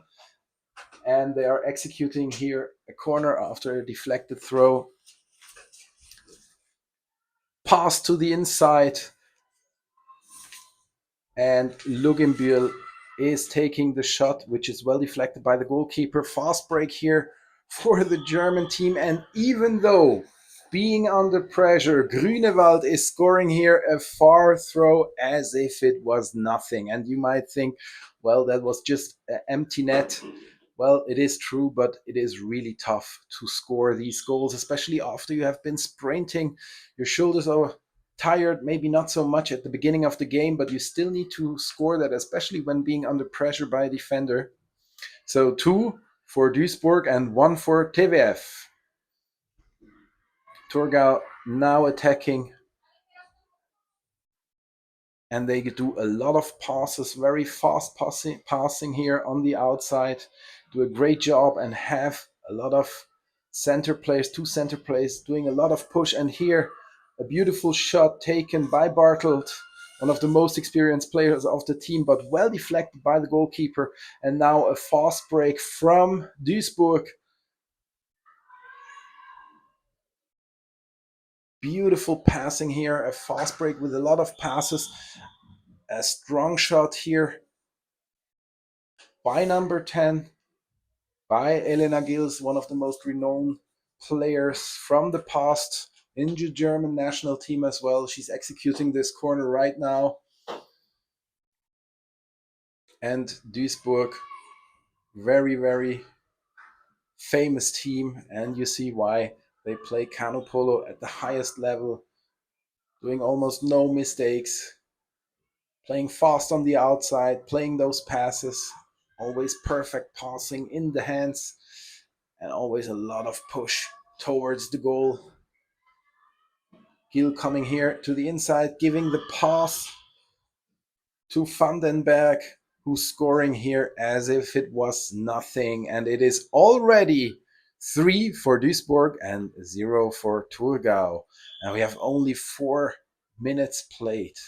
So Thurgau really needs to be careful in their defense and also when they lose the ball in the offense, because Duisburg, they are not shy to play a lot of passes while doing a fast break. They will not do any mistake and are even daring to shoot from far away. So Thurgau now setting themselves up, taking their time to find their way into the game. We have 2 players on the inside working really hardly. On the one side, it is number 6, Sina Erni, who's pushing here a lot. Number 1, Shaila Zafon.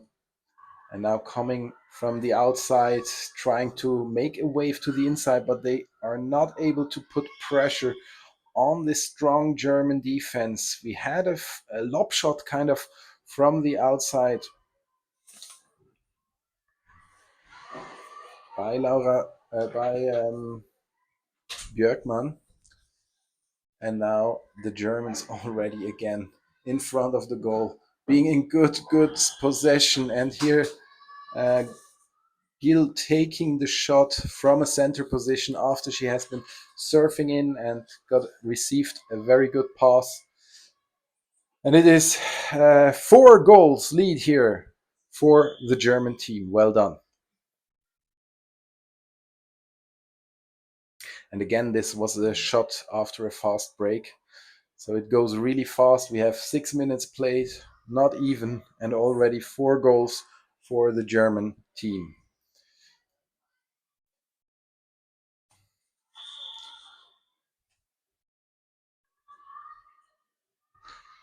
Referee's calling here a foul, most likely because the 6-meter defense zone was not accepted. You're not allowed to interfere a player's way in front of the 6-meter line. You need to wait, and only then you can block them. Maybe there was an obstruction foul. And now the wave from TVF. Will they be able to create here something? But they have a hard time making good passes.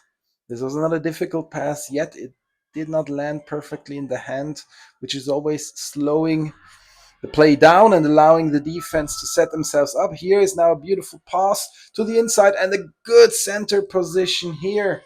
And a good shot also from Vandenberg, but very well deflected by the goalkeeper. And here is the fast break again for the German team. And again, this shot from the outside. This time it was deflected, but a lucky situation. The rebound for Vandenberg. And who's scoring here beautifully. And it is 5 for Meiderich, MKC Duisburg, and 0 for Thurgau. Very tough because Thurgau, it seems not that they are able to score here anything so far. They had maybe something like 3 shots. Now they making a wave coming from the outside, but this German defense is super strong. Duisburg is not letting them give them any space. coming from the outside, looking Bühl, taking the shot with the left hand, but really actually hitting almost the goalkeeper, who's now releasing the fast break. And again, this very strong fast break from Duisburg, and again hitting the bar. So it seems that they're quite openly playing an easy game now with fast breaks, taking the risk. They can allow it themselves. They are with 5 goals in front. But it's good for Thurgau because they have another chance to create their first goal leading opportunity.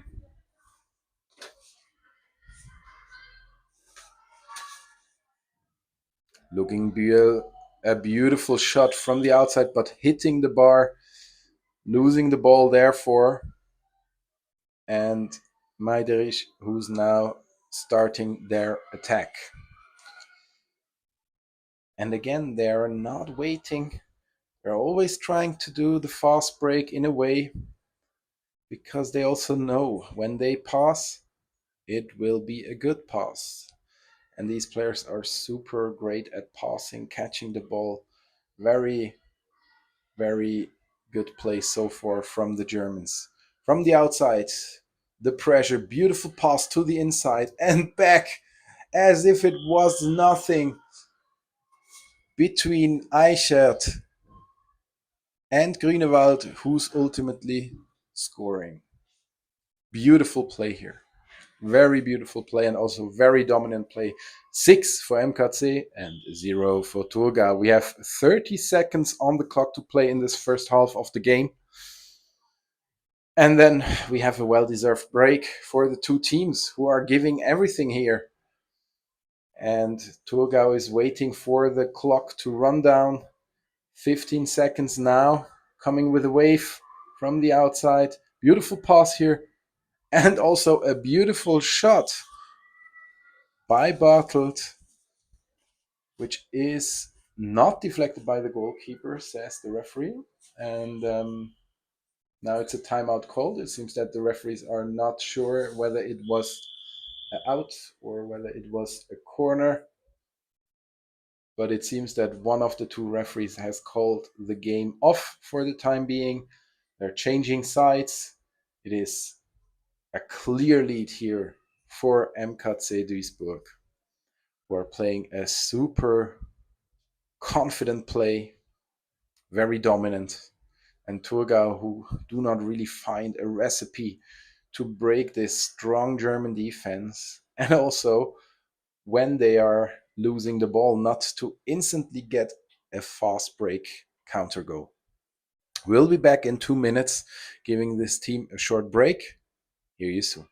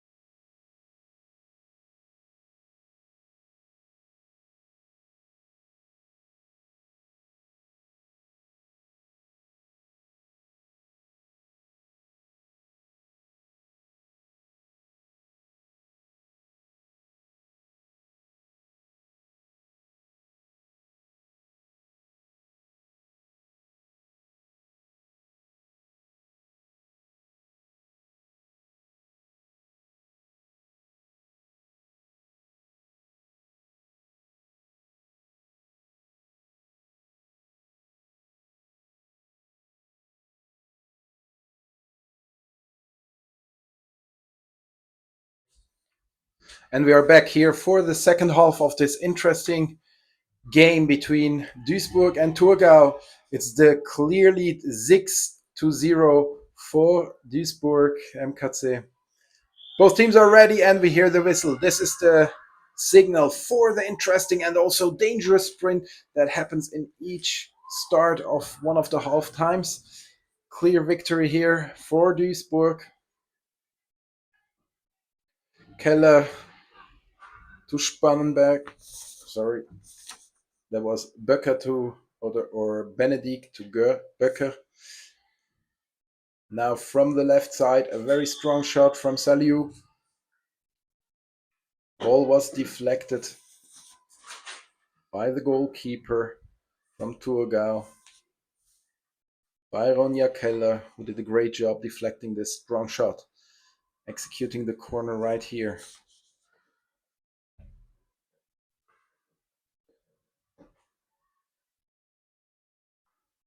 Center pass, beautifully played from Saliu to the center player Aishat, who's scoring here very, very strongly.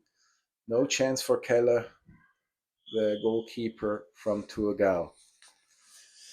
It is 8 for Duisburg and 0 for Thurgau. So the story is continuing.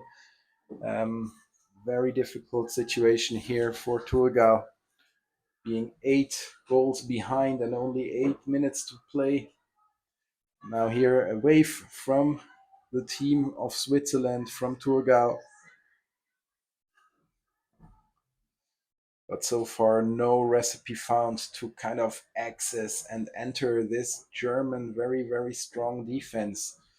Bartel trying to find her way in. She's being kept pushed to the outside. Zafon with the ball. They even seem to have a hard time keeping the ball on the outside. And when they are under pressure, Thurgau, Zafon with the ball, taking a shot. Almost a lob shot, but it is deflected easily by Bendik, by Lotta Bendik. Very good goalkeeper. Now a beautiful pass to the front. Fast break here for Duisburg. Saliu with the ball, but she's well put under pressure, so she's not able to execute her great shooting or show her great shooting skills.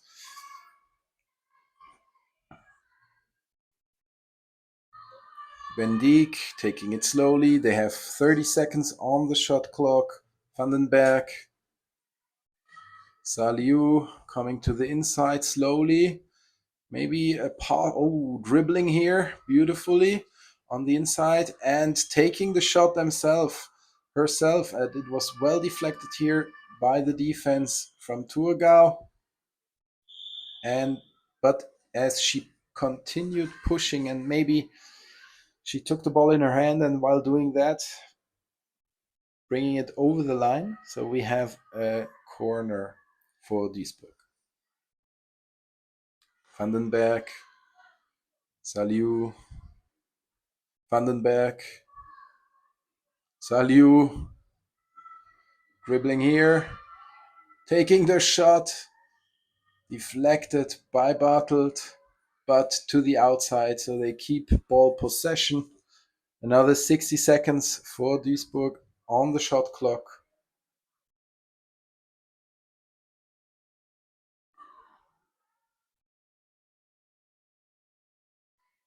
Saliu will execute this corner, doing it herself. Beautiful pass over the entire defense of Thurgau. And a beautiful shot by Bendik. Well deflected by Keller, the goalkeeper. And another corner here. Saliu with the ball again. She will dribble again. Maybe again the pass over the defense. Yes, it is. But this time not leading to a shot. Saliu. Bendik. Vandenberg, sorry. Saliu, perfect positioning here. Perfect passing skills by the German. But also a perfect deflection by the defense from Thurgau. We have 5 minutes on the clock to play. Score shows 7 for the German team. I thought it was maybe 8 even. And 0 for Thurgau. Grünewald laying it over to Vandenberg. Gil with the ball and the shot. Beautifully done by Grünewald, but also very well deflected. And now putting pressure on Safon, but she's able to maintain and keep the ball. But actually now the ball is lost. Played already in a dangerous position, but Gil very cleverly understands that this is not a perfect shooting position. They don't need to score again, playing it to the outside. They have another 60 seconds on the shot clock because there was a foul called through advantage, and now they're starting their offense waves. And she shoots, dribbles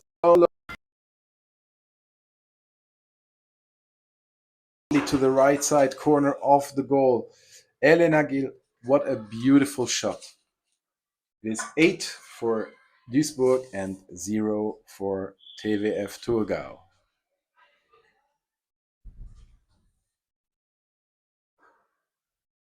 And now they even play all out. Maybe an exercise they want to do to ensure they also keep training that. The Amicizia is the perfect situation for every team to see where they are with their fitness, where they are with their tactics. A lot of teams cannot play that well and train that well throughout the winter because it's too cold. Maybe they don't have an indoor swimming pool. So here it's a time to prove themselves, to do a check where they stand, make sure they get not rusty over the winter, and coming here and playing in the heart of Europe on top level female canoe polo. But now Thurgau has lost the ball. A successful defense, all-out defense here by Duisburg. Gil with the ball, playing it to Vogt. Vogt with the ball, which allows TVF to set up their defense. Eichert, Grünewald. Grünewald taking it slowly, positioning herself, coming now fast. Grünewald dribbling here to the inside. Beautiful shot, well deflected by Luginbühl, and Luginbühl starting here the fast break. But again, a all-out defense, and this was a difficult pass here. Player did not look right, and now a beautiful pass on the other side for MKC, leading to this 10th goal of MKC by Grünewald. Or is it the 9th goal? Sorry, and 2 minutes on the clock to play. TVF maybe still a chance to shoot at least one goal. It would be lovely to see it. But actually, the all-out play from Duisburg is really good. By the way, this year will be the World Championship in Duisburg. Please come and watch. But here now, beautifully done. And it is Bartelt who takes a fast shot, but unluckily hits the bar. She would rather have played it very safely, but maybe there was also some frustration in that shot. And now an outside shot. Very, very well done from Thurgau. Hitting the goal. Gvinja Björkman here, making sure that her team at least scores one goal, and that was actually a difficult shot from the outside. She was not alone there. There were some paddles in the air, and she needed to do a lob shot over it. And we have 45 seconds on the clock to play in the second half. This will be the end of the game. Duisburg preparing themselves maybe for a last attack. They have 30 seconds. They don't need to shoot. They don't need to score as well. Potentially they take a last attack in the last 10 seconds of the game. But also Thurgau not shy to still do a lot of defense work here, making sure they don't get the 10th goal. But here she comes, Grünewald with the ball, but this time not hitting it. well deflected by the defenders. We have a corner, and now the game is over. What a powerful demonstration from the German team of Duisburg against Thurgau TWF from Switzerland. 9-1. I hope you enjoyed the play, and please feel free to share this live stream, share this broadcast with your friend. Give us a like, hit the subscription button. Want to make sure that our beautiful sport is spread throughout the globe. And we will hear you in a couple of minutes for the next game, which will be between the Czech under-21 team and KCNW Berlin.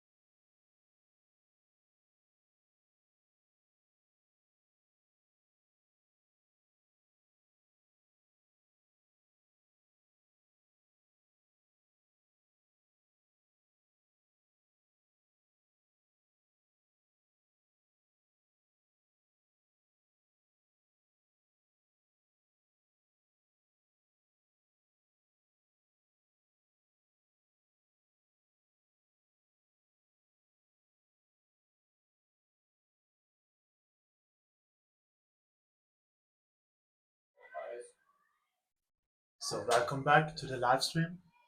The game taking place right now is Rovigo from Italy, I think, against Czech U21. Rovigo is in the black and red livery, and Czech in the blue and white. I think for Rovigo, it's pretty much a safe game. They already won 2 games, so it's the last game in the group phase.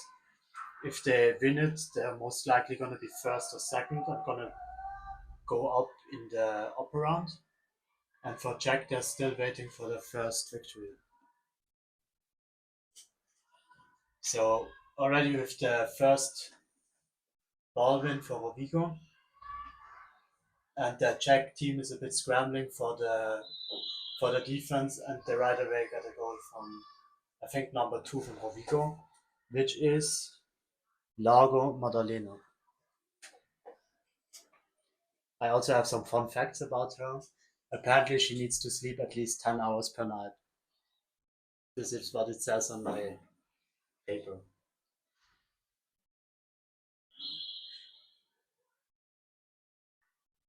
So now again, Czech under 21 with the ball. As you can see, Rovigo is playing a 2-2 defense. This is a bit more an offensive style of defense. It pressures a bit more the attack of the Czech team. Makes it a bit harder to pass the balls because there's a bit more less space. But on the other hand, you have a bit more freedom on the sides of the pitch. So for example, number 4 now is pretty clear path. Okay. Nice counter attack here. Yeah, safe goal for number 3. Very quick and early lead from Rovigo. Number 3 is Trevisan Chiara. And fun fact about her, she's hyperactive. The fun facts are very important, I think.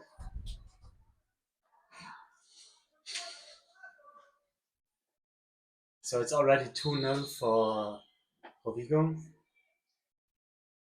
And again, they stick to the 2-2 defense. It's probably what they've trained for the most. And interestingly, it looks like, yeah. So what the Czech team is trying to do is they're going to try to put number 4 in between the 2 defenders on the back of the pitch, exactly. And a very good shot from number 4. It's the first corner for the Czech team, and really a very solid attack. And they're already, the Rovigo team is already pressing a lot.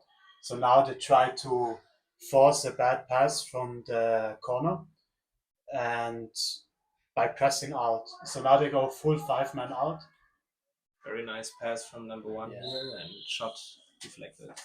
I think they got a bit lucky here because like it didn't work out as they wanted to, and the pass came very well from the corner, and they got lucky that they didn't get a goal, the Rovigo team, right? It was maybe a bit too aggressive. Very risky move. Yeah. I think what they're kind of going for is, if I remember it correctly, in the group phase, Berlin is kind of close up with them. Like they have the similar goal ratio as them, and but they haven't played the last game yet. So I think they really want to be first in their group. And this is probably why they try to press a lot on the Czech team to get a good goal ratio. But I think first they really have to kind of figure out how to win this game. And then they can really focus if they want to, and they have the confidence on getting a few more goals for the... So now Rovigo in the fast breaks, still no goalkeeper, and next goal for Rovigo. Again from Maddalena.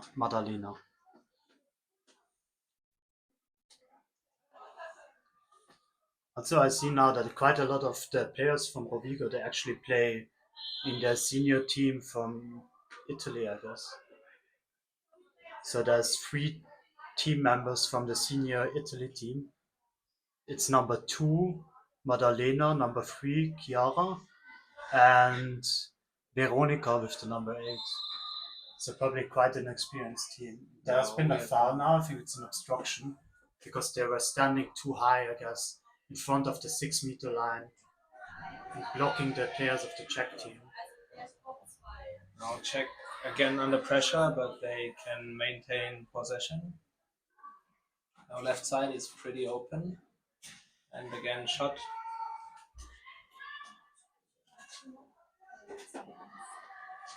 So not a dangerous situation. It looks like 3 players of the Rogo team against 2 of the Czech. So number 5 all alone in front of the goal. But you can't hang on the ball. Very nice. It's already 4-0.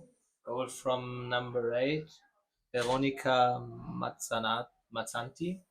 She apparently never listens to the coach, but I guess that's a good thing because she just shot a goal, right? So I guess. Very solid start so far from Rovigo. Let's see if the Czech team can adjust their tactics and somehow recover.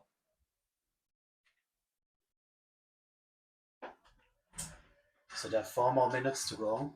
As you can see, the Czech team is now trying to disturb a bit the front line of the Rovigo team.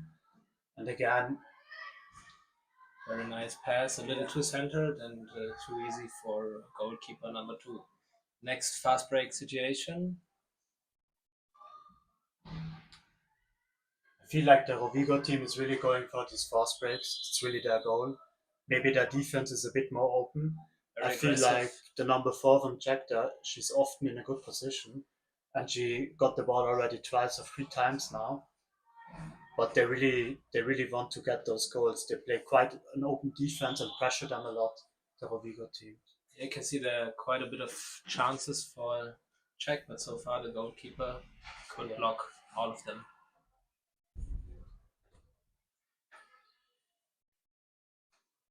I think what's also interesting that the front players, they always cross. Like the right player always goes on the left side. Did you see? They always switch positions, kind of. So again, it's a side.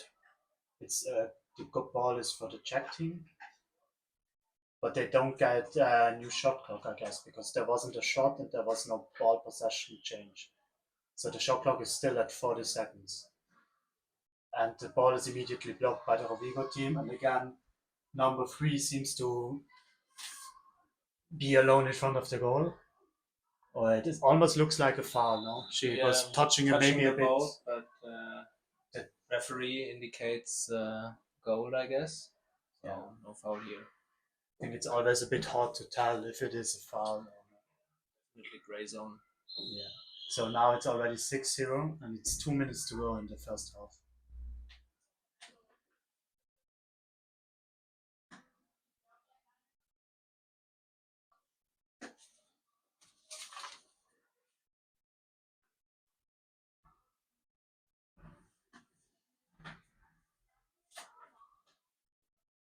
Once again, 2 center players from Czech.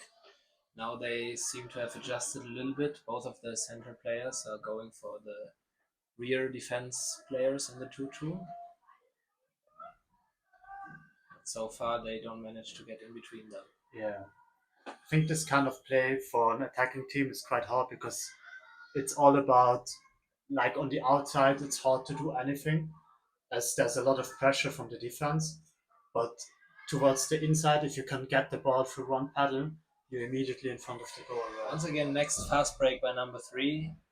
She really seems to be the player for fast breaks here today.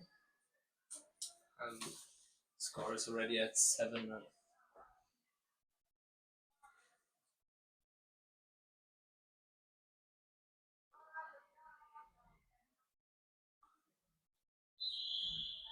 So already the last 35 seconds of this game. It's important to note that the shot clock time is not actually true, so we have to look at the game time here. So I hope that the players will not get confused and plan their attack accordingly. It seems like the Czech team is waiting it out and taking the last shot. So they really want to take a shot basically in the last 5 seconds of the game clock to maybe a bit too early. But it was a good position, I think. So now the issue with this is that now Rovigo has 5 more seconds to take an attack. But the clock is already over. Yeah. So quite a tough half for Czech. It's 7-0 for the Rovigo team. Yeah, let's see if they will keep their very pressured way of playing, or if they will step back a little bit. We will see you in the second half.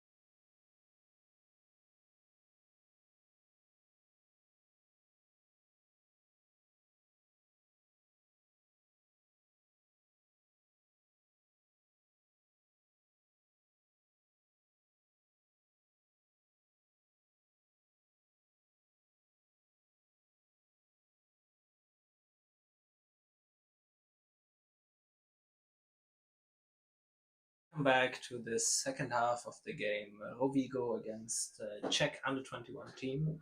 So far, it has been a very clear match. It's 7-0 for the team from Rovigo. I think it has been a very dominant performance, but I think it's going to be interesting to see if Rovigo will keep up the pressure, if they will kind of slow down a bit and maybe close down a bit in the back end on their defense side. So off we go with the sprint. Very strong start from number 6 from Rovigo. Oh, she kind of lost the ball here, but the referees indicate illegal boat attack. Yeah. So ball for Rovigo.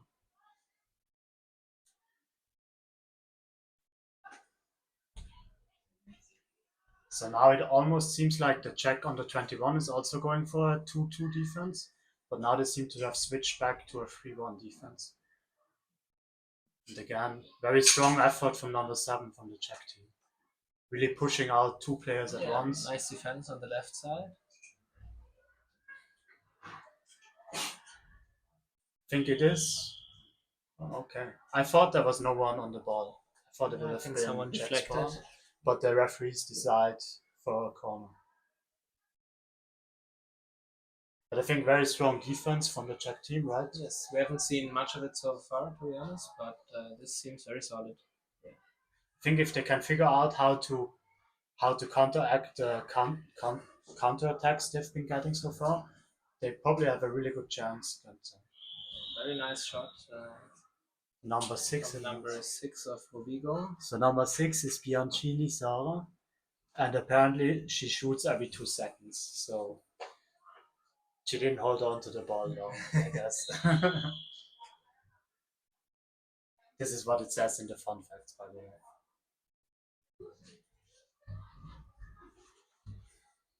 And again, from the first looks, it really looks like Rovigo isn't really changing their play style.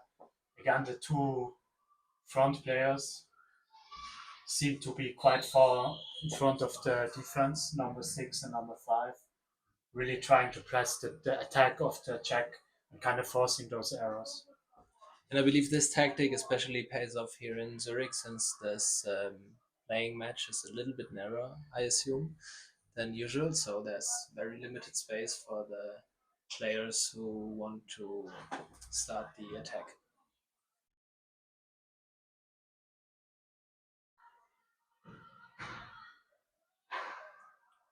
Again, they do the crossing route. The two front players, they cross. It seems to work out very well for them.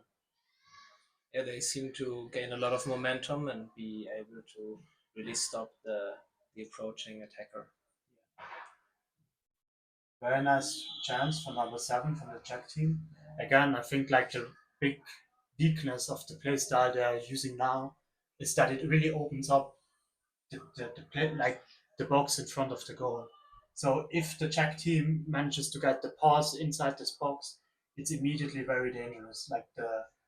It's immediately like a danger for a goal for the Yes, opponent. and indeed have been a few chances already, but so far the Rovigo defense could deflect all of the shots.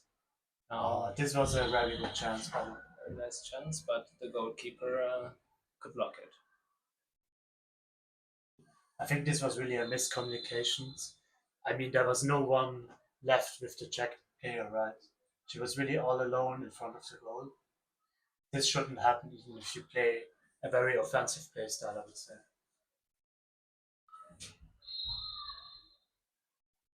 Now the ball back in the game, a very long pass to the other side of the pitch. Number 7 a little bit under pressure here. Ball pass gets deflected, but number 5 can recover. Once again, a pass in the middle. We have a illegal paddle attack, timeout. I think it's really right in front of the goal, right? Must be like 4 to 3 meters. Yes, now the Rovigo players are trying to position themselves in a way that they can block the shots as good as possible. But number 7 of Czech U21 doesn't take the shot. And very nice pass. I think the Czech team really is adapting quite well. I think the defense looks already a lot more controlled than in the first half. They've really been able to hold on the ball for a long time. Now they have to watch out. Next fast break. Again, number 6 is through. Number 5 is trying its best to prevent the goal, but think too late. Nothing you can do. Best you can do is try to turn around the boat. Yes. And this she did. Yeah, I have to say the Czech offense looked a little more promising, and they seem to be able to outpass the very offensive 2-2 defenders. Let's see how it goes in the next attack.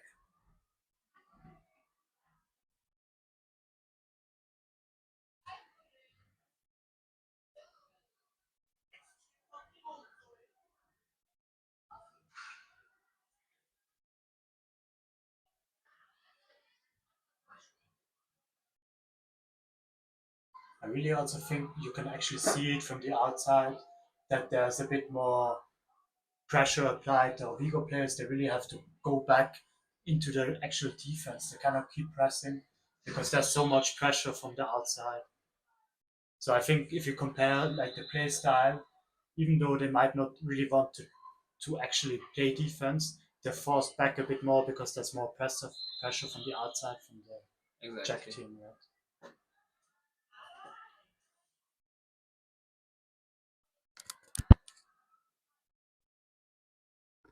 So again, Rovigo with the ball. There's 4 minutes left in the game.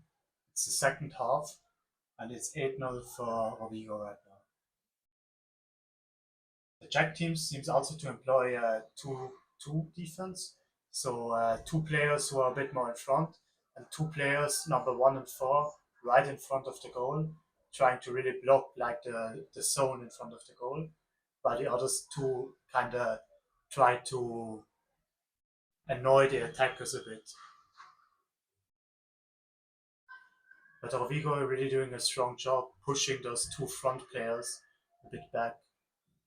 Our number 6 was a little bit in a struggle there on the left side, but she's recovering.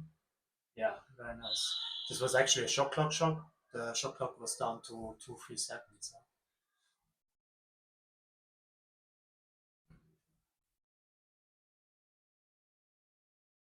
So again, it's Czech's ball. There's 3 minutes to go. I think even, what was the score in the first half? I think it was 7-0, no? So I think this half, they've only been able to shoot 1 goal. Yeah, I feel like it's much more even. Barely any fast breaks, and the Czech under-21 team seems a lot more confident and controlled. Now the whole left side.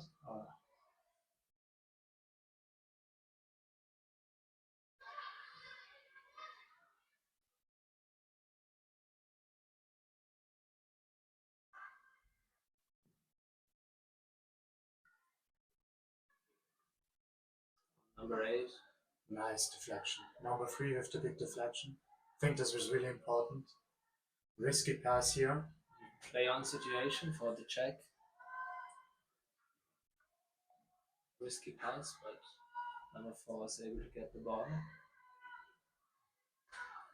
Rogo defense is not really positioned yet. I think from the Czech perspective, the best you can do is maybe take a few seconds extra, kind of position yourself well before you rush into an attack now, because I think the counter situation is over. Give the center players some time to position themselves. Really nice block from the Czech number 6, blocking number 5 completely outside. Yeah, really opening up that left side, no? Good shot. Little too high, but I think it was a nice solid offense. attack. Nice. In general, I think the last few attacks from the Czech team were pretty solid. Just the final shot, not quite there yet. I agree. So the last 1 minute and 20 seconds. I think depending on the goal difference, what Rogo is looking for, they might decide to play it a bit easier and just pass around the ball, kind of waiting out the last minute and taking a last shot. But I don't think they will do that how it looks like now. Yeah, number 7 got completely separated there. Maybe we have some fun facts. She loves Taylor Swift. Her name is Alice Ventura.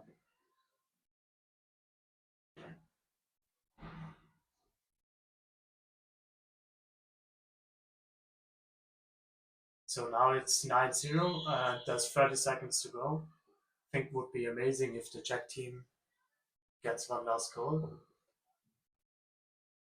Yeah, I think they definitely have the capabilities. Maybe they need a little bit of luck. Oh no. Bad pass here, but a lot of effort from number 1 to regain possession. Still 15 seconds, plenty to shoot another goal. It's just a bit hard right now because there's no one really open.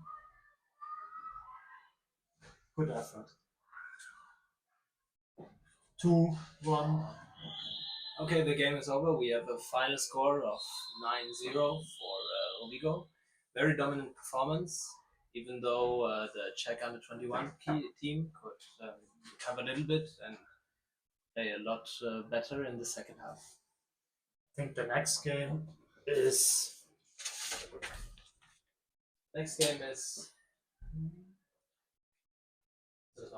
I think the next game is Zurich against Berlin.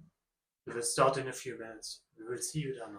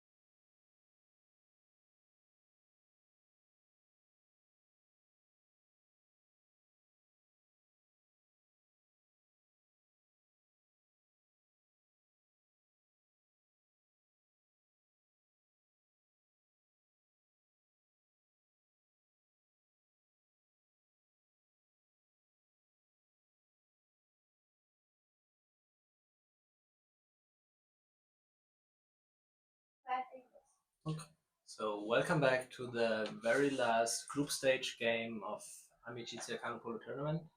We have Zurich against KCNW Berlin.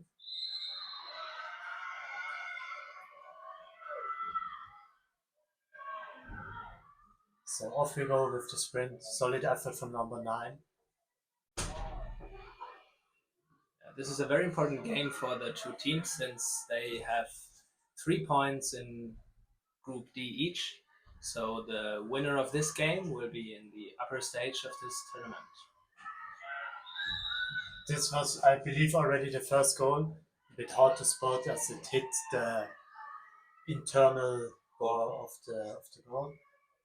But I think it was number 1, if I'm not mistaken, from Berlin.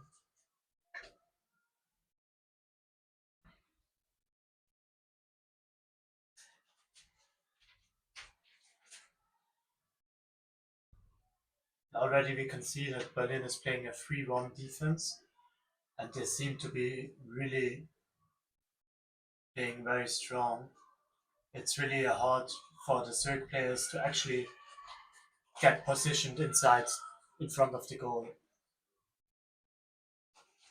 Yeah, Berlin is a very experienced team. Some of the players played a lot already on international level for the German national team, and on the other side, the Zurich team is pretty young.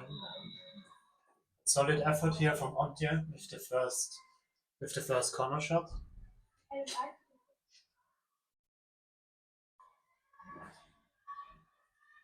I think the goal here is going to be to kind of push the defense of the Berlin players a bit down so they're not too far up ahead. I think if they're all staying on the 6-meter line, the Zurich team is going to have a hard time actually playing out their attacks.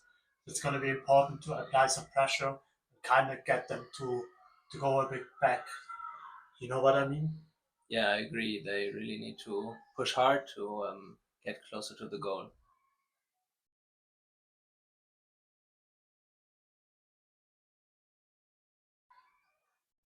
Very risky pass in the middle. Unfortunately, the Berlin team could get it.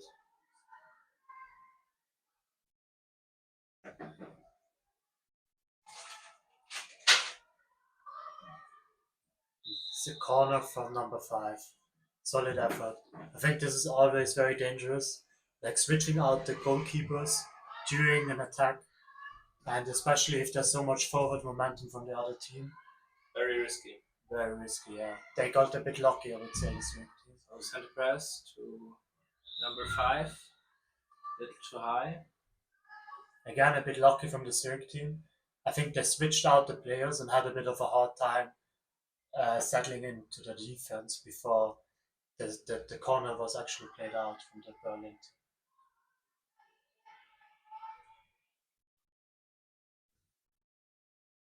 And again, a 3-1 defense from the Berlin team.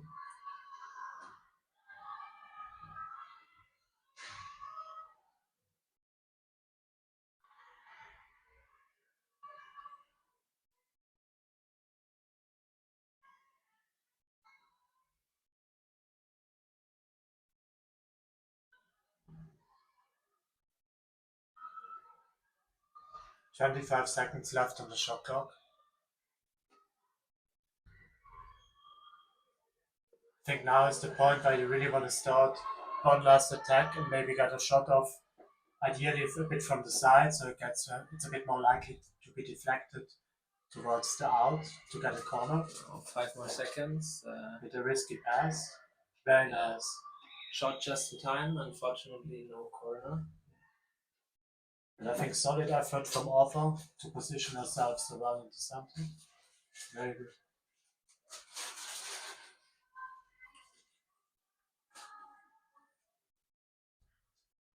Now again, I already saw it before. I think the Zurich team is going with a 2-2 defense. This means that there's 2 players a bit further behind, but 2 other players are a bit further ahead. But they seem to have switched tactics. Very good effort from Lisa, the goalkeeper. Strong shot there.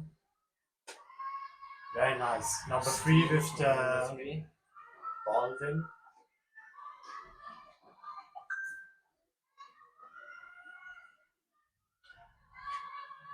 A bit of difficult situation next to the. It's a very dangerous pass. They got really lucky there, I would say. The no look was a bit. Yeah, they couldn't risky. really capitalize on the steal here and create a fast break situation, but now they have the chance to do a proper attack. Again, good effort here. But unfortunate that there's no corner awarded for this Zurich team. Very well deflected by Berlin.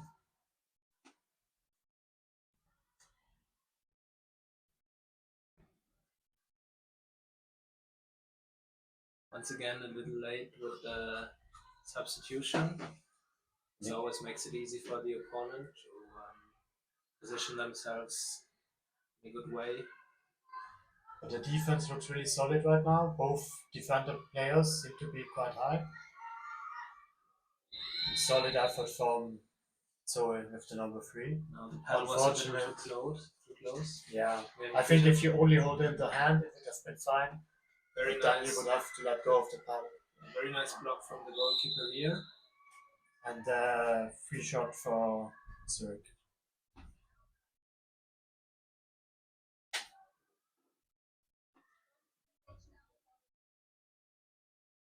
So I think so far really solid effort. Yeah, I think in the beginning the Zurich team got surprised a little bit by the very aggressive attack, but after that, very even game. I also think so. I think they settled in quite nicely.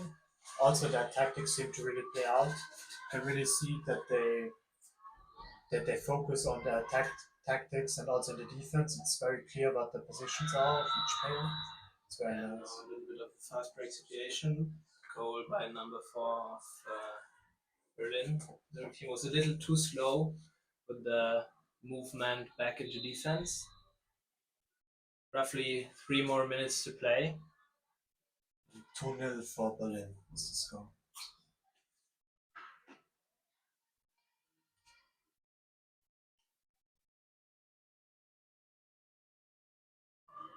We have Emily and Claire in the center trying to position themselves and create space for the attacking players in the backfield. I think very solid effort from Emily here. She's really pushing the defenders a bit back, creating some space for the attackers here. Very nice center pass. Still not there yet. We have a play-on situation, meaning that the shot clock is getting reset.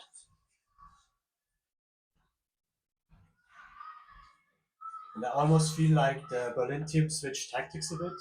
I feel like number 4 is a bit more forward now, almost in a 2-2 situation in the defense. Number 4 is looking for that pedal. We have a fast break situation.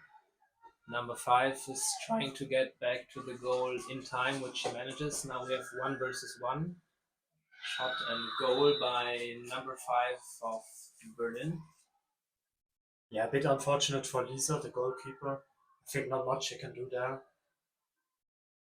Yeah, 1 versus 1 situation is always a little bit in favor for the shooter. Now it's already 3-0. I think it's going to be interesting to see what Zurich decides to do there, to do here.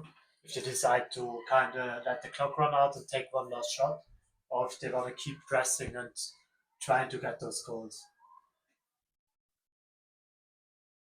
I think right now the defense seems to be standing quite high. Zurich, So it's good to maybe try and attack to kind of loosen things up a bit, to make it easier for the attacking center players of the Zurich team. Yeah, I believe it's important to really come with a lot of speed and momentum to really crash into the defense and create spaces for your players. So right now there's 20 seconds left on the shot clock. So as it seems right now, they're kind of waiting it out on the shot clock and trying to take one last shot clock shot. Unfortunately, the shot clock is ahead of the main clock by 5-6 seconds. Now they go all in. A bit of unfortunate miscommunication here. The shot clock is going to run out right now. So there's going to be one last chance for Berlin. Small play from Lara to just kind of hang on to the ball, letting the clock run out, playing it safe. Very experienced. Yeah. So this was the first half. We'll see you back in a bit for the second half.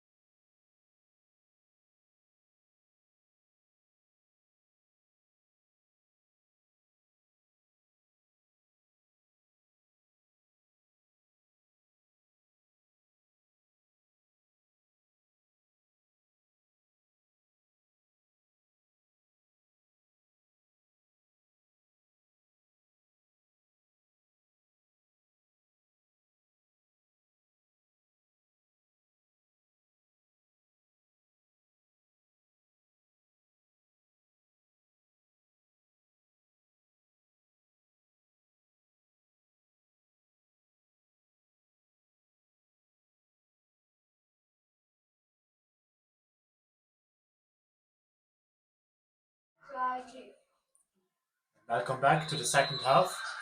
We already go off with the sprint. Ontier against number 7 from Berlin. Looks like a clear. Number 8 slightly quicker on the ball. But good effort from Ontier, giving it a second push there. Really strong effort. I think she was also clearly first at the middle, right? Yeah, She was first contact with the ball. Bit unfortunate that the Berlin player that she kind of slipped over the board. Yeah, now with a lot of speed, number 4 and 7 of Zurich are trying to get in the defense. Number 7 Very strong effort from Ontier. Good shot. Got hit the upper goal bar. Very precise shot. I think very solid effort from the two center players of Zurich. Really pushing back the defense of Berlin. Emily with a really strong effort. Now I think it's a good point to kind of reposition. There's a reset on the shot clock. Yeah, I didn't see the foul, but there was a foul and they decided to give a reset. I believe it's not 6-meter line, has to be something else. Yeah, probably something with the paddle or something. Yeah. Number 7 really under pressure on the left defense side. Number 8, Antje, is really managing to maintain a good position in the middle of the defense. Also Sandra, very strong. And now in the perfect position, perfectly aligned with the goal. Now they kind of have to watch out. There's only 20 seconds left on the shot clock for the Zurich team. They're attacking in a wave-like fashion. Very strong. Sandra doesn't see the ball. Bit of a miscommunication there. Unfortunate. I think it would have been a very strong position, especially since Zoe was right next to her, another center player. But again, a bit of a bad pass there from the Berlin team. And now the chance for a counter attack. Yeah, I think they would be more players, but they didn't use this advantageous opportunity. They're playing it safe.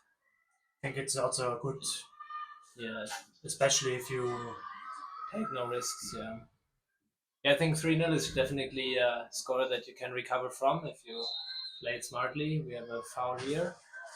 Shot immediately deflected by number 9. Zurich very fast back in the defense, leaving no chance for a fast break from the Berlin team.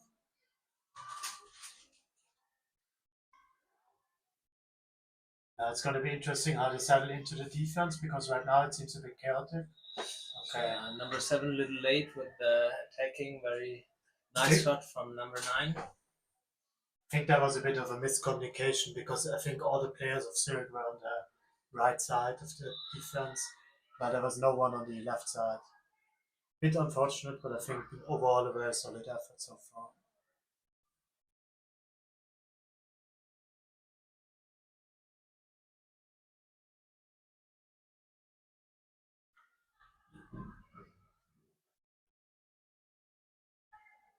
Yeah, once again, the winner of this game will get into the upper stage of the Amicizia Tournament.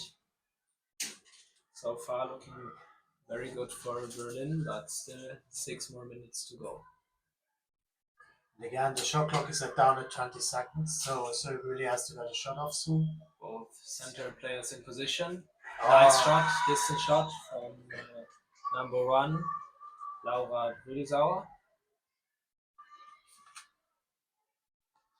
So we have a fun fact about her. Her favorite animals are donkeys. Very important to say those fun facts.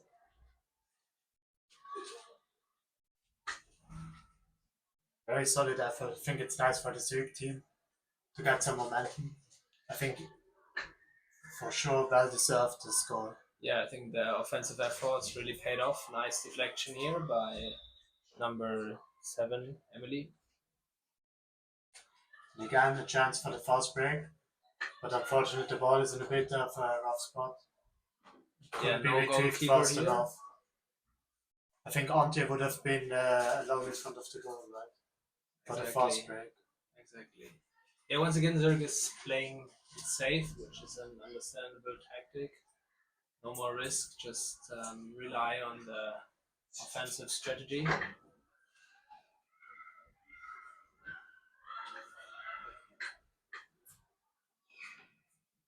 Yeah, very nice.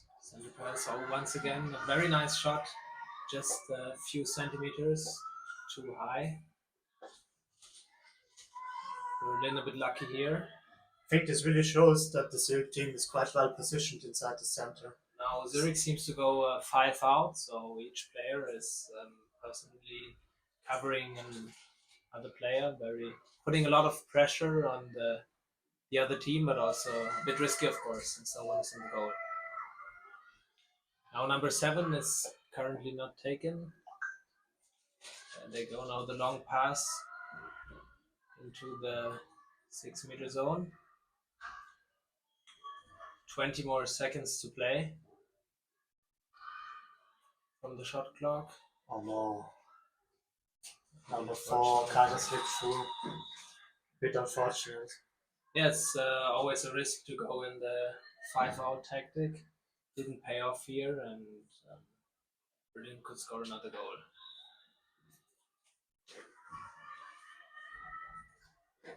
I think definitely the right call, especially since this game is about going into the upper stage. I think Zurich really wants this win right now. Yeah, that's And really... they're willing to risk it all, kind of. A very nice shot from Laura. Very good shot again. So now with the second goal, it's 5-2 for Berlin. Yeah, looks like they're going 5 out again, trying to regain possession as quick as possible and to somehow reduce the distance to Berlin. I think what is very nice is, I think the hardest thing about playing 5 out is the communication, because you often have to kind of communicate which player you take and which player you cover, and if you want to switch players or something like that. With the Zurich team, I don't know if you can hear it on the screen, but there's a lot of screaming going on, and they really communicate very well who's taking who. And yeah, very nice effort from Zoe here, number 3. She managed to put a lot of pressure on her opponent and force her to do a bad pass and deflect it. So once again, possession for Zurich. So 2.5 minutes to go, and Zurich would need 3 more goals to win this game. Yeah, definitely possible, but really a challenge. Center pass, hit the boat. I think this is a foul, right? Yeah, Paddle foul about it for Zurich. The Berlin player just tried to grab the ball with the paddle, while the Zurich player had its hand on it. Shot got deflected.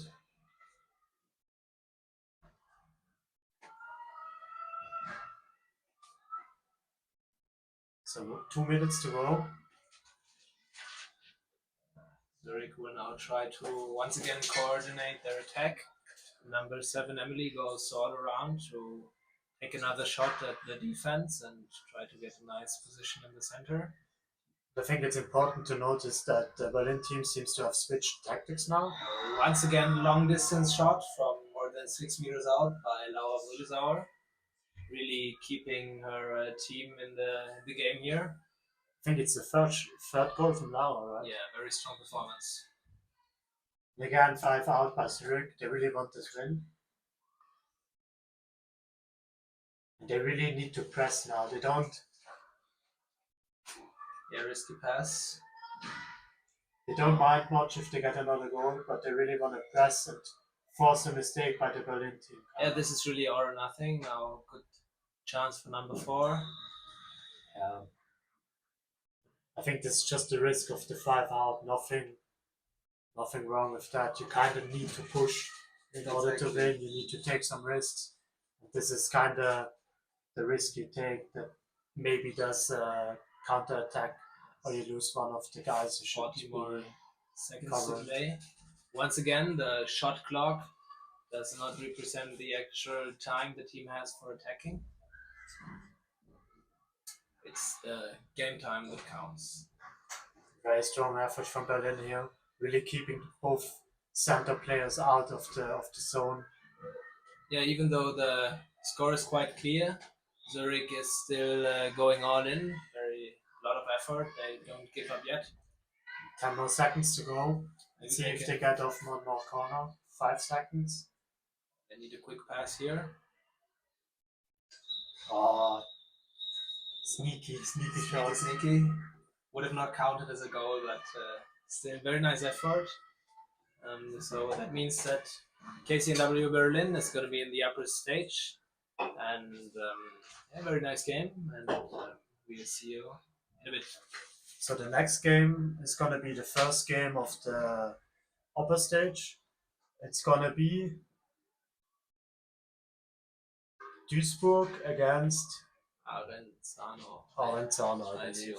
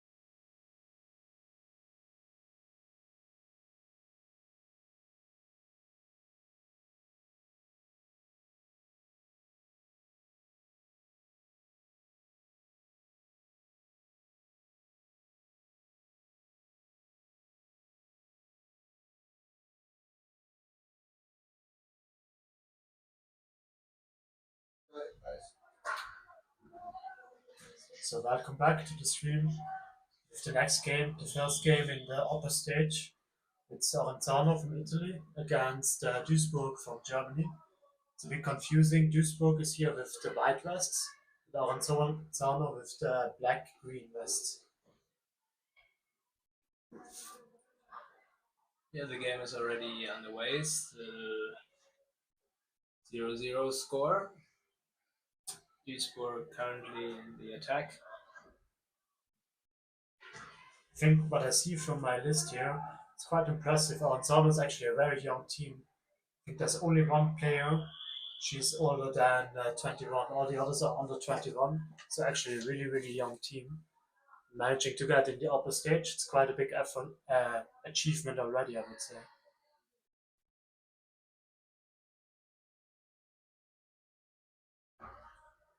Yeah, Aronzano seems to have chosen a 3-1 defense. Duisburg is going in with two center players, mostly attacking the side players of the 3-1 defense. I think what they're trying to do is create some space for the outside players who are kind of pushing in, like, or sprinting towards the goal. Exactly. Already a good chance here for number 8. Strong effort. Shot blocked. I think it was number 6 from Aronzano who blocked the shot. Now they have to watch out for the fast break, but I think there's already 3 players back from Duisburg. Number 4, he's still putting some pressure before going back into defense. I think this can help a lot to alleviate the pressure for a fast break, because you kind of force a pass back than a pass forward, right? Because you kind of can block quite easily the pass forward. It makes it easy for your goalkeeper to get back and in position to. Exactly, I agree. Just kind of have to watch out that you don't spend too much time, that you still manage to get back in time if you do that. So now, also Duisburg with a 3-1 defense here, and a very strong shot from number 6. I think the ball was slightly deflected, hitting the upper bar of the goal, and now a fast break chance for Duisburg. 3 players against 1. Let's see. I think long shot maybe. Yes. Strong effort from number 3. Unfortunately, we don't have any fun facts, but number 3, Hilke Vogt.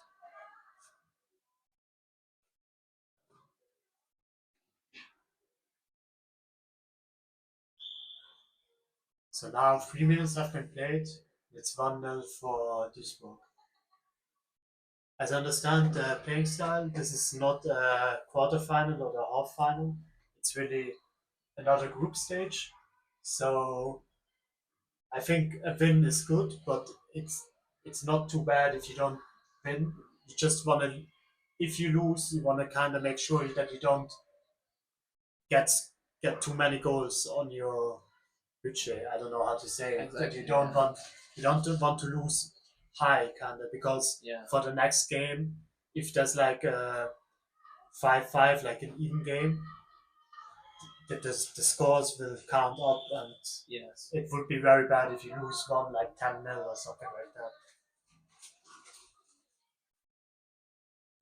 I think again very strong defense from Duisburg. The free shot from number 9. She decides to play it out. I think it was a bit too far off the goal. It's kind of hard to shoot from there. It's a strong effort from number 6, getting that shot clock reset.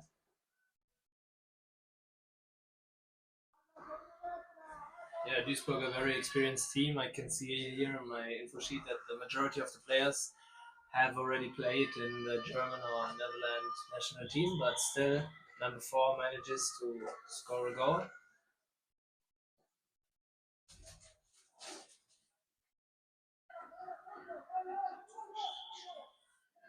Yeah, and right away, I think you can always tell experienced teams a little bit that they don't get bothered by having a goal scored against them. They just continue. Their performance doesn't depend on like the score there is. They just kind of can always get back. Yeah, I think it shows a bit that they, like, even the score there was a goal, but they immediately went back to the middle, just played the ball, just continued.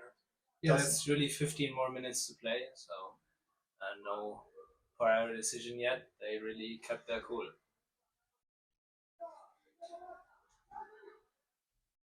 And a very strong block from number 3 on the right side from Duisburg. And another corner. Strong effort from number 10. Yeah, Kind of really gliding through the middle of the defense. just kept the ball served into the defense. Very nice tactic.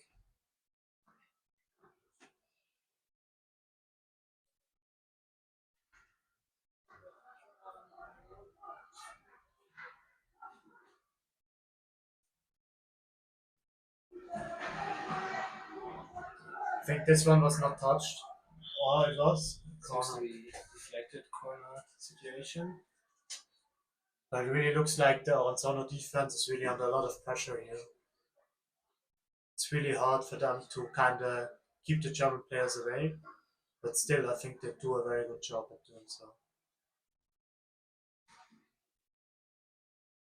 And the German players really deciding to kind of go deep from the sides, kind of making it really hard for the front player of Aronzano, number 6, to cover all the bases because they kind of spread the playing field very, very wide, right?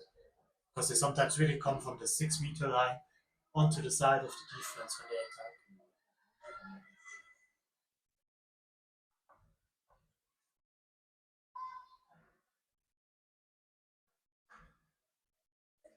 I also think they switched tactics a bit, looking a bit more for the center pass than shooting from the outside. Number 10. Once again, surfing into the defense, waiting for the perfect position. Now number 3 shooting out of the backward movement, a bit too high. Now switch of possession for Aronzano. I think they really have to be a bit careful to Duisburg here that they don't get this goalie foul awarded.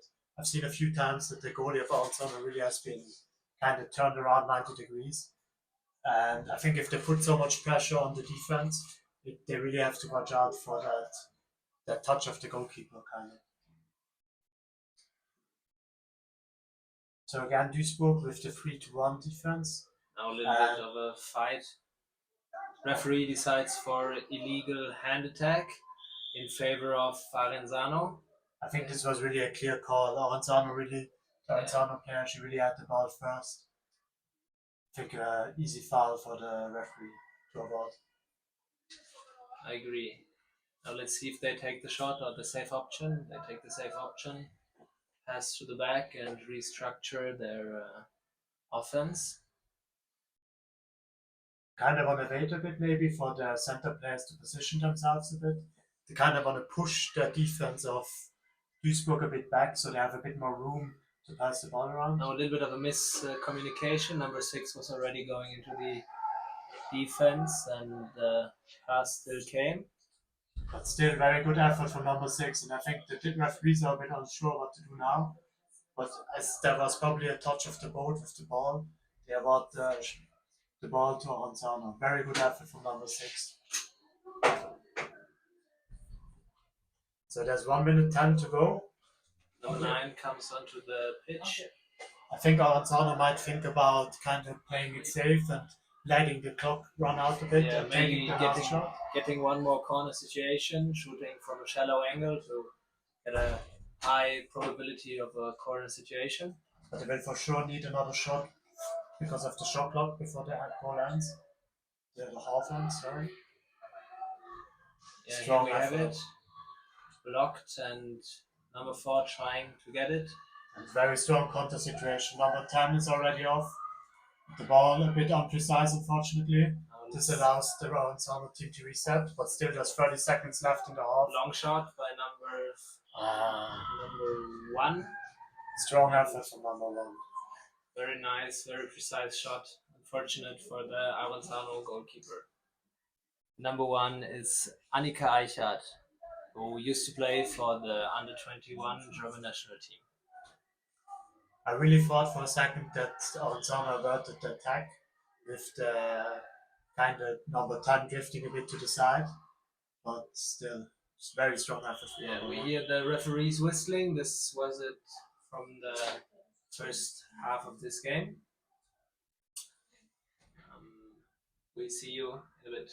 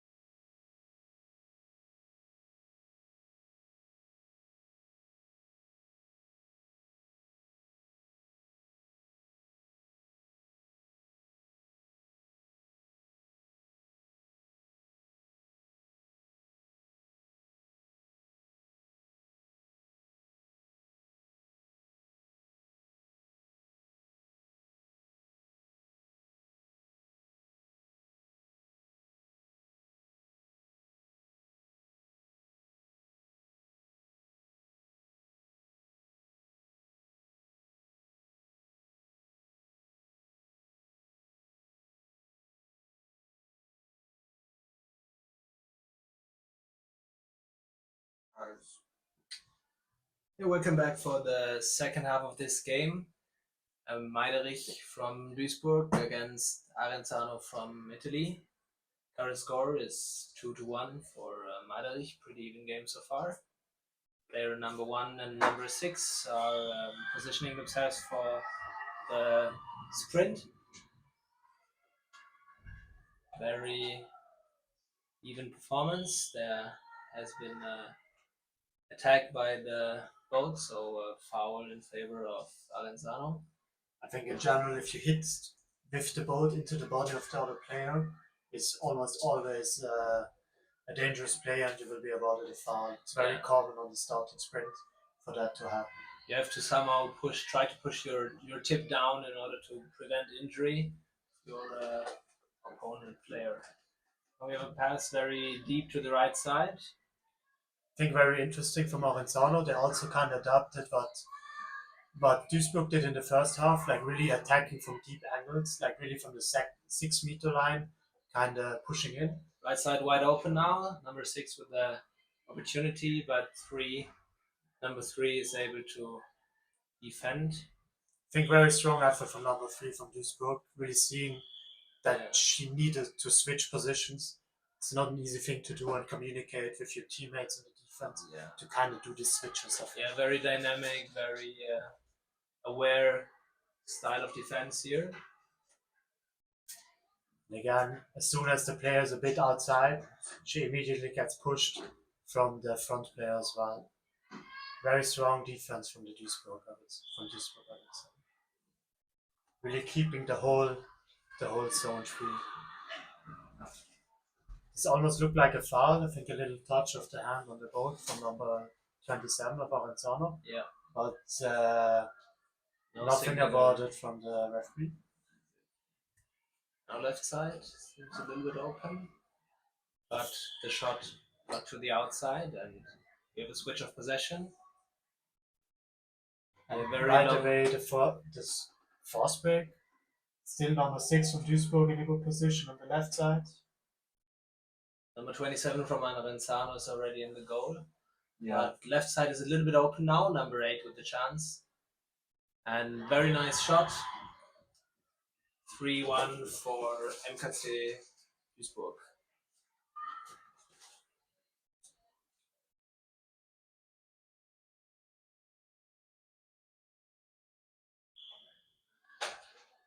So, another 8 minutes to go. I think there's nothing, it's still a very open play. It's still very close, I would say. I think 3-1 is like, you can easily catch up in a few minutes. With good positioning, good attacks. So nothing to be worried about for Aronzano, I would say. I think Aronzano just has to come up with a way to really crack this strong Duisburg defense. Yeah, I agree. I think they're often quite high, so they often stand really on the 6 meter. Right before they were actually awarded a shot clock reset because they were standing too high.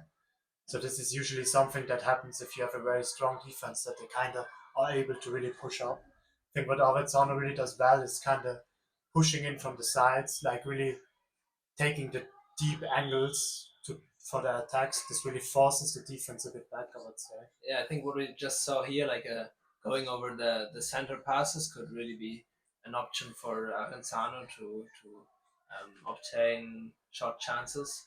Let's see if they keep doing that.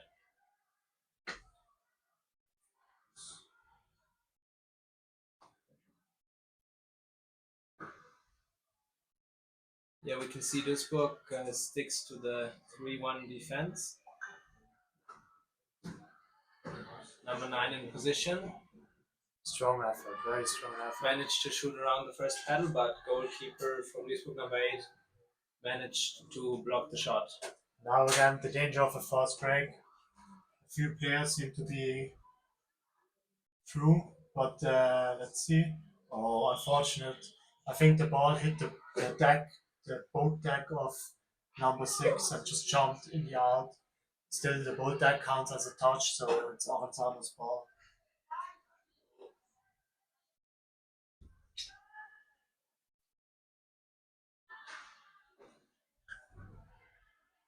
Again, the reset. I think now they're thinking about awarding a green card because of this continuous blocking in front of the 6 meter line. I think it's going to be number 10 from Duisburg. She's the front player. It's a bit an unfortunate situation, but yeah, She seems not to have realized yet. that she has to go out. Oh, she does. Yeah, that's really what you mentioned before. It's a very risky tactic to play that offensive position beyond the 6 meter line. Now, really like an advantageous situation for Right number away. 6, and right away they could capitalize on it. We have a power play green card, meaning that as soon as the opponent scores again, the punished team can play again with 5 players. It's a solid effort. I think the score now is 3-2. So again, really close game. There's 5 minutes to go. I think everything can happen in those 5 minutes for both teams.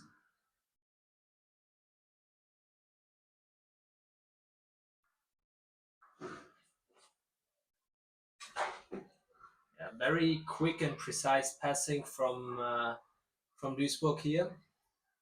They seem to play with like generally the middle player standing still and the sides going fast in and out, and applying a lot of pressures on the side players. This makes it really hard, especially because of these deep angles for the front player.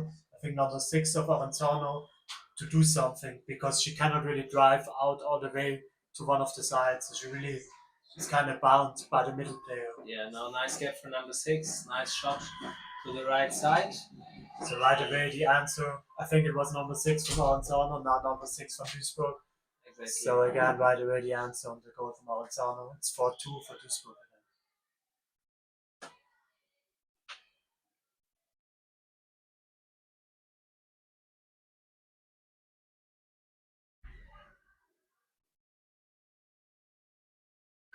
Yeah, number 3 here again at the very core of the defense. Good block, very good block. There was a very quick puddle from number 4. Now fast break Blocking the situation, pass. no goalkeeper yet.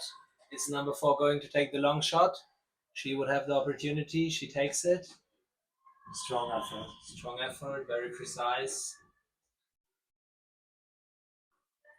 And now Melier really trying to decide the game early here, even though 3 goals in 3 minutes is definitely possible for Aronzano.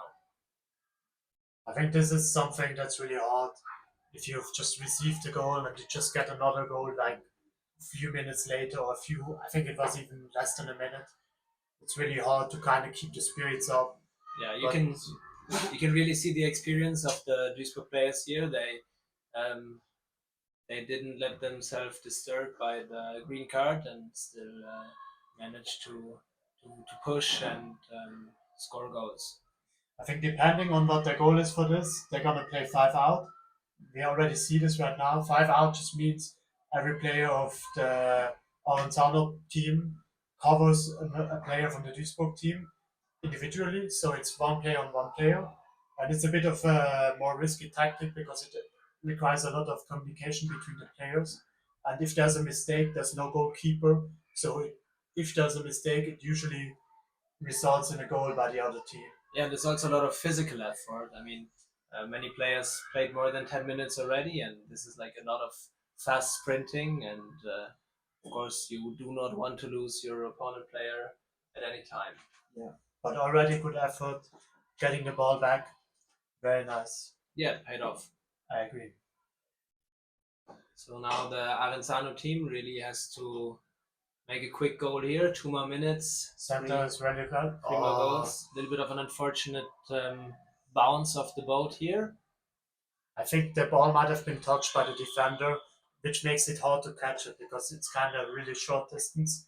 The ball is played kind of hard, so you have to have good reflexes to catch balls. Number 9 of Duisburg kept the ball for too long, so a 5-second foul awarded in favor of Aronzano. They're already back again, trying to get a nice shooting position here. Now the right side seems to be quite open. Maybe the pass there to number 66, I think. Yeah. Strong. Shot by number 24, blocked by the goalkeeper. Do we get another fast break? I think from Duisburg, if there's a fast break opportunity for a safe goal, like right now, I would definitely take it. But other than that, it might also make sense to just kind of let the clock run out because a win is a win. But Yeah. still, strong effort. Yeah, I think really. it was number 1. Could that be? Yes, it was number 1, Annika Eichert from Duisburg. Yeah, really. 4 more goals in 1 minute. Nearly impossible. I think there's no real blame on Aronzano. They just really want that win and they're kind of willing to take more risks due to that. And this is just what's happening now. There's more players pushing towards the goal, which means there's less players kind of covering a fast break in case of a ball loss. This is the result. Yeah, I think this is the risk they were willing to take, and this just that's like the natural outcome of a 5-out tactic. You either get the ball and can score another goal, or you will just get a goal against you. strong effort though. But Number still- 24 with the goal. Yeah, very nice. They're not giving up yet, even though the score is pretty decided already. So it is 6-3 and there's 5 seconds to go. Yeah, One last long shot. kind of the buzzer beater here, a bit too high. That was it. 6-3 for Minor Italiano Club Duisburg against Aronzano. So for the next game, I think we have KCNW Berlin against I don't know. I believe it's KSV Essen. Exactly. And it's again upper round game, so stay tuned. We'll see you in a couple of minutes.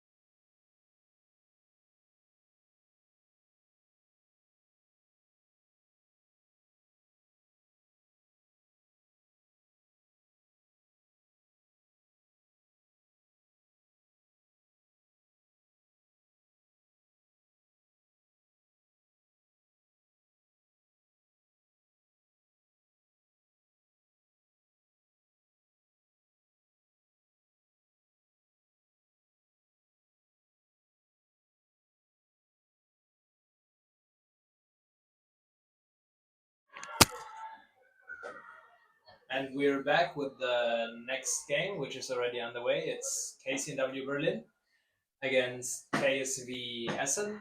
KCNW Berlin just secured their spot in the upper stage of this Amicizia Tournament not more than half an hour ago. They won the initial sprint and are already attacking. I think you can already see from the Essen side, they seem to be playing a 3-1 defense. I think what was very typical for German teams is that they all have very strong defenses. They play very well defense in general and very strong in general. Yeah, number 9 really putting in a lot of pressure, very aggressive, trying to stop the fast break and regain possession. Very strong effort from number 3, hanging on to the ball. I think there's been a foul awarded in favor of Berlin. I guess it's due to illegal contact with the ball or something. I don't know. We don't really see it, but we're sitting quite far away, so we maybe can't even really tell what happened now.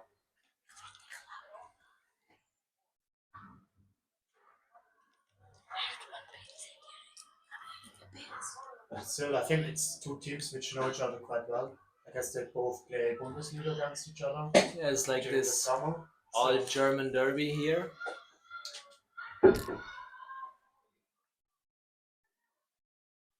Number 1 already positioned as the goalkeeper. Number 5 trying to sneak around the right side. Perfect shooting position. Blocked by number 6. and there's a foul awarded because I think number 6 grabbed the paddle and tried to block the shot from behind Yeah. with the paddle. Almost I a think little bit of a penalty situation for me. Yeah, I would agree. I think this was very close to a penalty. But still, main thing is to avoid something else. Yeah, definitely a clear foul. Now number 3 taking a new shot and getting into the perfect position. Referee indicates that she should go a little bit closer. Number 1 taking the quick shot here, deflected by number 6. I think now it's all about kind of regaining control, maybe taking a bit more time. You have 60 seconds on the shot clock. Kind of preparing the whole attack. Letting the center players take their positions.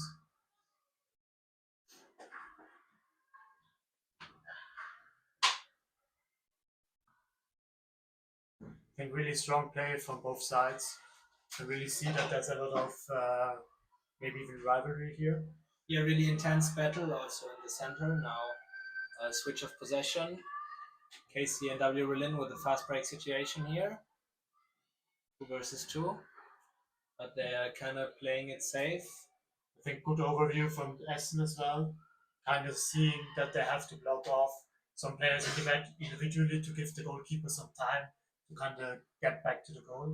Yeah, number 4 here with the long shot, bit short. And we once again see Essen in the offense. Number 1 and 3 trying to create spaces for their teammates in the defense. Number 2 from the right side. Once again, good shot opportunity, center pass. Very strong effort. I think this was I would strongly say this is a corner, but the referee disagrees. But I think so far what I've seen from Essen, I'm very impressed. They really have a very dynamic attack, I would say. They play it very fast. There's really the ball switches side super fast and all the passes are super precise. Yeah, always looking for the player in the better position, looking for the better opportunity. Very quick and early shot from number 9 and the corner. So it's still 0-0 in this game. Let's see. I think now for the two center players, they really want to try to get the defense a bit back. They want to create some space for the attacking threes outside to kind of drive towards the goal. But so far, the Essen defense seems to be really strong and really kind of keeping the box clear, I would say. Yeah, not quite sure. It looks like a 2-2 defense. Yeah, I'm not sure. I think number 3 is just a bit pushing forward, but in general, I think they play still a 3-1. Yes, I agree. 20 seconds left on the shot clock. Now it's probably the time to take one last attack and kind of search for the shot, ideally a bit from the sides, I would say. Yeah, here comes already. Really fast, really powerful shot to the upper left corner. I think the shots which are high, like right under the upper bar of the goal, they're really hard to catch for the goalkeeper. Exactly. You kind of want to just push them over the goal, which is a difficult thing to do. And it's kind of difficult to reach up that far. I I agree. Now Essen again in the very center of the Berlin defense. Right Chance is away, not quite there yet. but right away with a strong counter-attack, I would say. Again, very strong. I really like how they kind of managed to outrun the front play of Berlin with the fast attacks and the fast passing. Yeah, They really really nice. leave no chance for the front player to kind of block off their attacks.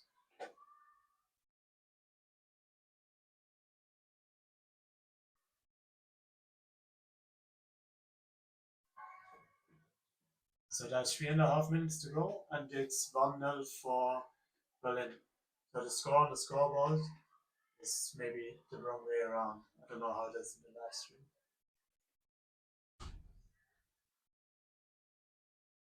So again, a very dangerous situation. I think quite lucky for Essen that there was no goal. Hit the outer bar. Very precise shot once again. Number 2 is putting a lot of pressure, trying to disturb the starting of the Berlin offense.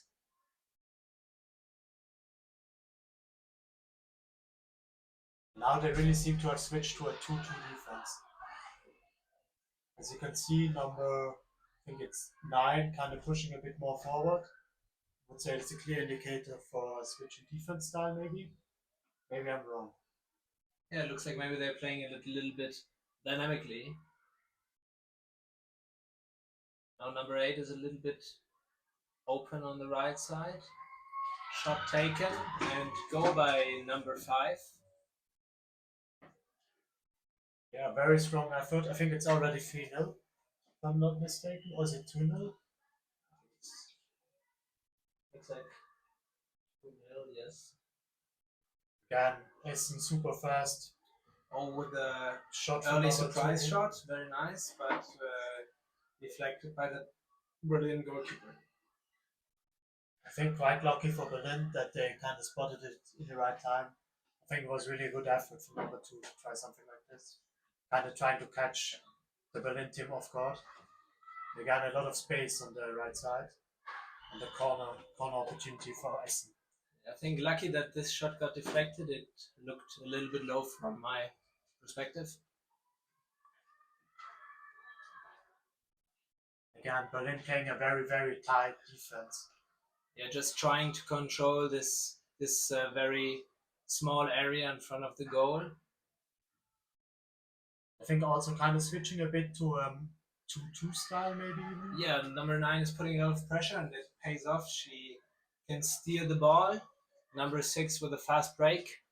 But there's no one of the rest of the team kind of going with them. I'm wondering if they kind of want to take a step back and just play the clock down, maybe.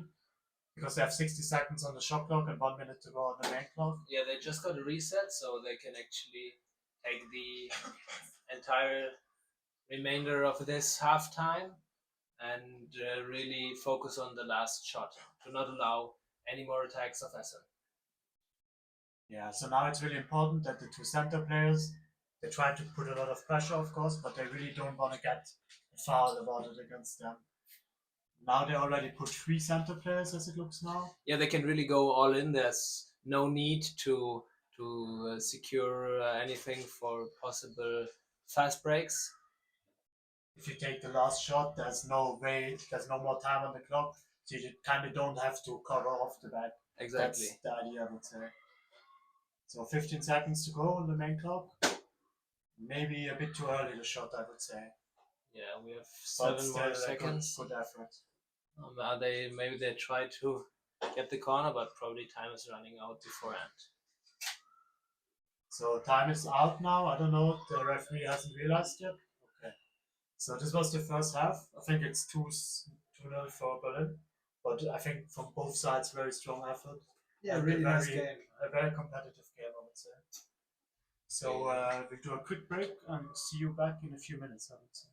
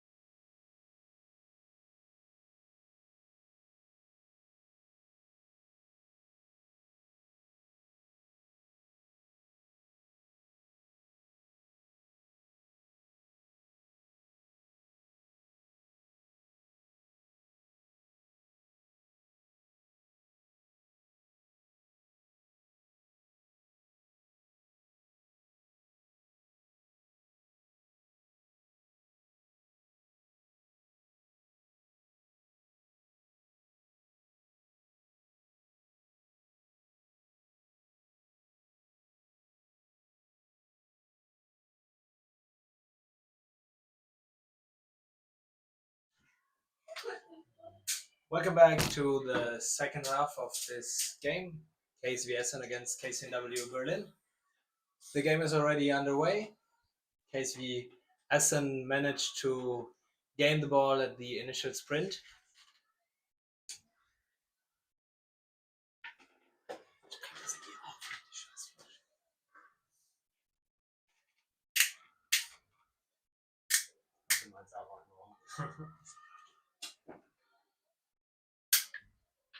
We have a pass in the center. Good opportunity, but too many paddles to block. Switch of possession.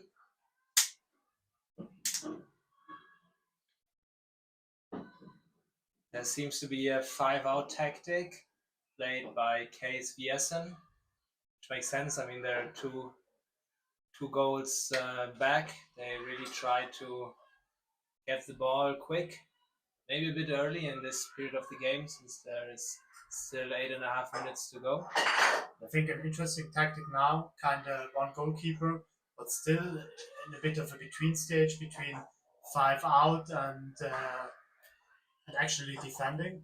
Number 4 is really complaining here because I assume she believes the paddle was too close to her hand, but the referees are awarding a corner.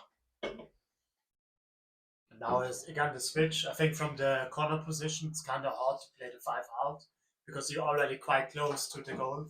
So it's kind of risky to play 5 out from a corner starting position. Really solid shot here by number 9 of KCNW Berlin. Very clean goal, very powerful.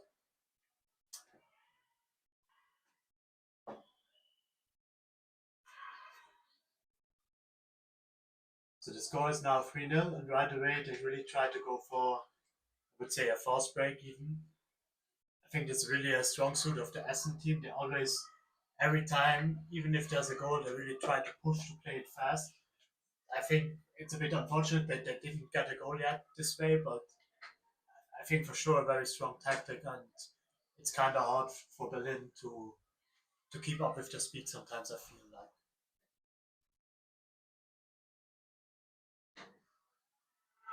Number 2 with the pass to the other side. Again, only 20 seconds left on the shot clock, so they might be looking for one last attack, trying to get a shot off, either a goal or a corner shot, ideally. And the ball won by number 4, but she was a bit too far back, so the referee awarded a corner shot to Essen.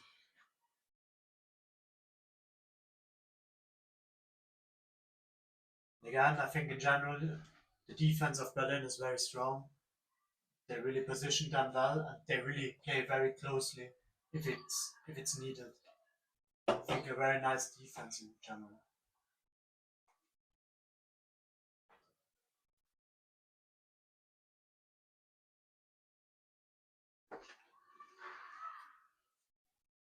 Yeah, currently the center players of Essen are having a little bit of a hard time to position themselves.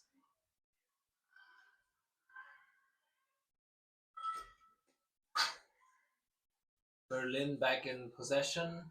Essen with a 5-out tactic, really pressuring a lot. This time we have no goalkeeper, so a proper 5-out tactic. And already a first foul. What you're really looking for in this 5 out as an attacking team, especially if you're like 3 points ahead, is those shot clock resets. Because it's much easier to just hold the ball and not pressure the goal than trying to push in this. If you're being pushed by the 5 out defense. Yeah, consequently, as a team trying to regain possession, this is really the last thing you want, making fouls. Now number 9 with the pass to the anchor player, the front player. I think strong effort. It's going to be a goal free shot, I don't know. But ball for Essen for sure. Number 5 complaining, but no foul awarded here. 5 minutes to go, and Essen is 3-0 behind.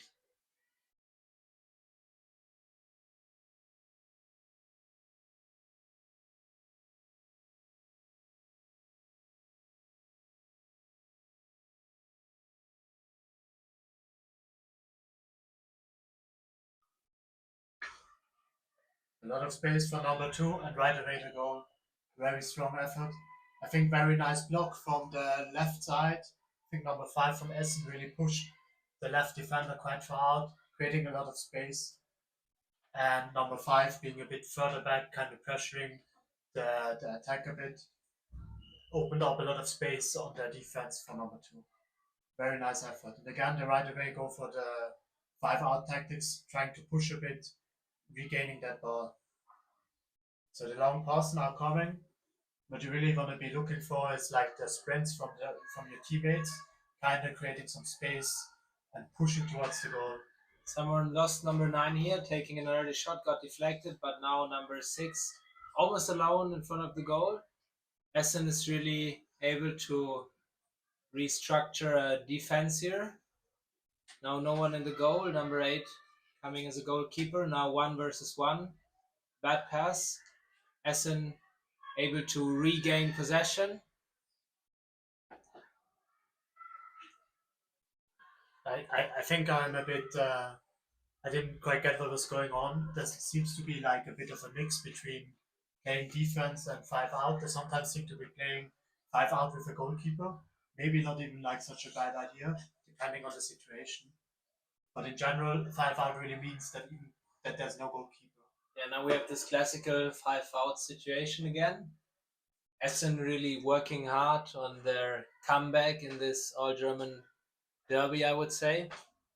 Putting Berlin under pressure. Now no one is covering number 9 so far. Now number 3 is coming. I think they need to push a little harder to really be able to regain possession. Yeah, I agree, but you really don't want to risk a foul. And I think the shot clock is at 20 seconds for Berlin. So from Essen's side, maybe just kind of making sure to avoid a shot from Berlin is already kind of good enough, and just letting the clock run out is maybe not a bad idea. So regaining the possession by number 1 from Essen. And I just see now on the scoreboard, the score is 3-2. Is that correct? It seems like it. I thought it was 3-1 maybe. Yeah, not quite sure what the actual score is. Scoreboard from the official timekeeper says 2-3. That would really mean that there's really a lot of opportunities still for Essen to get back into the game. Yeah, strong position, very strong shot by number 3 from Essen. Unfortunately, we don't have a sheet with the names for Essen players, but very strong from number 3. Yeah, so according to the timekeepers, it's a draw situation right now. So very, very exciting finish of this game here for the last 1.5 minutes. I actually really think it's 3-2 now, so I think otherwise Essen wouldn't be playing 5-out, I guess, no? I agree. Also, they seem not to have switched the score after the last goal, right? recent goal. Yeah, so 2-3, but still Essen really has to deliver now. 1 more minute for 1 goal. That's really achievable for them.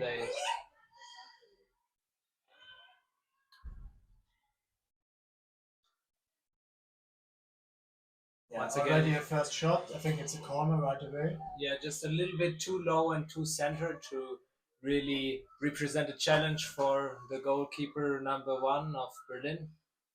But still there's still 40 seconds, enough time for 1 or 2 more shots on the goal. Yeah, number 5 trying to create a gap here for number 3.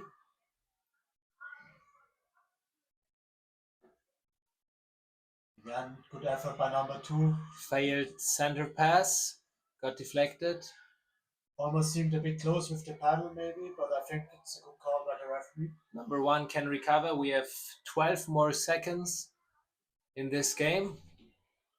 So maybe the last shot here, 8 seconds to go. Very center nice pass to number pass. 1 more pass. That's unfortunate. Got deflected. I think the game is over. We have game over.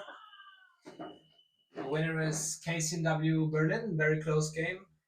I think it was a bit, the last pass was a bit unfortunate. I think it was a strong position, very close game, I would say.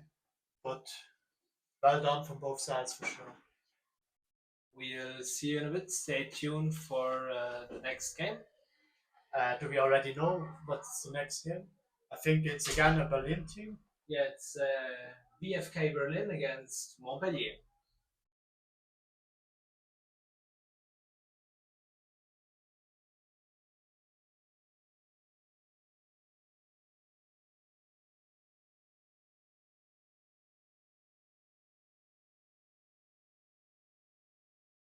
Milos, dann Ja, war bin ich ich rein. übernehmen. Hä? Ey, ich will echt nicht, das ist wirklich gut. Ey, du kannst echt lernen, ist gar kein Problem. Als je auf Tisch macht. Ja, du kannst es auf Englisch machen.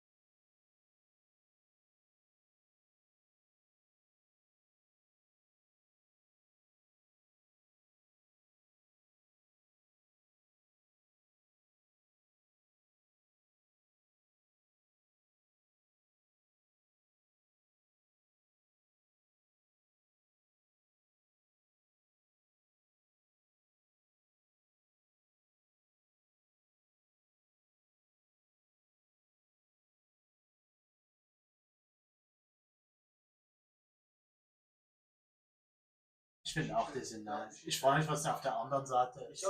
Ob das, was ist der Plan?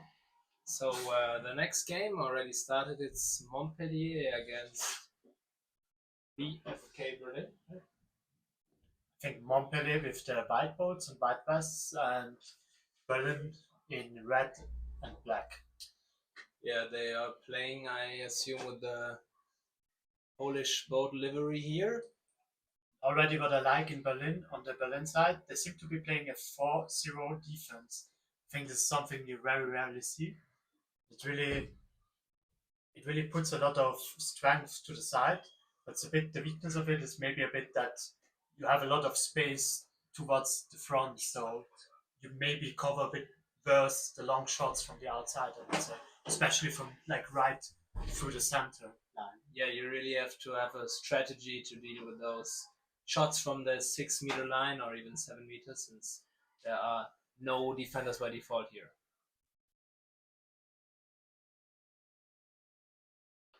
Already a very strong effort by the Berlin team. The first corner awarded to them. It seemed to me a bit that the Montpellier team was maybe not already positioned very well. But they are for sure now. They seem to be playing a 3-1 defense or even a 2-2. I'm not quite sure yet. Yeah, number 2 on the right side seems to be a little bit more offensive. Yeah, very Suggesting it's a 2-2 defense. and a very strong hold from number 4, the goalkeeper. I think she's also playing either under 21 or national team. I'm not quite sure. We don't have the numbers of the players, unfortunately, but we have all the names. So there's a bit of a mismatch on our table we have here. Seems to be something cut off, unfortunately.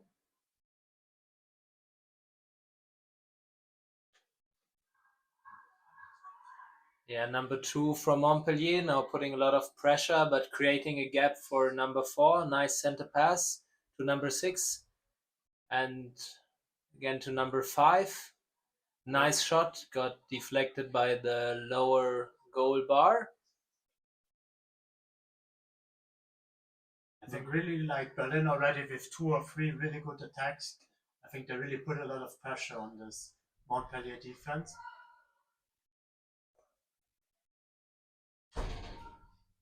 I think Montpellier really playing like a variation of a 2-2 defense, I would say. They really put a lot of pressure also on the attackers, kind of pushing out quite a lot, I would say. Yeah, very dynamic tactic, I would say. Not as static as we saw before in the match of the German teams. So stronghold from the goalkeeper. I think it might have even gone over, but still better be. Yeah, safe might have than been sorry. might have been a close call for sure. So very strong performance here. And actually, it was a shot clock shot because I think the shot clock was down to like 15 seconds before. So now the corner awarded to Berlin. And again, Montpellier in kind of a pressure situation. Number 2 really pushing out quite a lot. I think this is really hard as an attacking team because you cannot really play the tactics you are used to. You kind of have to adapt a little bit to how the defending team plays. And a lot of teams, or even it's a bit difficult, I would say. But very strong effort. Now they seem to switch a bit to a more standard 3-1 defense. And now with the fast break opportunity, but I think 3 of the Berlin players are already back. The goalkeeper almost in the goal. So I think the opportunity is almost over. Now they have to watch out that the ball doesn't go out. Very nice. Pass into the center. Number 4 with the opportunity. Number 6 coming with a lot of speed. Takes the shot, gets deflected by the pedal of Berlin player number 6. I think there seems to be a bit of a misunderstanding between the referees. But I would say clearly Yeah, from corner our situation, perspective, definitely a corner.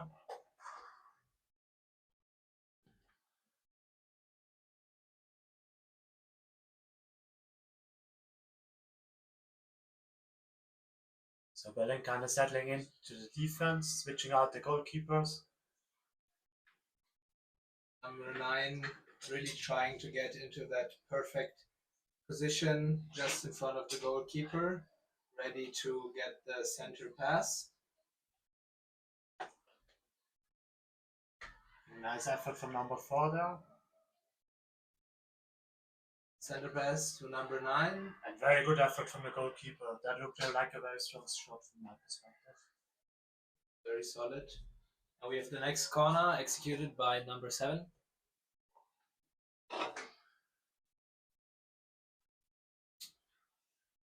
Yeah, the Montpellier attack, they really use the entire half of the playing field, which enables them to gain a lot of momentum, to gain a lot of speed.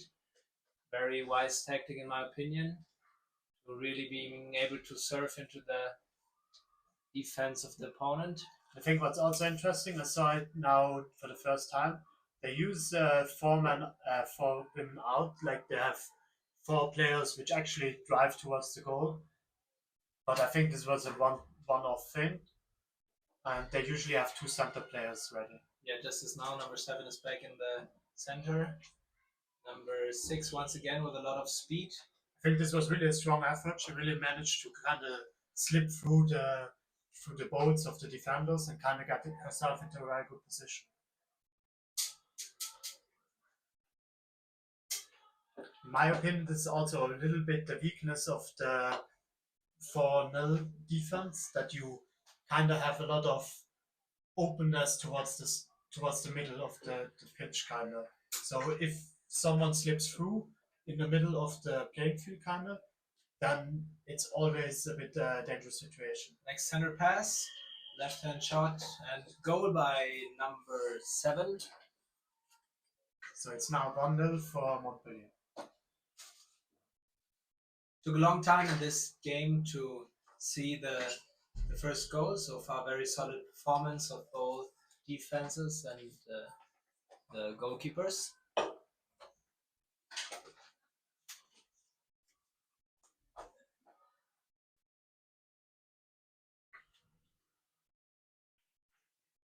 Looks like Berlin is playing also with a 4-out offense, or number 4 is just now pushing into the center position. A lot of pressure on the left side. Looks like they're a little bit close to the offense here in order to really gain momentum. 20 seconds on the shot clock left. They might be looking for one last attack and shot opportunity to get a reset on the shot clock. Number 4 with the pass back, really 10 more seconds. Now the shot really has to come, maybe one last pass, and then There we have the shot clock shot, just a little low, but goalkeeper number 4 of Montpellier still blocking the shot and creating the next corner and therefore the next offense opportunity for Berlin. I think again, like in all these situations as a goalkeeper, it's always kind of good to just always block the shots, like really be safe, not kind of thinking like, yeah, this won't go in and just letting it be. I think it's always a good effort to just block them. Play it safe, exactly. Strong effort here, blocking number 2.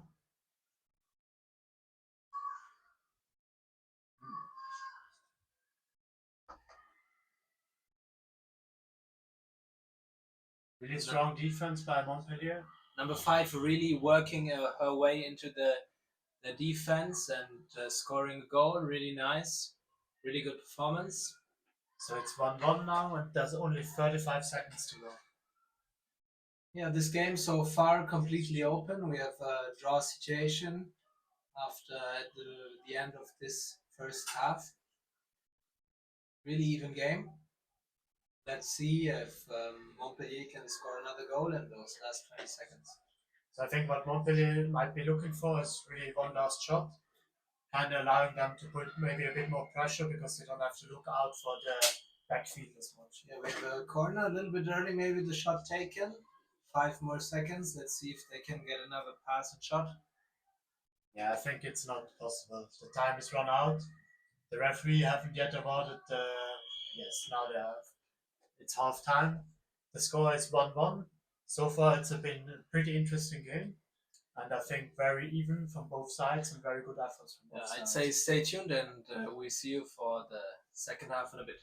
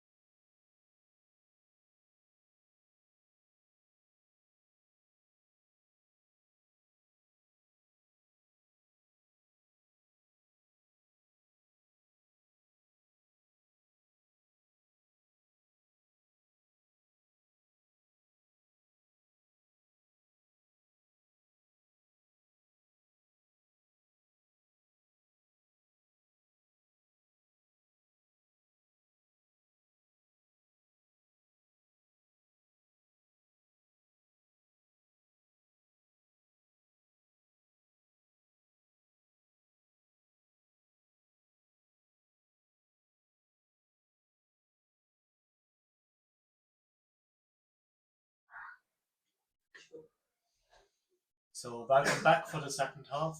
The score is 1-1. It's Montpellier in white against Berlin in red. And off we go with the sprint, number 6 from Montpellier against number 3 from Berlin.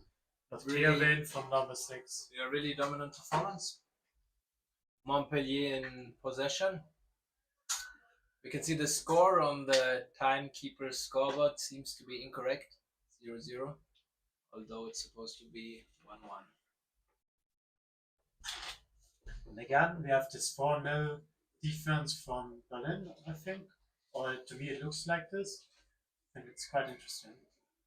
But it's been working out for them quite well. And I think they have a very nice tactic of kind of switching around positions.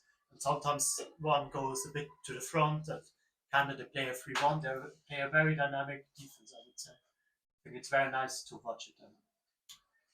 Really precise and maybe a bit of a cheeky shot, but I think it was mostly due to the shot block.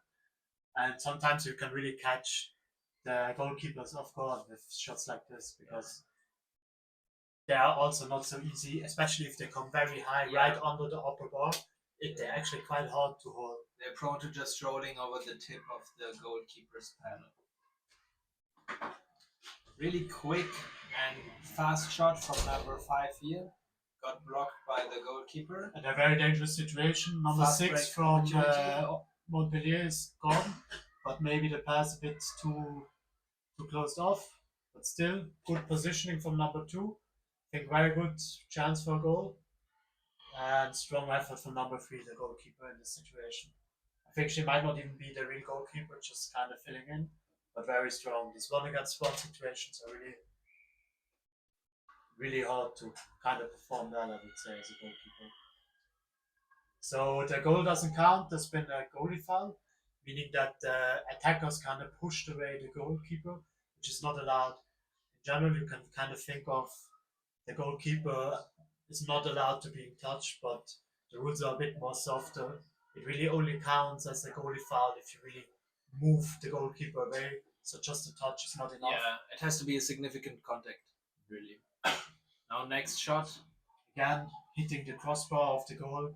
Very strong shot by number 4, I believe. Not quite sure. Again. Number 9 positioning herself in the center. Number 6 coming from the left side, trying to create space for number 4.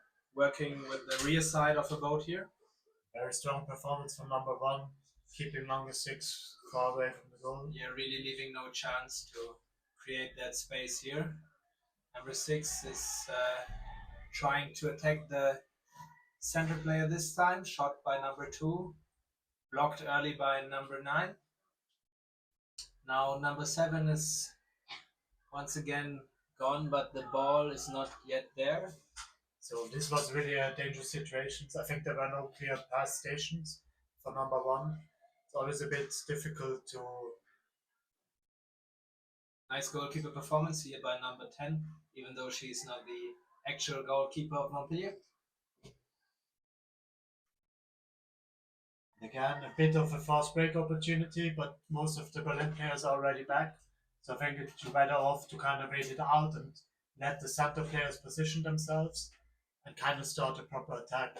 I think again they position themselves for a 4 wave, like 4 players outside. Yes, exactly. The attack, the offense is starting on the left side, and with a little bit of delay, all the players want to accelerate towards the defense. I think the idea is often to do the first wave with 4 players out, and then kind of after the first wave leave 1 player in. So kind of, I guess this helps a lot with the player getting in because you have a lot of speed and the defense is a bit occupied watching out for the shot from outside. Exactly, you can really rely on your momentum to really, and sometimes even catch the defense player off guard.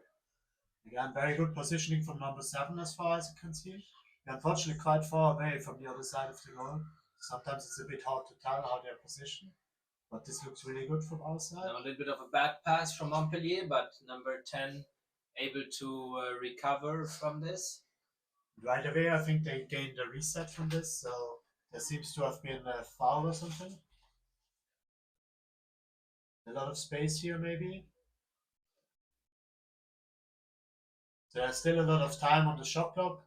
It's a good opportunity to kind of let the center players settle in a bit and maybe not wait it out, but take enough time to do a proper attack. This is exactly what Montpellier is doing right now. Again, number 2, very well positioned. Very This was- sneaky shot Yeah, very well done. with a lot of spin. Sometimes really hard to interpret for the defenders. Very well done. And even though the shot was placed in the lower middle of the goal, it was still not able. They were still not able to block it. So now 3-1 for Montpellier, according to the scoreboard. I hope that's correct. And 4 more minutes to go. So still everything open for Berlin. But yeah, Montpellier with the clear advantage. Montpellier settling into a 3-1 defense. But a lot of pressure from Berlin now, really trying to achieve that one goal. Now fast break opportunity. It's almost 3 against 1. Number 6 with opportunity here. And Taking strong the shot. effort from number 2. Maybe a little late. I think this was maybe a bit too much pressure from the Berlin team, kind of risking too much in this stage of the game, like putting a lot of players into the box, kind of, and this way there was an opportunity for Montpellier maybe to achieve this fast break they had. This might already be the like a time to switch to a 5-out tactic for Berlin. I mean, it's 3 more minutes to go. They need 2 goals. Let's see what they do. Another corner. For my personal, I know a lot of teams do it. I don't know how you think about it, but for my personal opinion, I think a corner situation is always a bit hard to kind of push out because you always have the center player. If the pass gets to the center player, it's almost always a clear goal. Yeah, I think you have to train that beforehand, so everybody really knows what they do, how to deal with the center player, as you said, and how to block the easiest passes. I think in general, always a good opportunity is often attack when the whole attacking team is kind of in a backward drift or like backward movement. It's always a good opportunity to kind of go for a 5-out defense. But I'm not sure if they're actually looking for that right now, Berlin. I think the stage is built in a way that there's actually a group stage, so they have at least another game in this stage. And I think the upper 2 or something will go further. So it's not actually a quarterfinal, but it's like a knockout phase. So I think they can. Well, nice goal from number 2. Yeah, very nice shot, very powerful, very precise upper right corner. Really challenging for any goalkeeper. Oh, number 6 scored the goal actually, not number 2. Our mistake. Just been told. But yeah, but I wanted to say, I think as we believe it's a group stage again, I think loss is actually not as bad as long as you kind of keep the score down, so you don't want to lose till 10-0 or something, just to kind of keep your chances alive to go like one step up in the next stage. I hope this makes sense. Again, a lot of pressure on the right side. They're really pushing, 2 players pushing from left to right, kind of trying to create a lot of space for number 3 of Berlin, which is already lined up, and trying to take the ball in. Yeah, looking for the foul here, seems like. And now every player, they're really looking for their goal. All the players from Berlin are inside the box, but strong effort, really strong. I think this was a high risk play because really all the players were looking toward the goal of Montpellier. So if they would have lost the ball in the situation, it's hard to kind of. Yeah, it would have been a fast break opportunity. Yes, sure. But obviously a good play by Berlin in this situation to kind of create a lot of pressure. Definitely paid off here. Now Montpellier is playing it safe, very calm, very slow. So there's 30 more seconds, so they really don't need a shot. I think they kind of missed the shot clock reset maybe because the shot clock is already down, but I believe they have enough time to just play it out. I'm a bit surprised that Berlin didn't try a 5-out tactic, as all the other teams so far in the stage tried that, but as I think it's another group stage, I think it's actually maybe not a bad call to kind of sit it out and keep playing normal defense. So that was it. Thanks a lot for tuning in. The game went 3-2 or 4-2, I believe. I'm actually not quite sure. I think it was 4-2 in the end for Montpellier. I think the scoreboard of the officials are actually wrong. But yeah, very good game, very high level. I think both teams did very well. And congrats to Montpellier, of course. Yeah, thanks for tuning in. We'll see you in a bit. I think the next game will be in 5 minutes or so. It's gonna be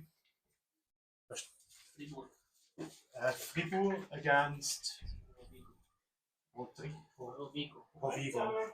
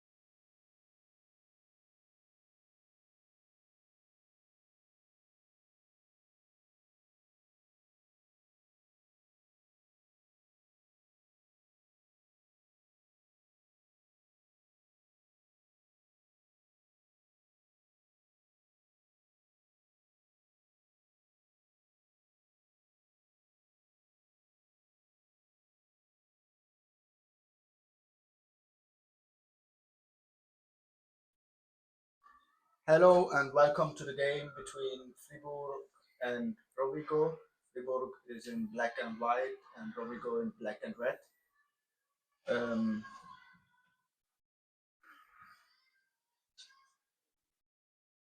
So Fribourg got the ball, starting with the first opportunity.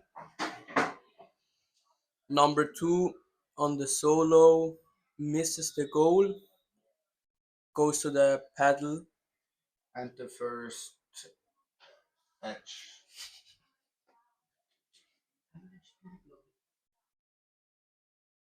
The corner was short and the pass to two. Two is in the 6-meter line and passes to the number 8. They are playing the game slow. with the shot onto the puddle from the number 6. Rovingo defends in a 2-2, I think.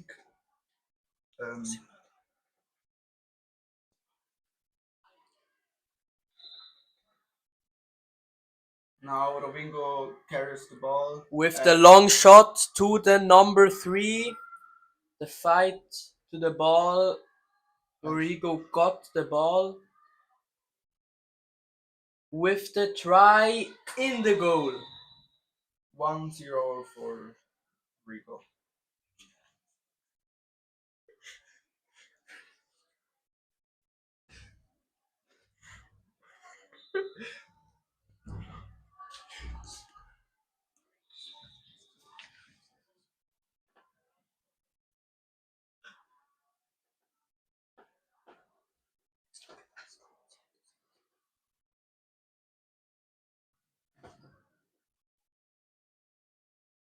Rovigo with the attack. They play a 2-people block from the left side. Now the long ball, number 6, then to number 2. Now the attack and the shot on the puddle from number 5, I think. They also play the game very safe. Always back to the safe opportunities. Playing it inside the defense. With the shot and the goal from the number 3. 2-0 for Rovigo. Now Freiburg has the ball.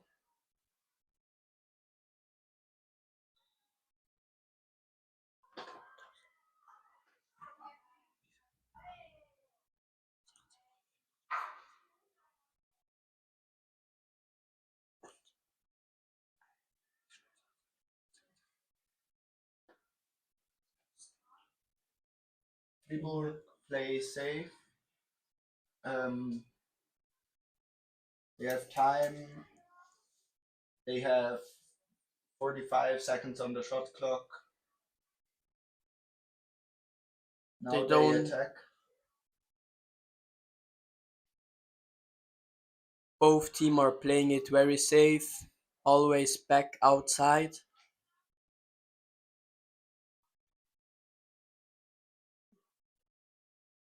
A risky pass to the left side. Got deflected from Rovigo. So the shot clock resets. They also have 45 seconds left.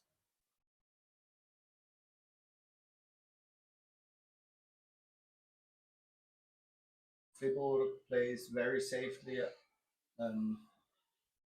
and waiting for the right time to attack the Rovigo defense.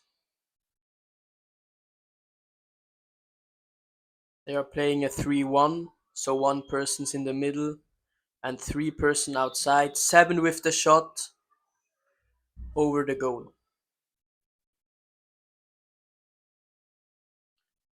The goalie tries to get the ball. The timeout. Time gets stopped. Yes.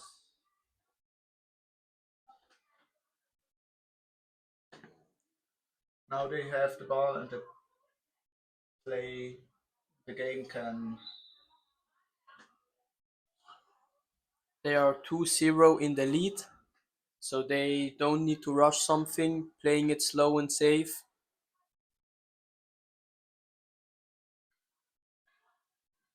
Two people going inside the defense, trying to get some space for the outer 3. 2 going in with the pass, more inside with the shot and the goal. 3-0 for Rovigo.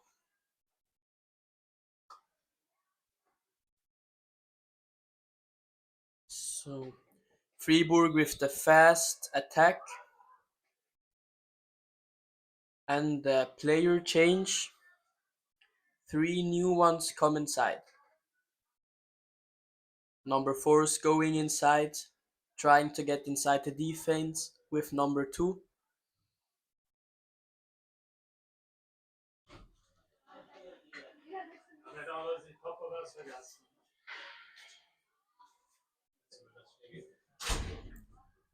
Number 8 has the space, tries the shot, get deflected by the goalie from Rovigo, number 2. Now Freiburg got the corner.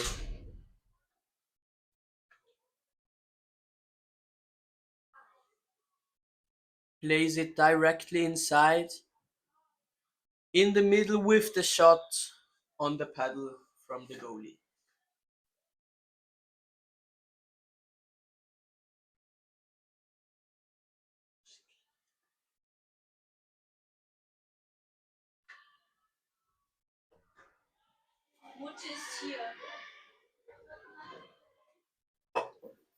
Now Rovigo got the ball with the fast attack, with the long shot over the goal.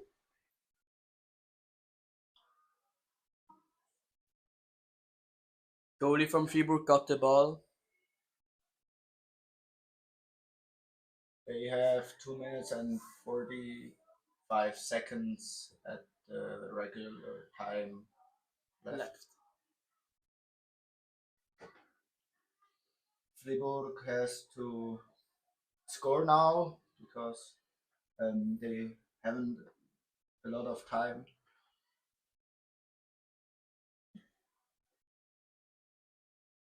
They should play the game now fast.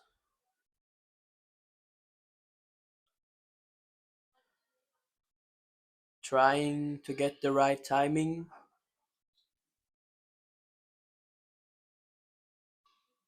"15 seconds left on the shot clock, and there was a foul committed. Rovigo with the ball, moving forward with the long shot, nearly misses the goal.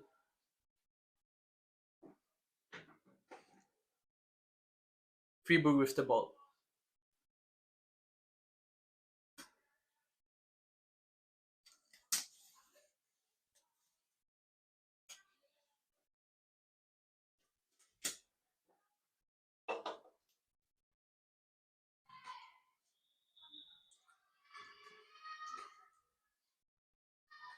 Another foul, and Rovigo now attacks the Freiburger defense.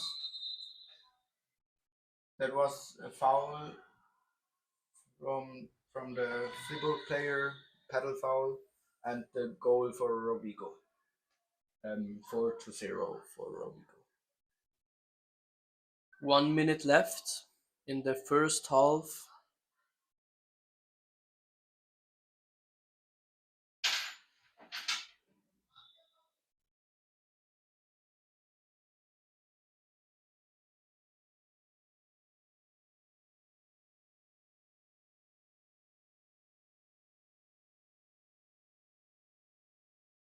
Freiburg trying to get inside the defense from Rovigo, having some difficulties. Also waiting on the right timing. Playing it safe.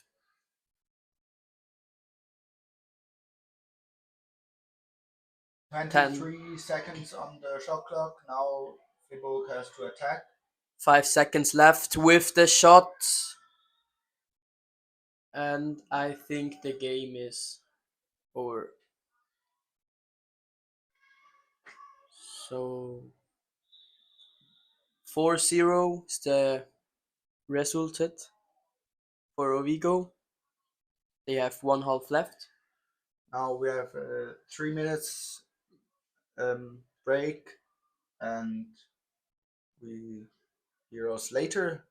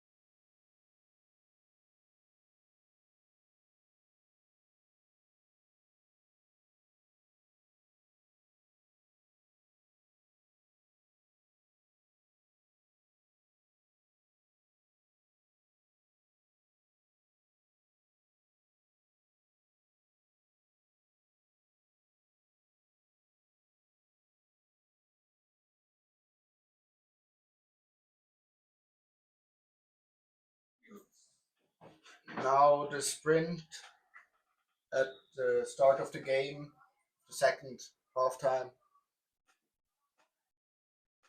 Freiburg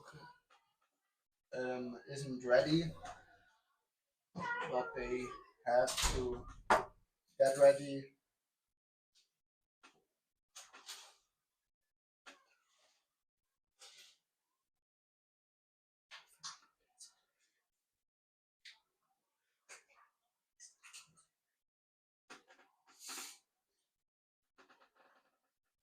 Now Freiburg is also ready and the sprint begins. The number 3 from Rogo versus number 1 from Disburg. Number 3 carries the ball and Rogo attacks.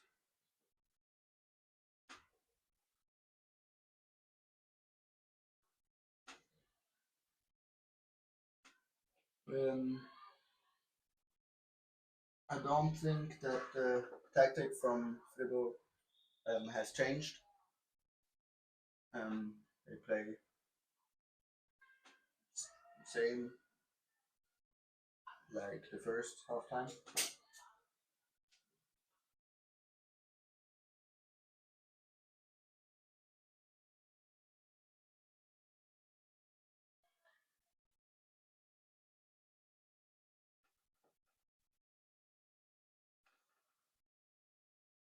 They have 30 seconds at the shot clock. Freiburg is playing it safe. Back outside, waiting for the right opportunity. They have 50 seconds at the shot clock. They have to attack now. The pass to number 1 in the middle and the shot blocked by the goalkeeper from Rogo. The first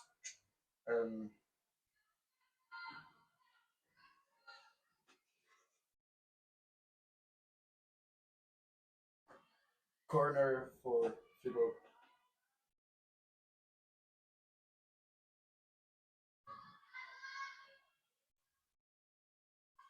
Pass in the middle to number 1 to number 4, the shot, and another block from the goalkeeper.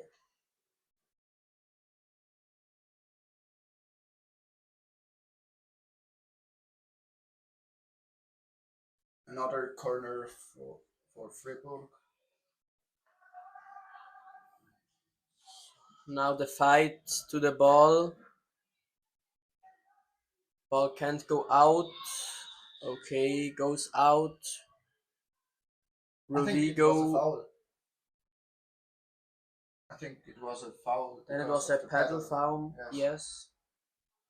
Rogo with the ball.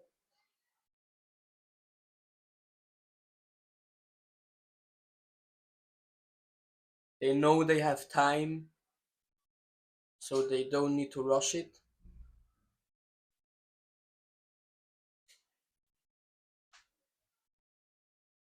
Freiburg plays again 3-1.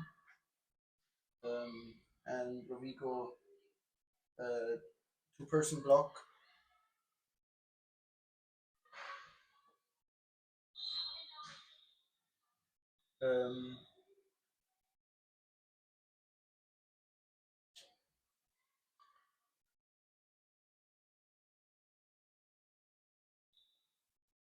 Goal from Rogo.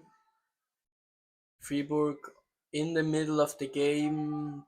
Field starting the game right with the opportunity, with the shot on the post.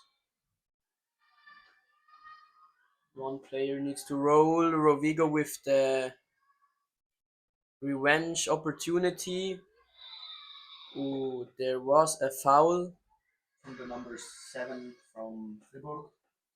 Rogo has now the chance to score. They play safe because they haven't rushed. They have 5-0.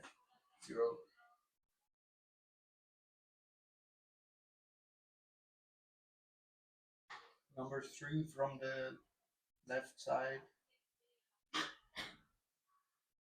And the number 6 carries the ball. Freiburg in the ball possession.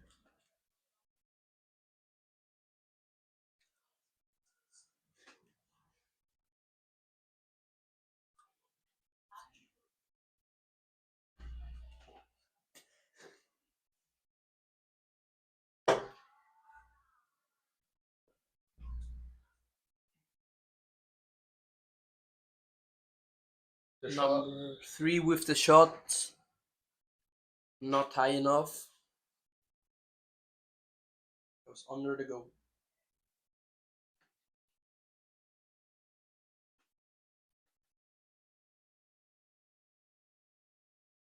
Rovigo plays very calm. Yes. And Freiburg has stress, like they have to score.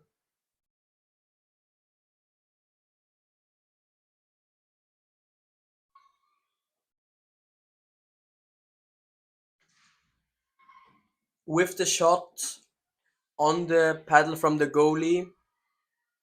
Still in the field. Fight to get the ball.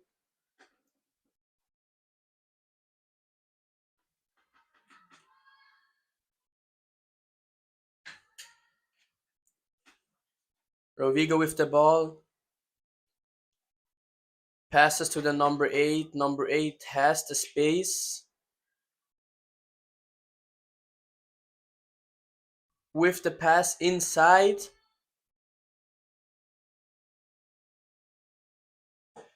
Still waiting.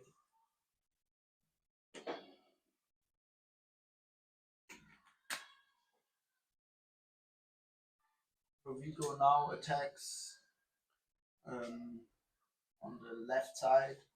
Now the pass to the middle. And now goal chance is here. And it was carried by the paddle of the number 5. Corner for Rovigo.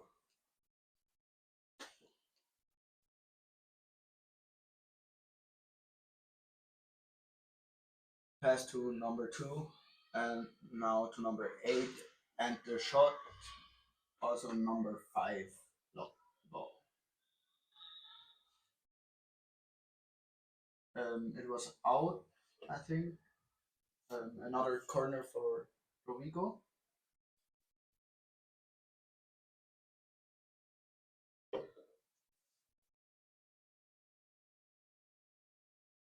With the long pass to the number 2, waiting outside. With the pass back to the number 8. To the pass to number 2, and number 2 scores the goal 6-0 for Rovigo.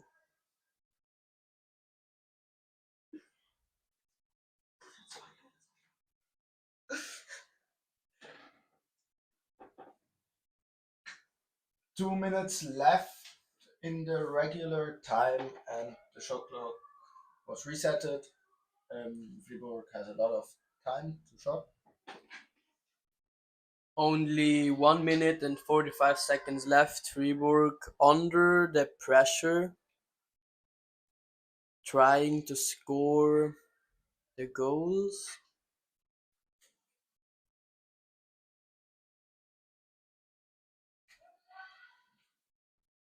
With the pass to Yo-Yo, number 2.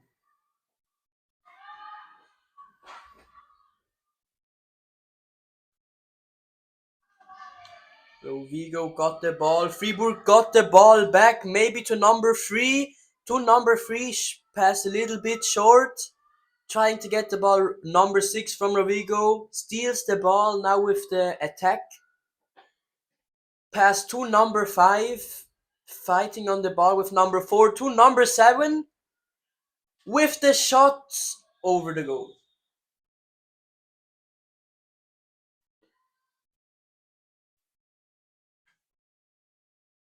It is a corner because the Freiburger paddle touched the ball. The corner was short, and number 6 with the solo to and the pass to number 2. Back to number 6. 20 seconds left. Robinho knows this, playing the ball to each other outside. They're waiting because they have 60 seconds on the shot clock. With the shot. Another corner for Rovigo. 3, 2, 1. And the regular game time is over. 6-0 for Rovigo. Thank you for watching.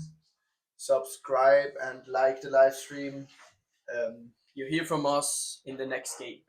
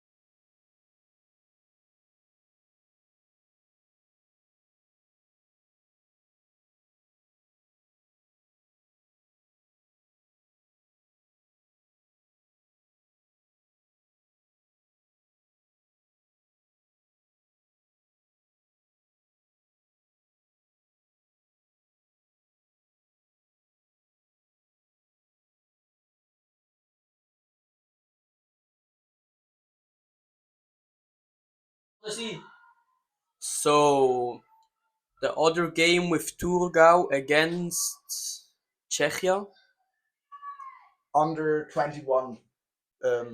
woman. Yes.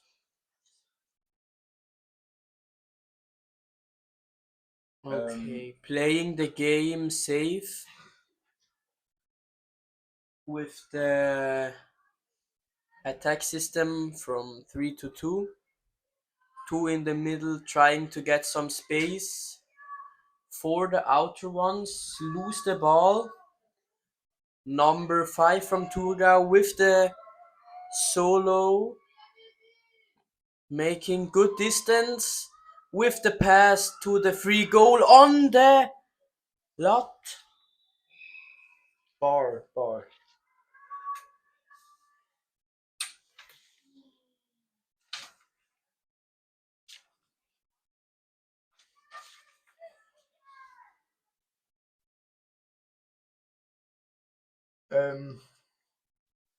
A little fun fact about the Czech number 3.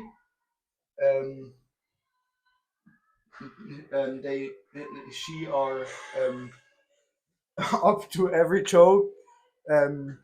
She will do it to 100%.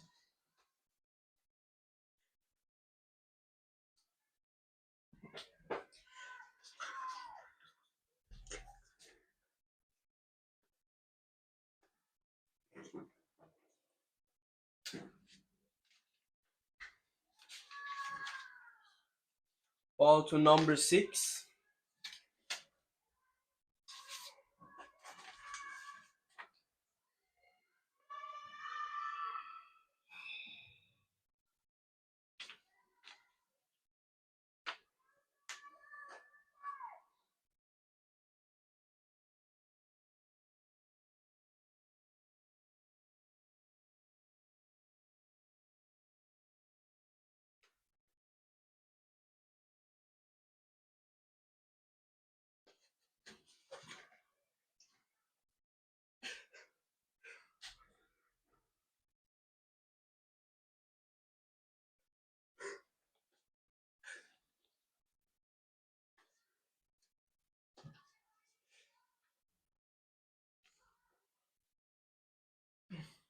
Czechia with the attack.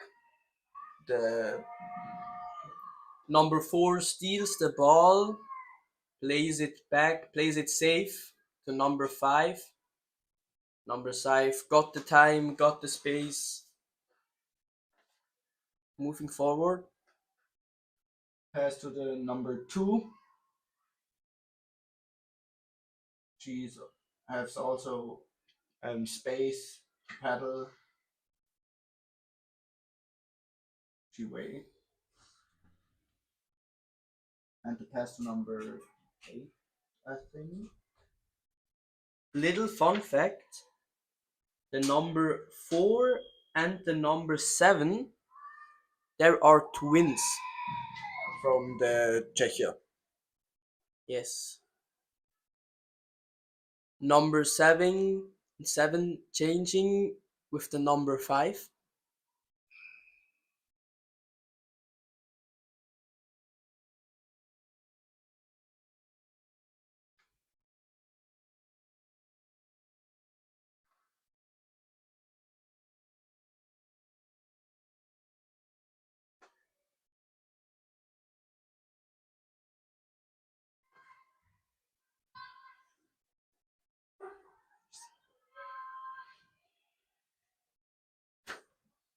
The shot under the goal From number 3.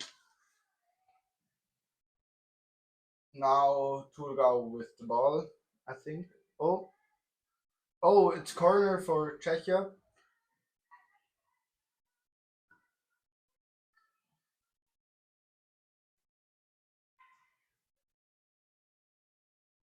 Plays it outside. Thurgau trying to get the ball. But they can't.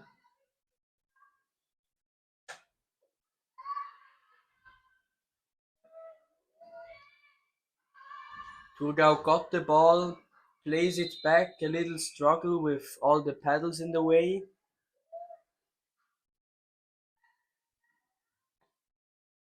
Now they got the space.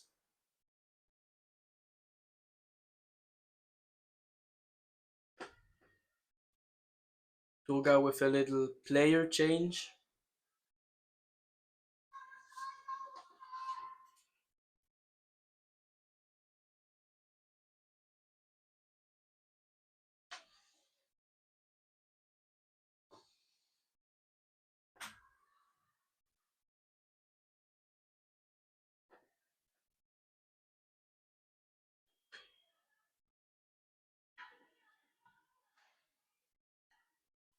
Now with the attack on the goal and the shot and the goal from number 5.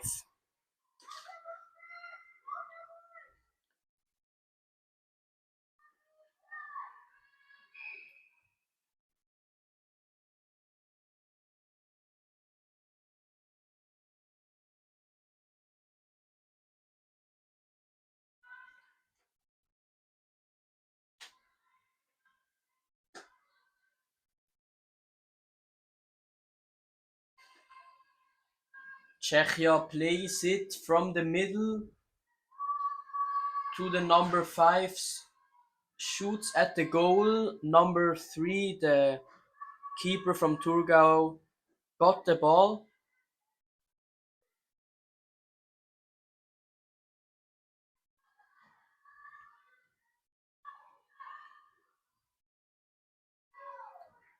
Turgau's going forward.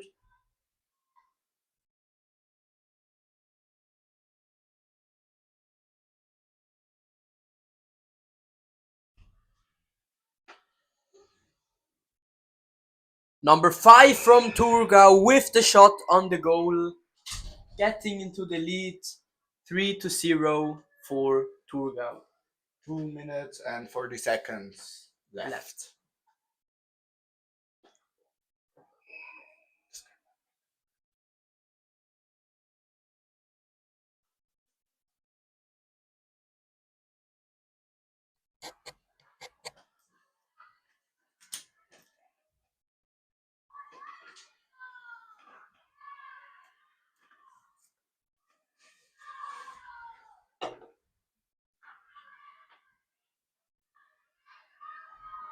That's a game between the Czech national team under 21 and the Thurgauer Wildwasserfahrer.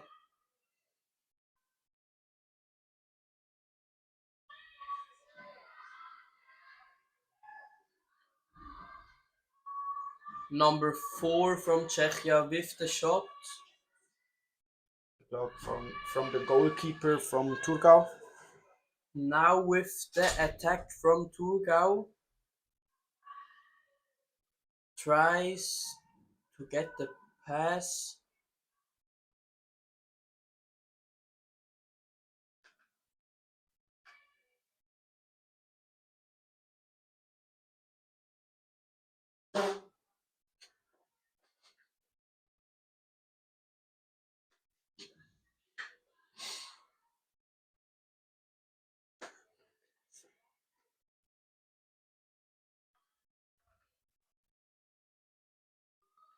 One minute left on the clock. The attack from Czech.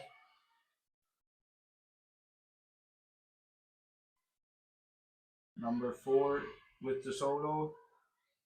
And she passes to number 6 with the shot onto the puddle from number 5 Turgau. The reset from the shot clock and the corner for Czech. Number 5 from Czechia doing that corner, plays it outside to the number 3. They got 20 seconds left. So they're trying to get the last shot on the last seconds. Number 4's going outside with the shot onto the puddle from Turgau. Turgau now with the counter. Number 5 And trying to get that, but time's over. that was with the first halftime. We see us in the second.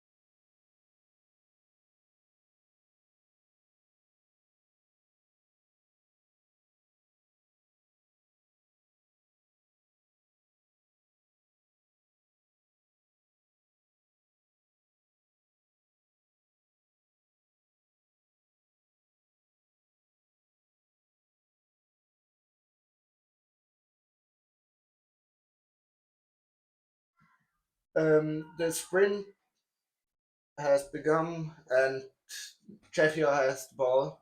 They attack now the Thurgauer defense. They play a 2-2. That means two player plays at the 6 meters line and make like a triangle, and the other two players plays in front of the goalkeeper, also a triangle, and Thurgau carries the ball with the pass to number 2 With the long shot and into the goal. The first minute was play and directly goal for Thurgau. 4-0.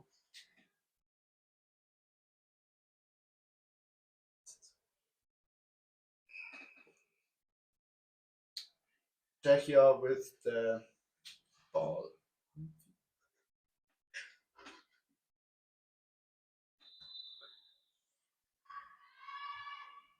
There was a foul. Thurgau with the ball, passing Number 2. forward. Number 2 trying to get the pass. Czech got the ball, plays it safe. Now with the attack. Czech have to score because they have 0. They have 8 minutes on the regular time. The shot close to the goal.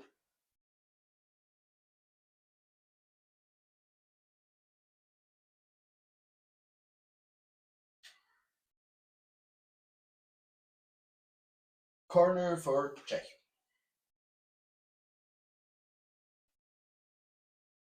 Number 4 on the corner, passing the ball to number 5. 50 seconds on the shot clock. They have time. Playing it slow, waiting on the right opportunity. Now with the attack from number 3 into the middle to number 7. Fun fact, to number 7, her favorite dino is the Triceratops. She's the other twin.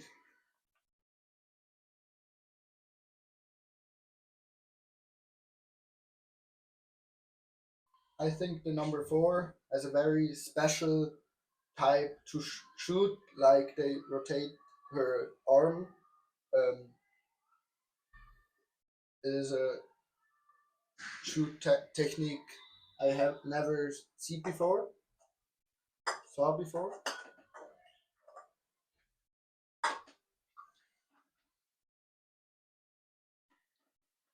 Corner for Czechia. Number 1 with the pass to number 5.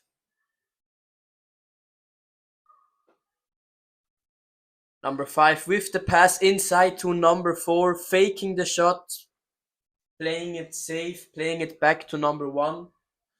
Number 1 back to number 4.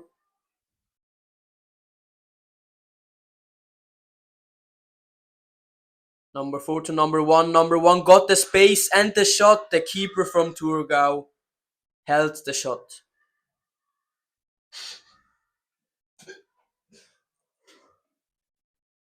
Now Thurgau with the attack.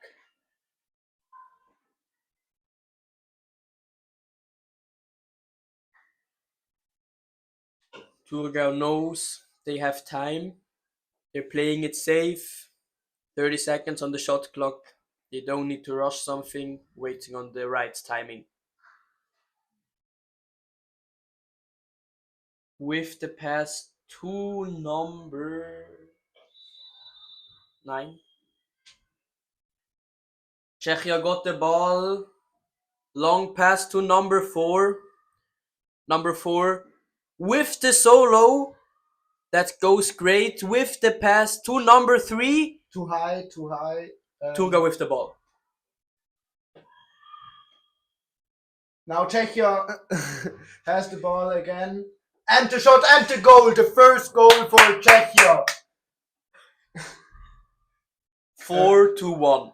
4 minutes left to play.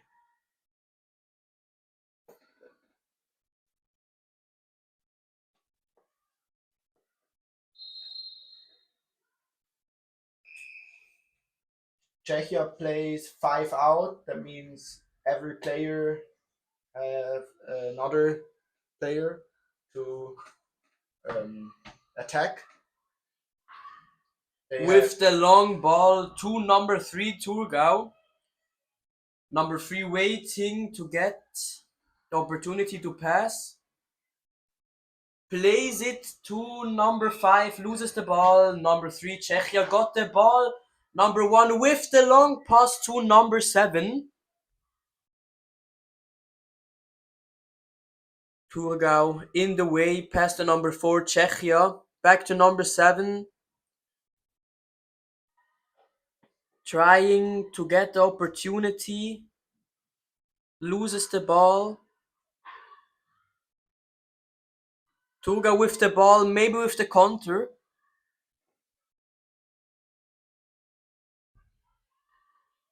Number 2 with the ball. Plays it safe. Plays it back to number 5. Czechia again with the 5 out. They had to score, and this is a very efficient tactic.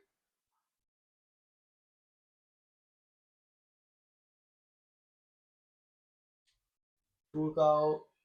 So now the Czechs are playing not the normal defense, they're playing man to man.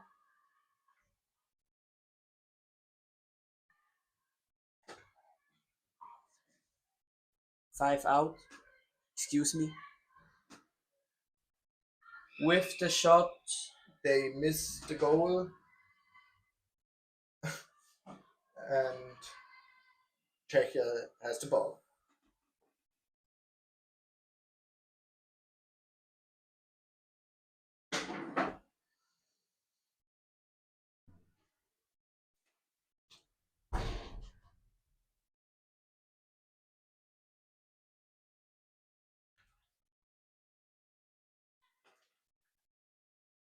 Two minutes on the regular time left.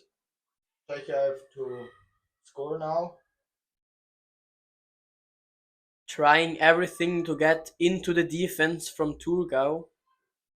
Thurgau knows exactly what they're doing.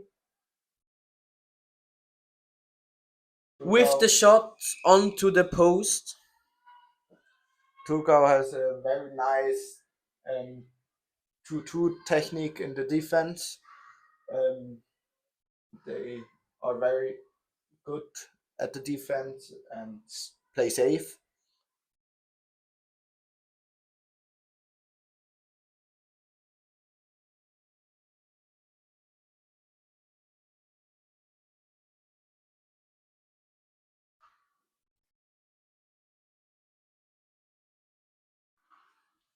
One minute left.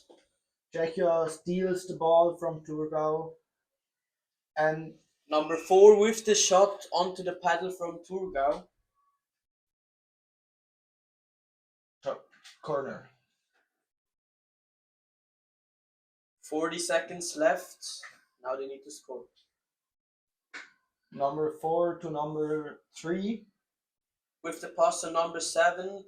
With the pass on number 1, she got the space. But she plays it back.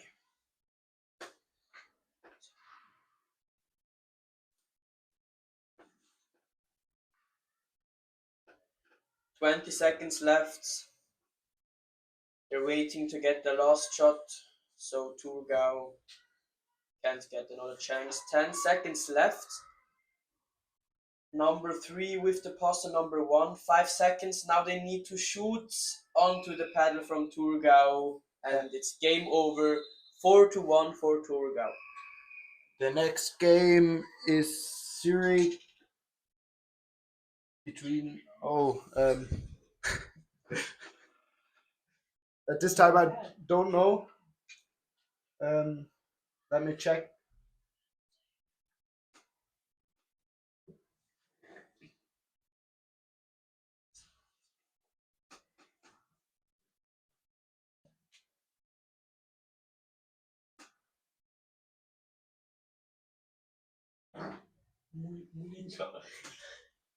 Zurich between Mullingar.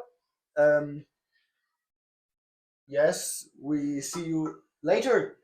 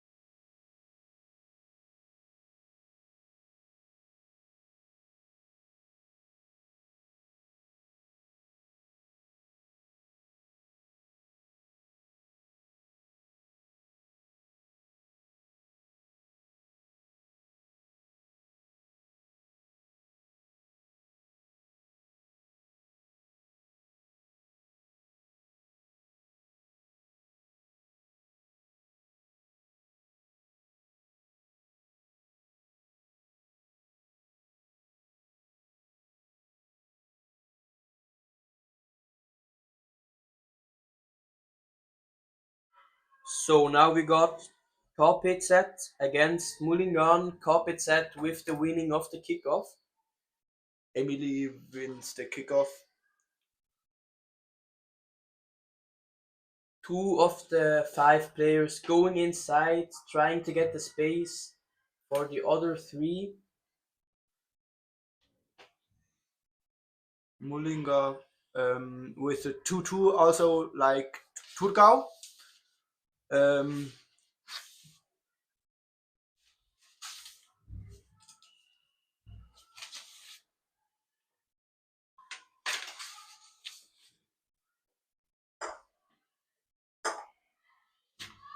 Now Mullingar with the attack.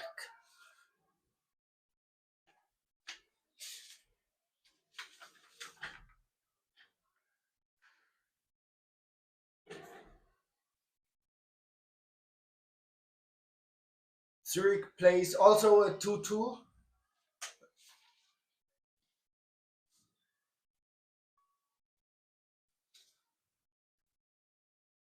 Number 2 from Mullingar with the pass to number 8. Playing the ball back.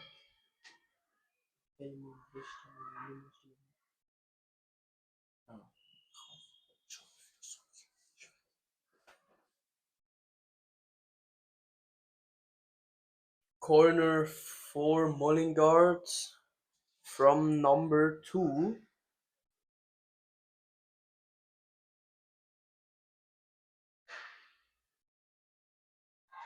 In the goal.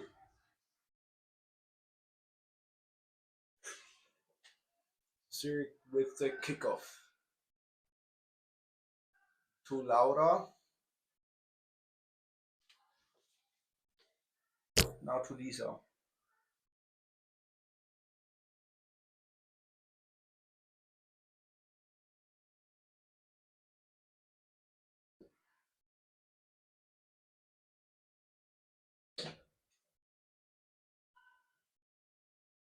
Number 8 with the shot. The rebound carried by Antje.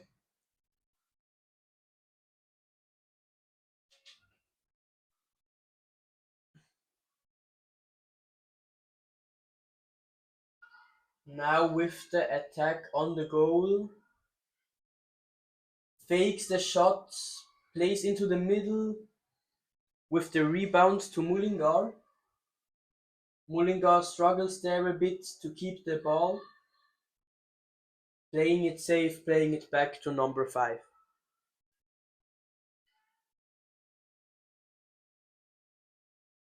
Fun fact to number 5.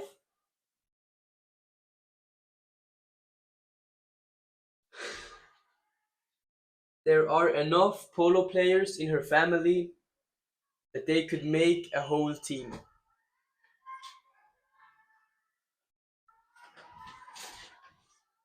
With the long pass from number 4 to number 1. Number 1 trying to get still the lead with the shot. Over the goal. Now kickoff for Mullingar.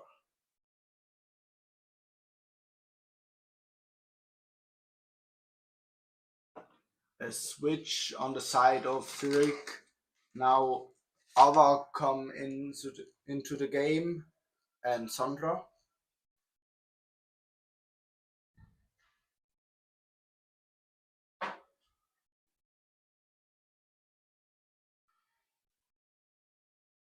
Mullingar with the attack.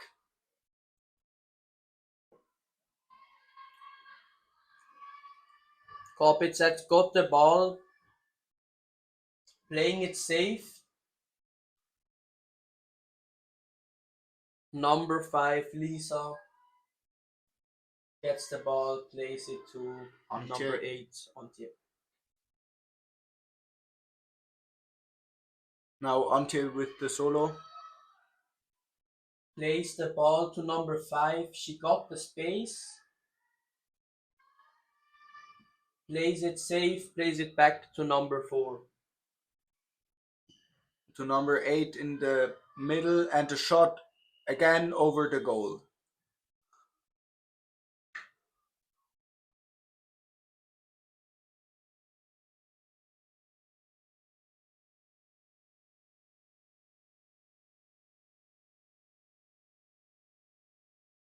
Now a small switch.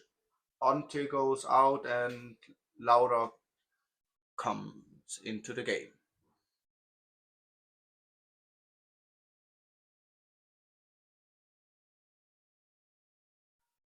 Mullingar is playing a little bit different than the most other team. In the attack, there is one person inside and 4 person outside, with the shot from number 8. Blocked by Lisa from Zurich.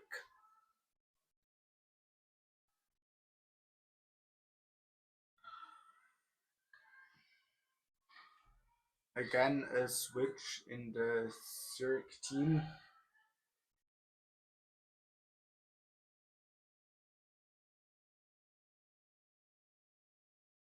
Mullingar plays the game slowly, plays the game sure. 25 minutes on the shot clock. The long pass to number 10. And now number 10 from Zurich steals the ball and play it to the number 5. The counter.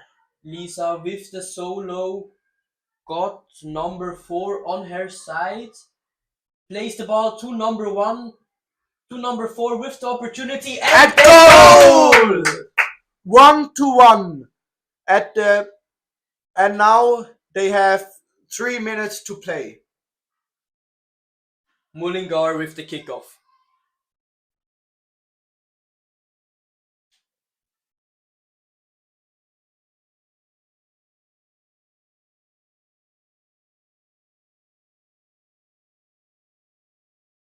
"50 seconds on the shot clock." Mullingar now have 2 players inside. They play a 2-person block. Mullingar with the attack, playing it outside. Now they try from the left side, doesn't works, and now back to the middle. To the right side to number 10 has in base. the shot, blocked from the keeper Lisa.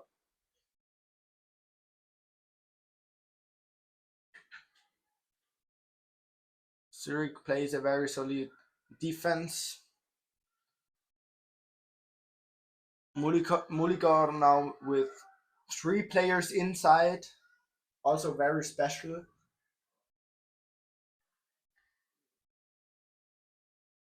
Plays it back to number 4, to number 10 again, with the shot at on the bar.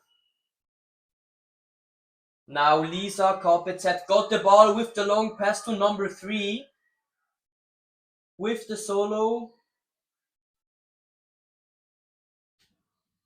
Number 10 from Mullingar can't get to the number 3 from Kaunopolo, to number 8 with the shot on the under post. Ball still inside.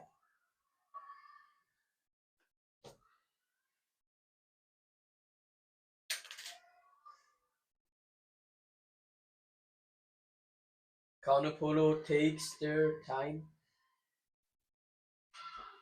They had 35 seconds at the shot clock. The reset from the shot clock and the corner for Zurich.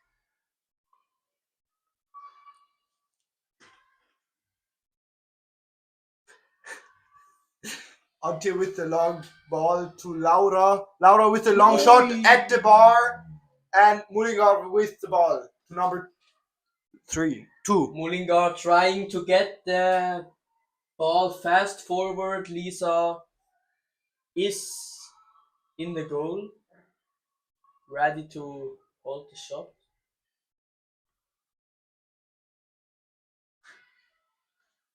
Mullingar now with the other tactic. 3 outside, 2 inside, trying to get the space. Now 10 maybe got the space. 10 gets the ball, but can't hold 10 the ball. seconds in Now this for the half fight, time. Kanu Polo Zurich got the ball. Antje with the pass onto the paddle in the outside. And finish for the first half time. We see us later after the 3 minutes break. Thank you for listening. Subscribe and like the channel.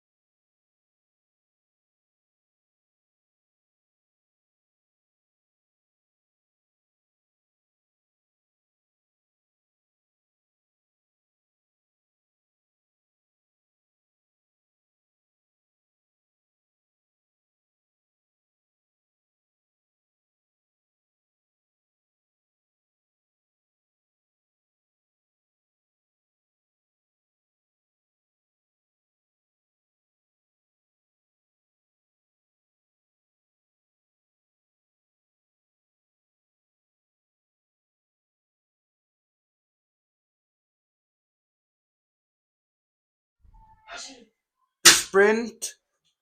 Antje loses the ball to the number 10 of Mullingar. Mullingar plays it back to the number 4.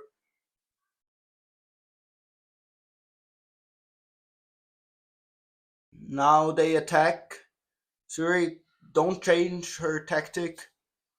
They play again a 2-2.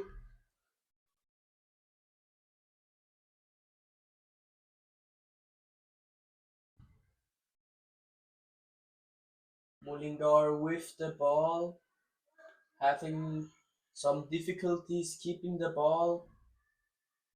Kanupolo with the pressure gets the ball to Lisa.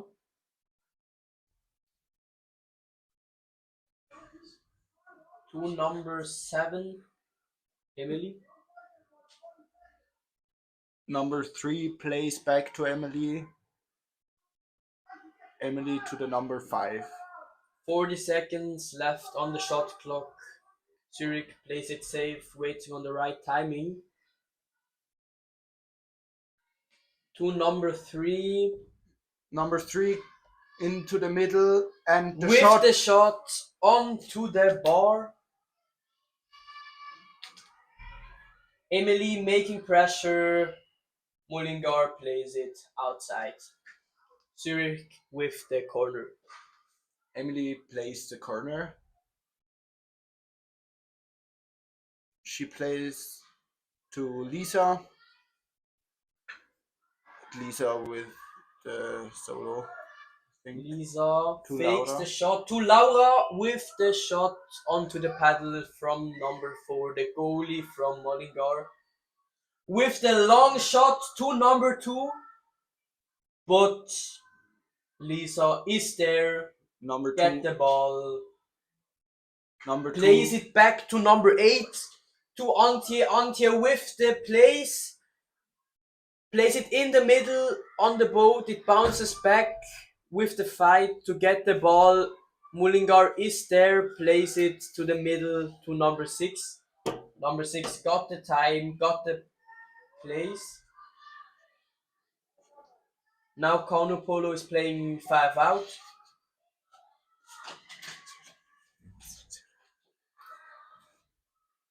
Zurich attacks the number 8 from Mullingar. Ball outside. I think it was a foul. Yes, it was a pedal foul. Number 4 with the ball.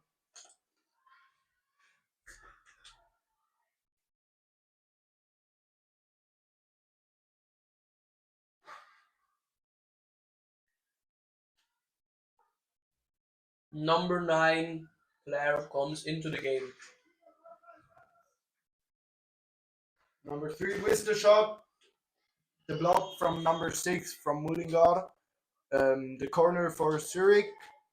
Shot clock resets and it's 6 minutes and 50 seconds play at the regular time. Number 3 from the side. With the shot into the goal from Zoe. 2-1 for Zurich. 6 minutes left. Mullingar with the kickoff, playing it fast. Number 6 going inside, trying to disturb the defense from Zurich. Mullingar with 4 out, 1 inside, waiting on the right moment. Getting the attack. Number 4 trying to get in. Number 8 with the shot, but Lisa's puddle is there. No goal. Ball still inside. Mullingar with the ball.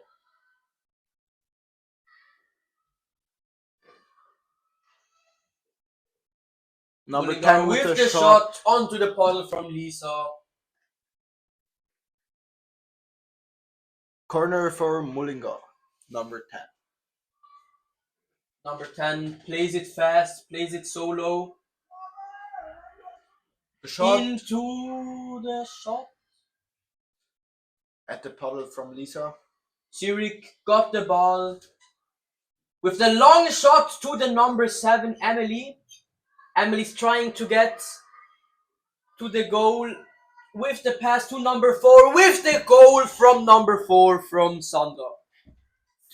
4 minutes and 40 seconds left at the regular time. 3-1 for Zurich. Mullingar with the kickoff to number 4. They now need to get them goals, have a little bit pressure, not playing 4-1, playing 3-2, 2 inside, pushing the defense away, trying to get to the goal, pass to number 4, 4 has the place.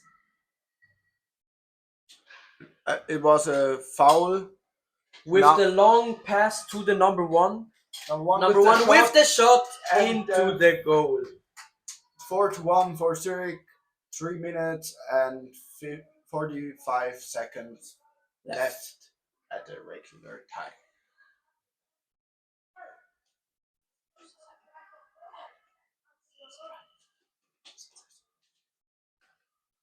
Mullingar with the kickoff again, having pressure. With the 4-1 tactic, they always changing. Now they are in the middle of the defense from Zurich, but they can't shoot because there are too many puddles between her and the goals. Number 10 from the right side to the middle to number 5. Mullingar's trying to get through the wall of the Zurich's defender, but it is difficult. Zurich with the ball. Antje steals the ball with the pass to number 1. Side changing to number 3. Sorry. To Back number to one. number 1. The shot. And the shot At onto the the bar. bar. Ball bounces back to number 5, the keeper from Zurich. Lisa. To Ava, the number 10 from Zurich. Ava is a very young talent from Zurich. Number 1 gets the ball to Zoe. Number 3 with the shot onto the defender's paddle. Corner for Zurich.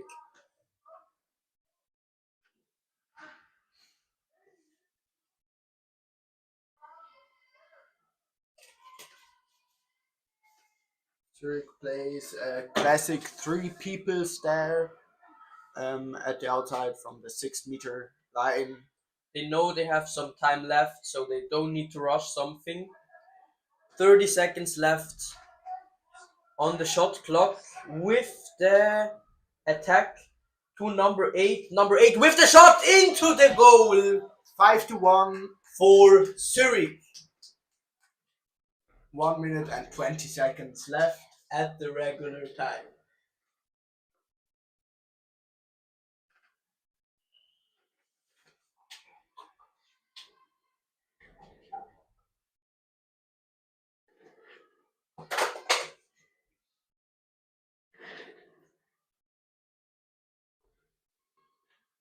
Mullingar, number 10 with the solo, passing to number 8 with the shot And into the goal. goal. 2-5 for Zurich. 50 seconds left. Zurich right off with the kickoff. Playing it slow, playing it nice.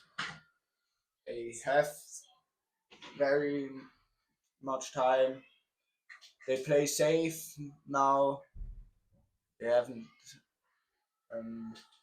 pressure. I think, 20 seconds left. I think that they take the last attack for this game. They don't need to rush something. 10 seconds left. Now with the attack to number 3. Number 2 blocks the ball. Mullingar with the ball. 5 seconds left. The long pass to number 8.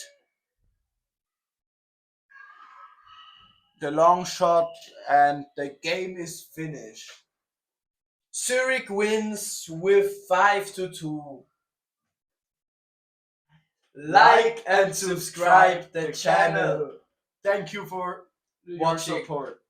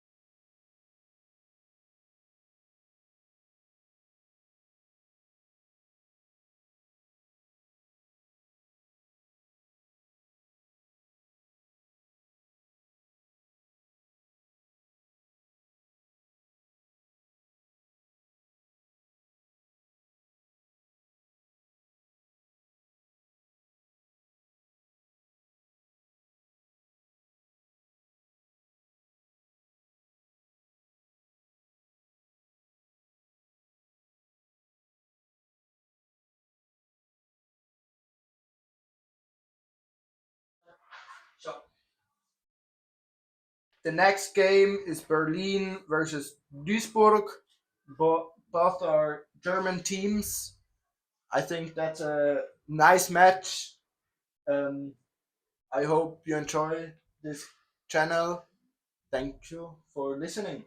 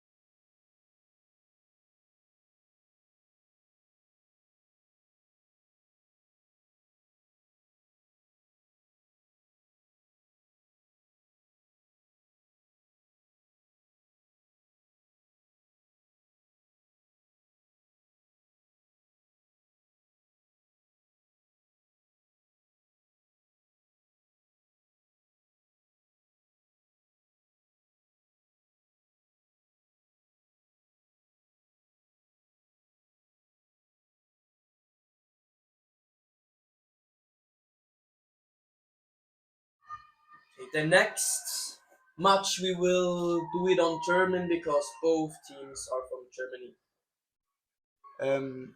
Jetzt gerade hat, ich denke, Duisburg den Ball. Sie spielen einen Doppelblock und eine Treppe außen. Genau, die Nummer Nummer 7 mit dem Angriff. Mit dem Ball kommt nicht an der Verteidigung vorbei, spielt den Ball zurück zur Nummer 8. Zu Nummer 4 hat Platz mit dem Schuss an das Paddel des Verteidigers. Verteidigerin, wenn ich dich korrigieren darf.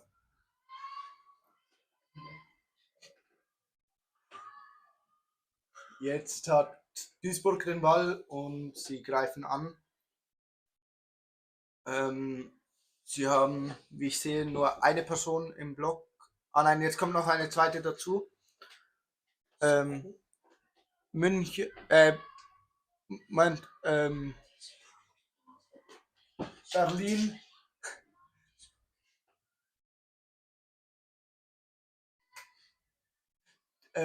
Disburg spielt eine 3-1-Aufstellung in der Verteidigung. Das bedeutet, dass 3 Spieler spielen parallel zueinander vor dem Torwart und eine Person spielt vorne und blockt sozusagen die Leute, die anfahren, ab. Berlin spielt das Spiel langsam, warten auf den richtigen Zeitpunkt für das Goal. Probieren so nah mit dem Schuss von Nummer 4 an den rechten Pfosten. Eckball für Berlin.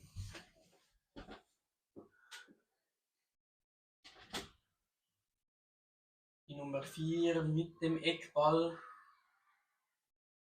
spielt den Ball zur Nummer 1. Zu Nummer 9, zurück zur Nummer 1. Sie lassen sich Zeit. Sie haben noch 45 Sekunden auf der Shotclock. Und der Schuss direkt ans Paddel des Torwarts. Die Nummer 4 holt den Rebound.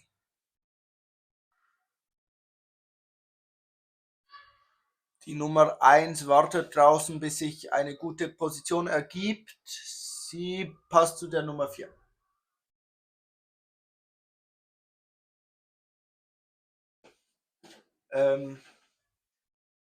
Jetzt die Nummer 1 wieder zu der Nummer 9.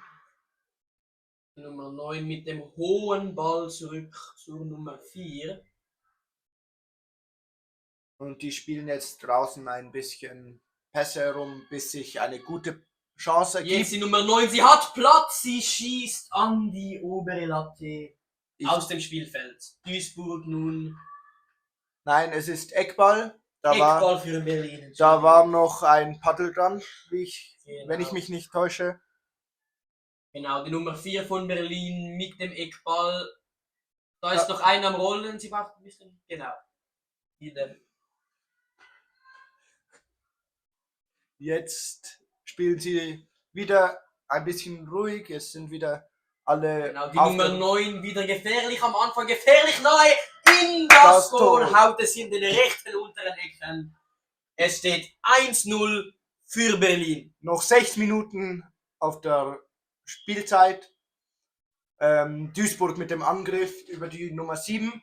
Spielen den Anstoß schnell aus, die Nummer 7. Mit dem Solo und dann doch der Pass zu der Nummer 8 und die Nummer 10. Wieder zur 8 zurück und wieder zur 7. Sehr schöne Pässe vor der 6-Meter-Linie. Jetzt die Nummer 10 greift an. Mit dem Anfahren an das Paddel von der Nummer 9 Berlin. Duisburg hat den Ball. Immer noch. Sie ordnen sich neu auf. Spielen wieder außerhalb der 6-Meter-Linie ihren Angriff. Und die Nummer 7 direkt am Anfahren. Nummer 10 und 8 folgen. Die Antäuschung. Also Nummer 8 am Paddel vorbei in die Mitte. Nummer 6 bekommt den Ball mit dem Schuss an beide Pfosten. Ball geht wieder zurück ins Spiel. Berlin bekommt den Ball. Spielt ihn zurück zur Nummer 5. Und die hat jetzt genug Zeit und Platz, um sich neu zu ordnen. Und sie greifen an. Jetzt die Nummer 7 zur Nummer 4. Jetzt die Nummer 7 und die Nummer 5 gehen in den Doppelblock. Sie probieren Platz zu machen, um für die äußeren Spieler. Sie fahren an. Jetzt die Nummer 4 alleine, dribbelt sich durch In die zur Mitte, 5. in die Nummer 5, haut den Ball perfekt in den oberen rechten Ecken. 2-0 für Berlin. Es sind noch 4 Minuten und 20 Sekunden zu spielen in dieser ersten spannenden Halbzeit. Jetzt Duisburg am Angreifen. Duisburg spielt sehr relaxed, obwohl sie hinten stehen, machen sie sich keinen Druck und jetzt direkt Nummer anfangen. 10 fährt hinter der Spielerin Nummer 4 durch. Mit dem Pass Nummer 7 fährt an. Sie hat Platz mit dem Schuss. Zweimal an die untere Latte. Und jetzt die Nummer 1 hat gerade Mühe und das ein bisschen zu hart beim Goalie. und das Timeout. Timeout wurde gepfiffen.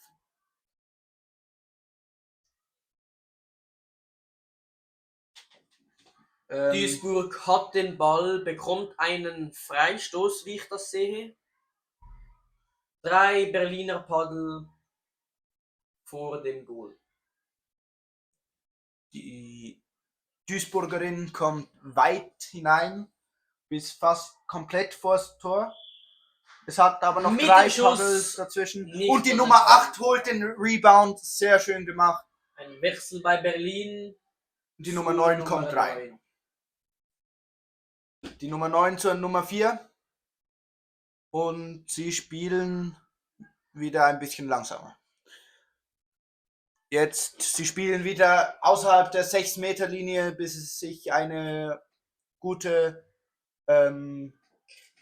Position ergibt, um zu schießen. Und sie fahren an.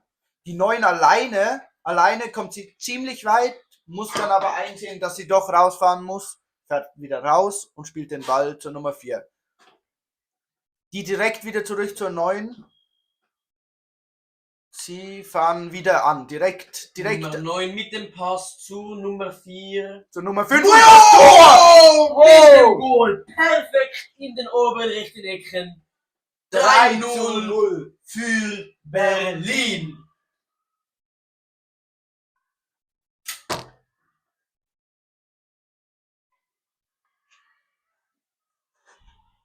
Duisburg mit dem Anstoß. Noch ein bisschen am Diskutieren mit dem Schiedsrichter.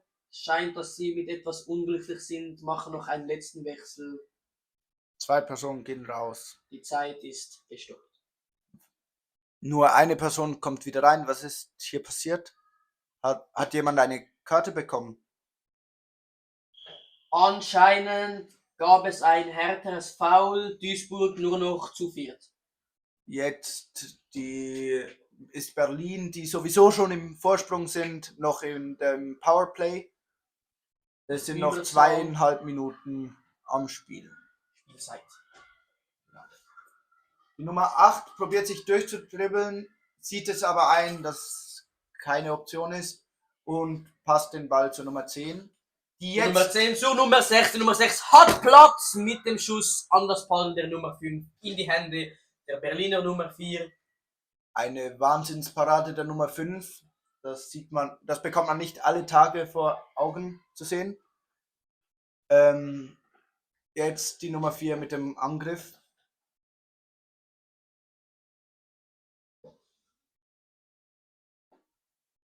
Berlin spielt das Spiel langsam. Sie wissen, sie haben Zeit. Sie wissen, sie haben genug Tore. Trotzdem nicht mit dem Schuss. Sie spielen nach außen. Die Nummer 9 fährt jetzt an und spielt zur Nummer 6 raus. Jetzt Nummer aber 6 mit dem Schuss und sie hämmert das Teil in das Goal. 4:0 für Berlin. Es sind noch 1 Minute und 15 Sekunden auf der regulären Spielzeit. Und der 5. Spieler von Duisburg ist wieder aufs Feld gekommen. Entschuldigung, Spielerin. Die Kleiner 4 Versprecher. mit dem Schuss knapp am Tor vorbei. Abstoß für Berlin. Ein großer Wechsel bei Berlin. Sie tauschten einige Spieler aus. Und jetzt greifen sie an mit neuer Energie von den neu eingewechselten Spielern. Innen. Sie fahren direkt an, obwohl sie am Führen sind. Sie lassen nicht locker und wollen das nochmals ganz klar machen, wer hier am Dominieren ist.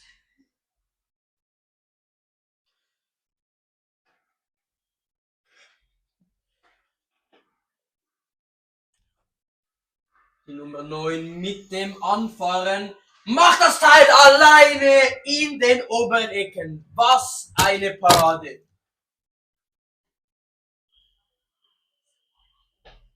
Die erste Halbzeit ist nun vorbei. Es gibt einen Zeitwechsel und eine 3-minütige Pause. Danke fürs Schauen, abonniert und liked Diesen Kanal. diesen Kanal. Bis nachher. Bis nachher.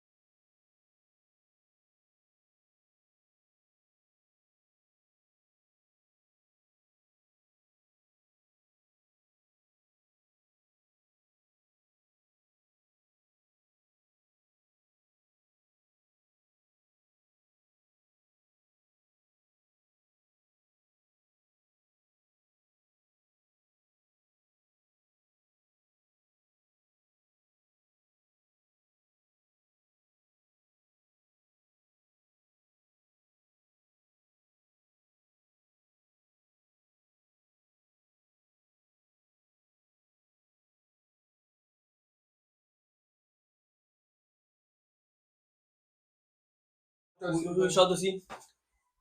Jetzt die zweite Halbzeit und Duisburg holt erstmal den Sprint gegen die Nummer 5 von Berlin. Genau. Disburg mit dem Angriff. 2 sind am Schieben, 3 draußen am Spielen. Zur Nummer 4. Zurück zur Nummer 8. Sie spielen es langsam. Sind jetzt 3 Personen im Block. Die Nummer 7 kommt herein zur Nummer 4. Sie hat Platz mit dem Schuss in das Goal. Das erste Tor von Duisburg. 5:1.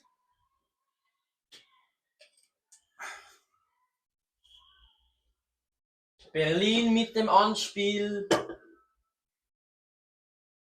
Die Nummer 9 mit dem Ball.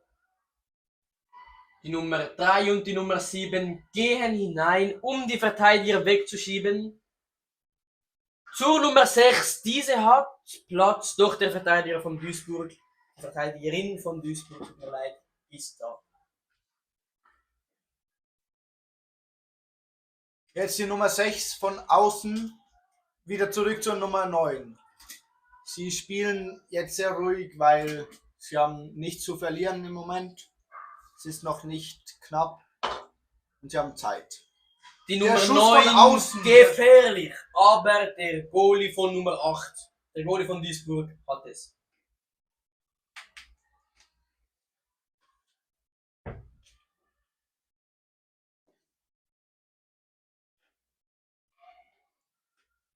Oh, Berlin hat noch kein Torwart. Jetzt ist er gekommen. Jetzt haben sie auch einen Torwart. Und direkt mit der dem Schuss an das Paddel des Torwarts von Berlin und dann direkt an den Pfosten. Und Berlin mit dem Ball, mit dem Gegenangriff.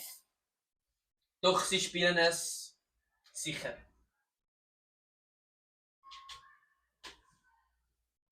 Sie haben noch 50 Sekunden auf der Shot Clock, was mehr als genug ist. Und sind noch 7,5 Minuten zu spielen.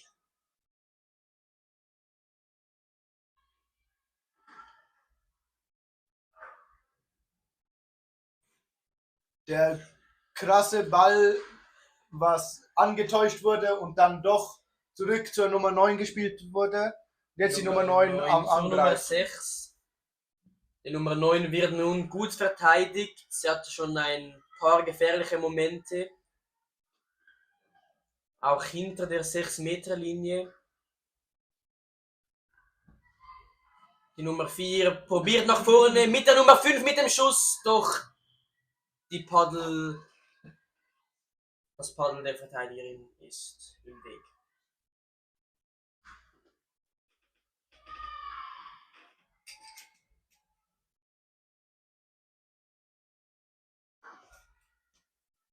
Nummer 9 zur Nummer 6.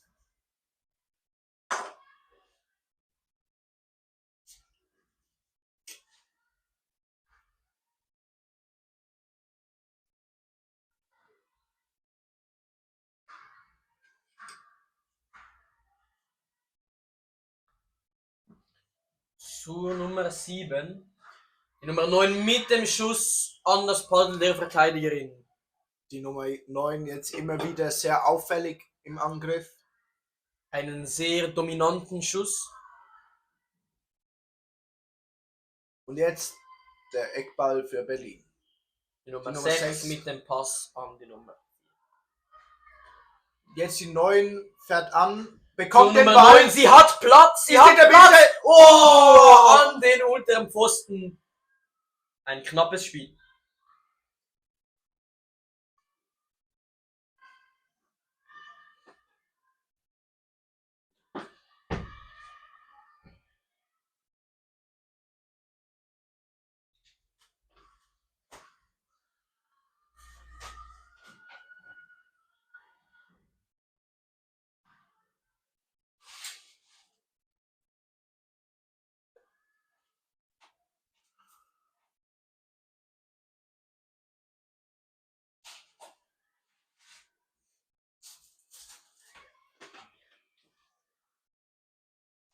Die Nummer 9 zur Nummer 8. Zwei Personen machen gut Druck in der Duisburger Verteidigung. Die Nummer 4 fährt an. Wieder zur Nummer 9. Jetzt die 8 fährt an und spielt es aber wieder sicher raus zur Nummer 9. Jetzt fährt sie selber an. Jetzt nimmt sie sich selbst in die Hand und passt zur Nummer 4. Die Nummer 4 zur Nummer 5 in die Mitte und wieder raus zur Nummer 8, die den Ball leider nicht halten kann gegen die Nummer 5 von Duisburg. Die Nummer 3 jetzt mit dem Ball und sie hat Platz. Sie geht alleine los, sie zieht los und spielt den langen Schuss unter das Tor. Es streifte gerade noch das Netz. Und Abstoß für Berlin.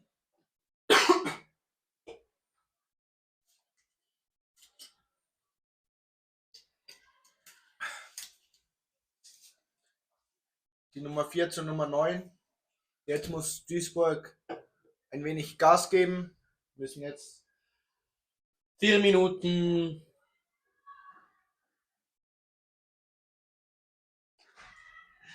und die Nummer 9 in der Mitte des Strafraums spielt ihn aber raus zu Nummer 4, da zu viele Paddel im Weg waren. Nummer 4 spielt den Ball heraus zur Nummer 9, spielt weiter zu Nummer 8. Nummer 4 mit dem Anfahren zu Nummer 9. Nummer 8 hat Platz, das Publikum hält den Atem an, doch an das Paddel.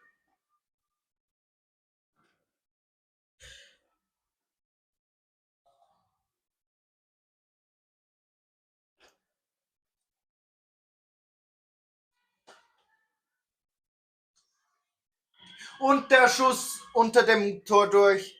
Leider. Aber das nächste Mal wird sicher getroffen.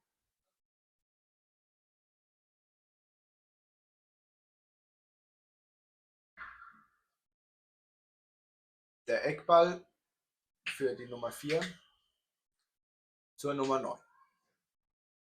Berlin konstant am Angreifen. Sie führen diese Partie an.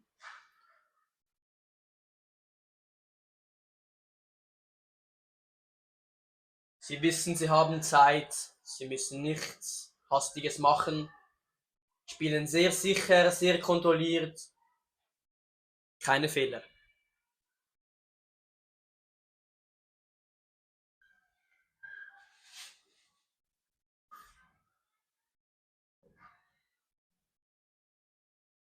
Jetzt die Nummer 4 wagt sich rein und spielt aber gleich wieder raus.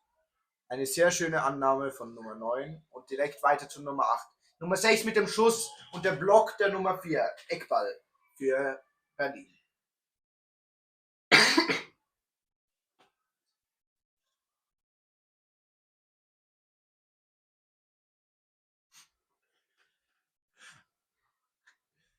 Die Nummer 9, jetzt fährt sie alleine an, spielt raus zur Nummer 4 und muss jetzt außenrum rausfahren, weil das Rückfahren nicht möglich war.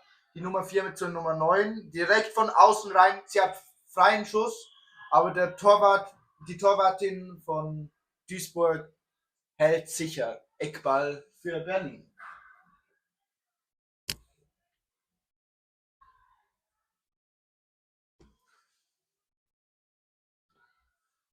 Sie sind jetzt schon seit gut 1,5 Minuten am Angreifen Berlin und immer wieder kamen die Schüsse.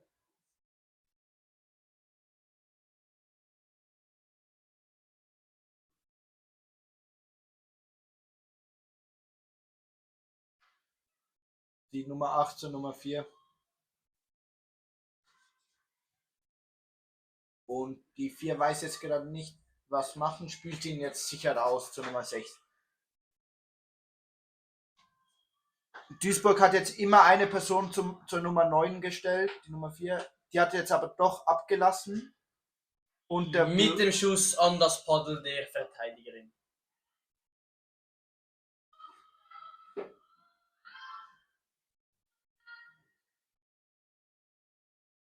Und es war Paddelfoul.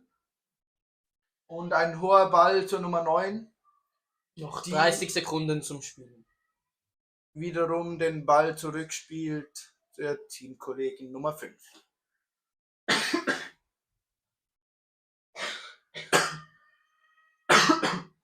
Ui. Die Nummer 9. Knapper Ball.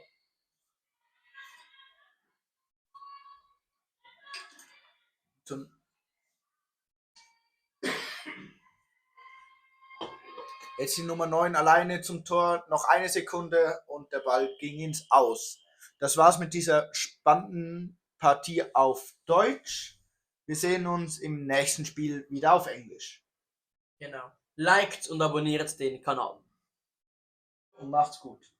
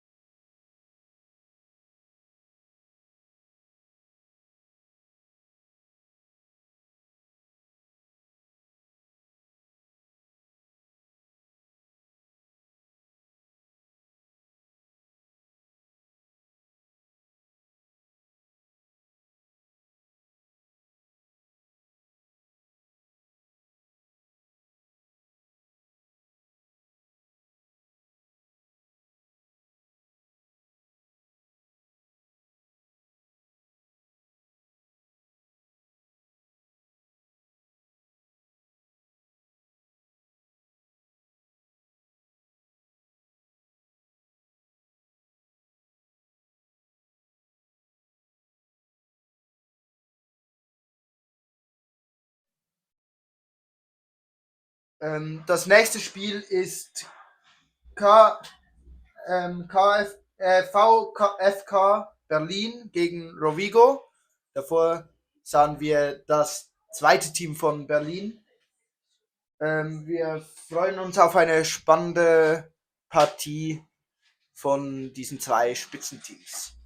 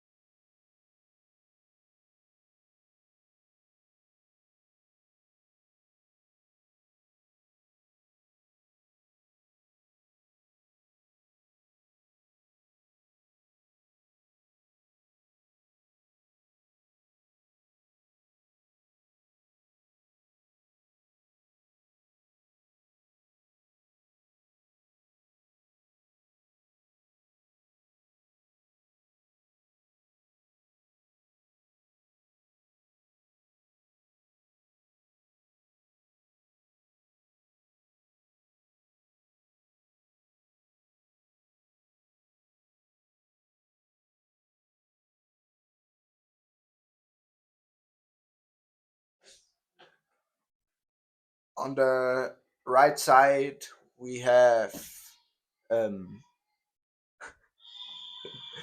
I think, Rovigo, and on the left side, we have Berlin. Berlin wins the kickoff. And the fans Are scream. screaming. Maybe you hear it in the background.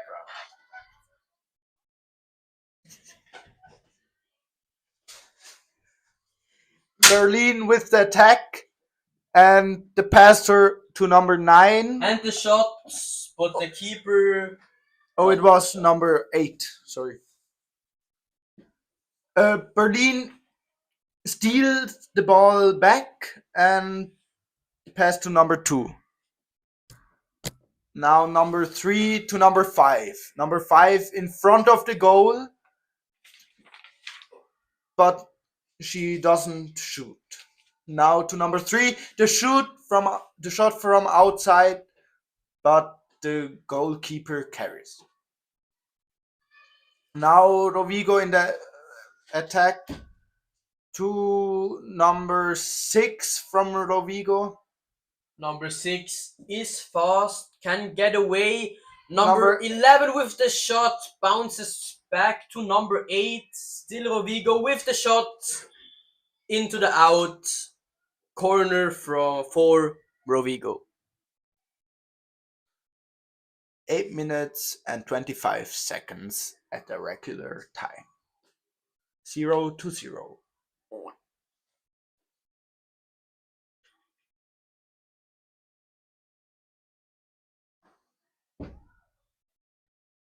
Now 55 seconds at the shot clock. Number And 2 the get shot. inside, shoots right under the bar. Kickoff for Berlin. Now Berlin attacks. Goalkeeper passes to the number 5, to the number 4. Now they pass the ball outside of the 6-meter line and they waiting for the right situation.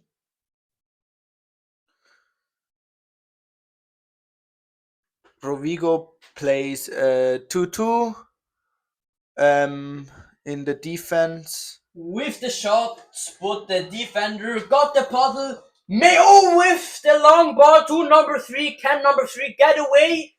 The defender are trying to hold on to number 3, but number 3 is faster and shoots the ball into the goal.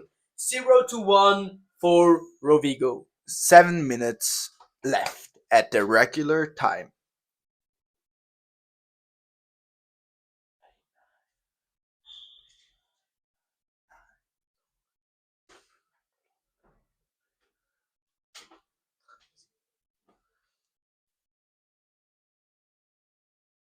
Number 5 from Berlin to number 4 and back.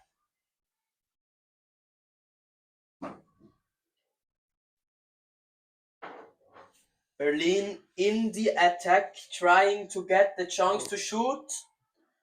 Number 2 is free with the shot onto the upper bar. Bounces right back to the keeper, number 2. Rovigo plays safe. They hold the ball back and waiting for the right situation to shoot. Rovigo in the lead, so they don't need to play it fast. They can take their time and play it safe. Now the ball back to number 8 from Rovigo. Number 8 plays to number 3 and back.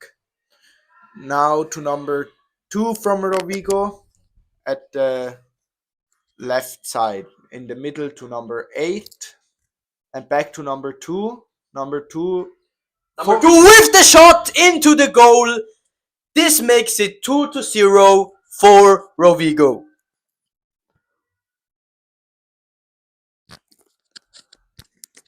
Berlin with the kickoff and Rovigo have to defense.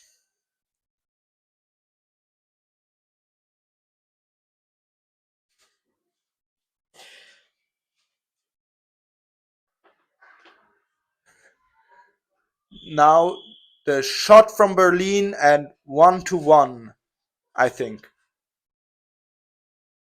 Oh, huh? 2-1. Sorry.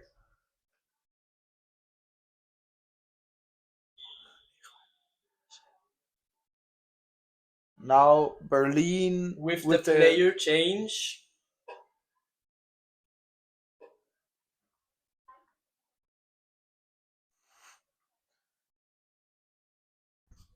Berlin attacks. They have time.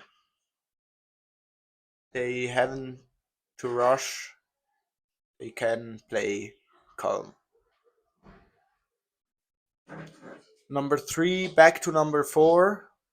Number 4 plays to the left side to number 5. She's got the space, got the time, plays it to the other side, number 3. To 4 in the middle. Number 4 into the goal, I think. No, the goalkeeper can carry the ball and Rovigo in the attack.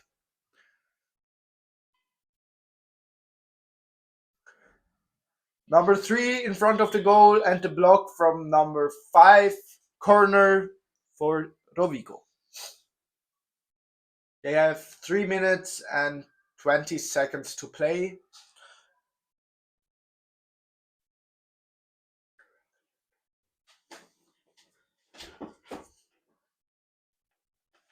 Now to number 2. To number 3. She got the time. Maybe the shot into the goal. That's Three, the 3 to two, 1. 1.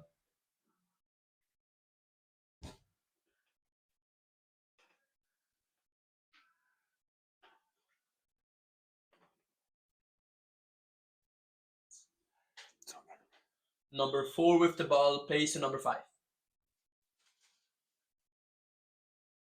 Number 2 to number 4, and number 4 to number 3. They play a one-man block, and 4 people are outside and waiting on the opinion to shoot. Now number 4 to number 3, and 3 from the right side can't shoot because there are too many pedals in the way to shoot. Now the risky ball to number 4, and the Rovigo can steal the ball. Rovigo plays slowly. They have time. They are in the lead. Now they have 1 minute and 50 seconds left on the regular time.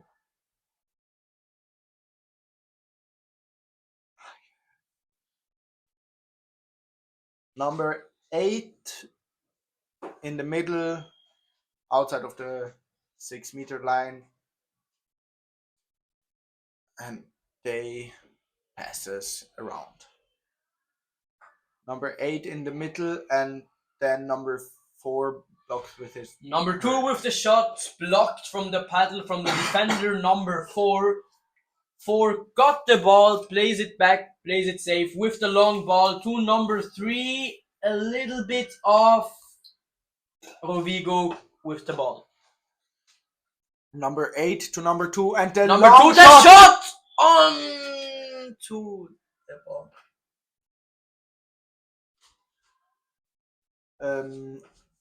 Kickoff for Berlin. Berlin plays that attack fast. They attack fast, and now the pass to number 3, I guess.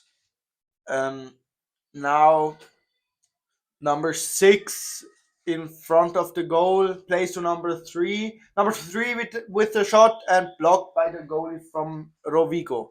Now corner for Berlin. Number 4 at the corner. Now number 4 passes the ball to number 3. Number 3 again with the shot at the bar, and number 4 carries the rebound and shoot in the out. Now Rovigo has the ball, and the first halftime is finished. Now we have a 3-minute break.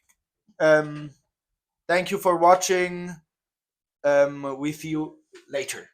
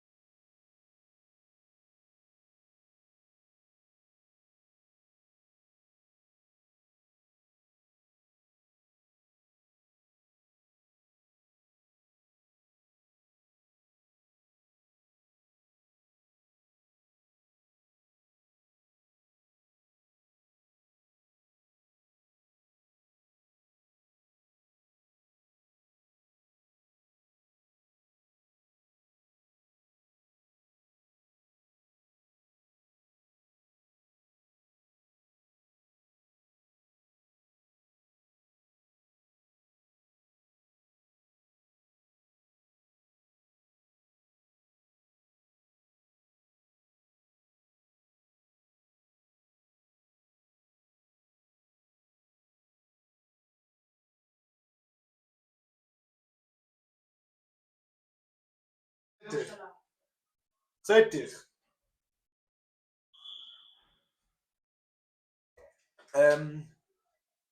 Thank you for our sponsor Peak. That's a Swiss drink brand. They make a sugar-free energy drink with four flavors. It's very nice. Thank you a lot.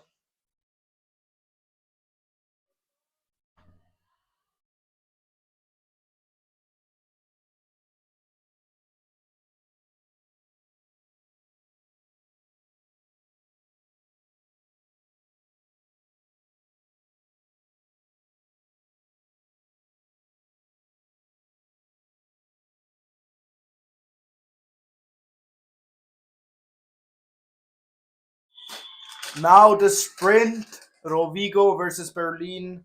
Hello and welcome to this new halftime. Rovigo win the sprint and attacks directly. Now the number 11 in ball possession, and Rovigo have time to shoot the goal.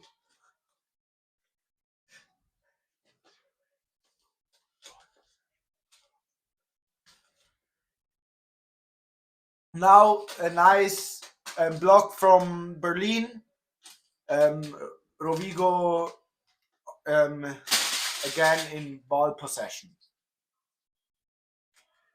Number 6 from Rovigo at the right side to number 2 in the middle, and back to number 6 with the shot in the corner from the goal from Berlin. 4-1 for Rovigo.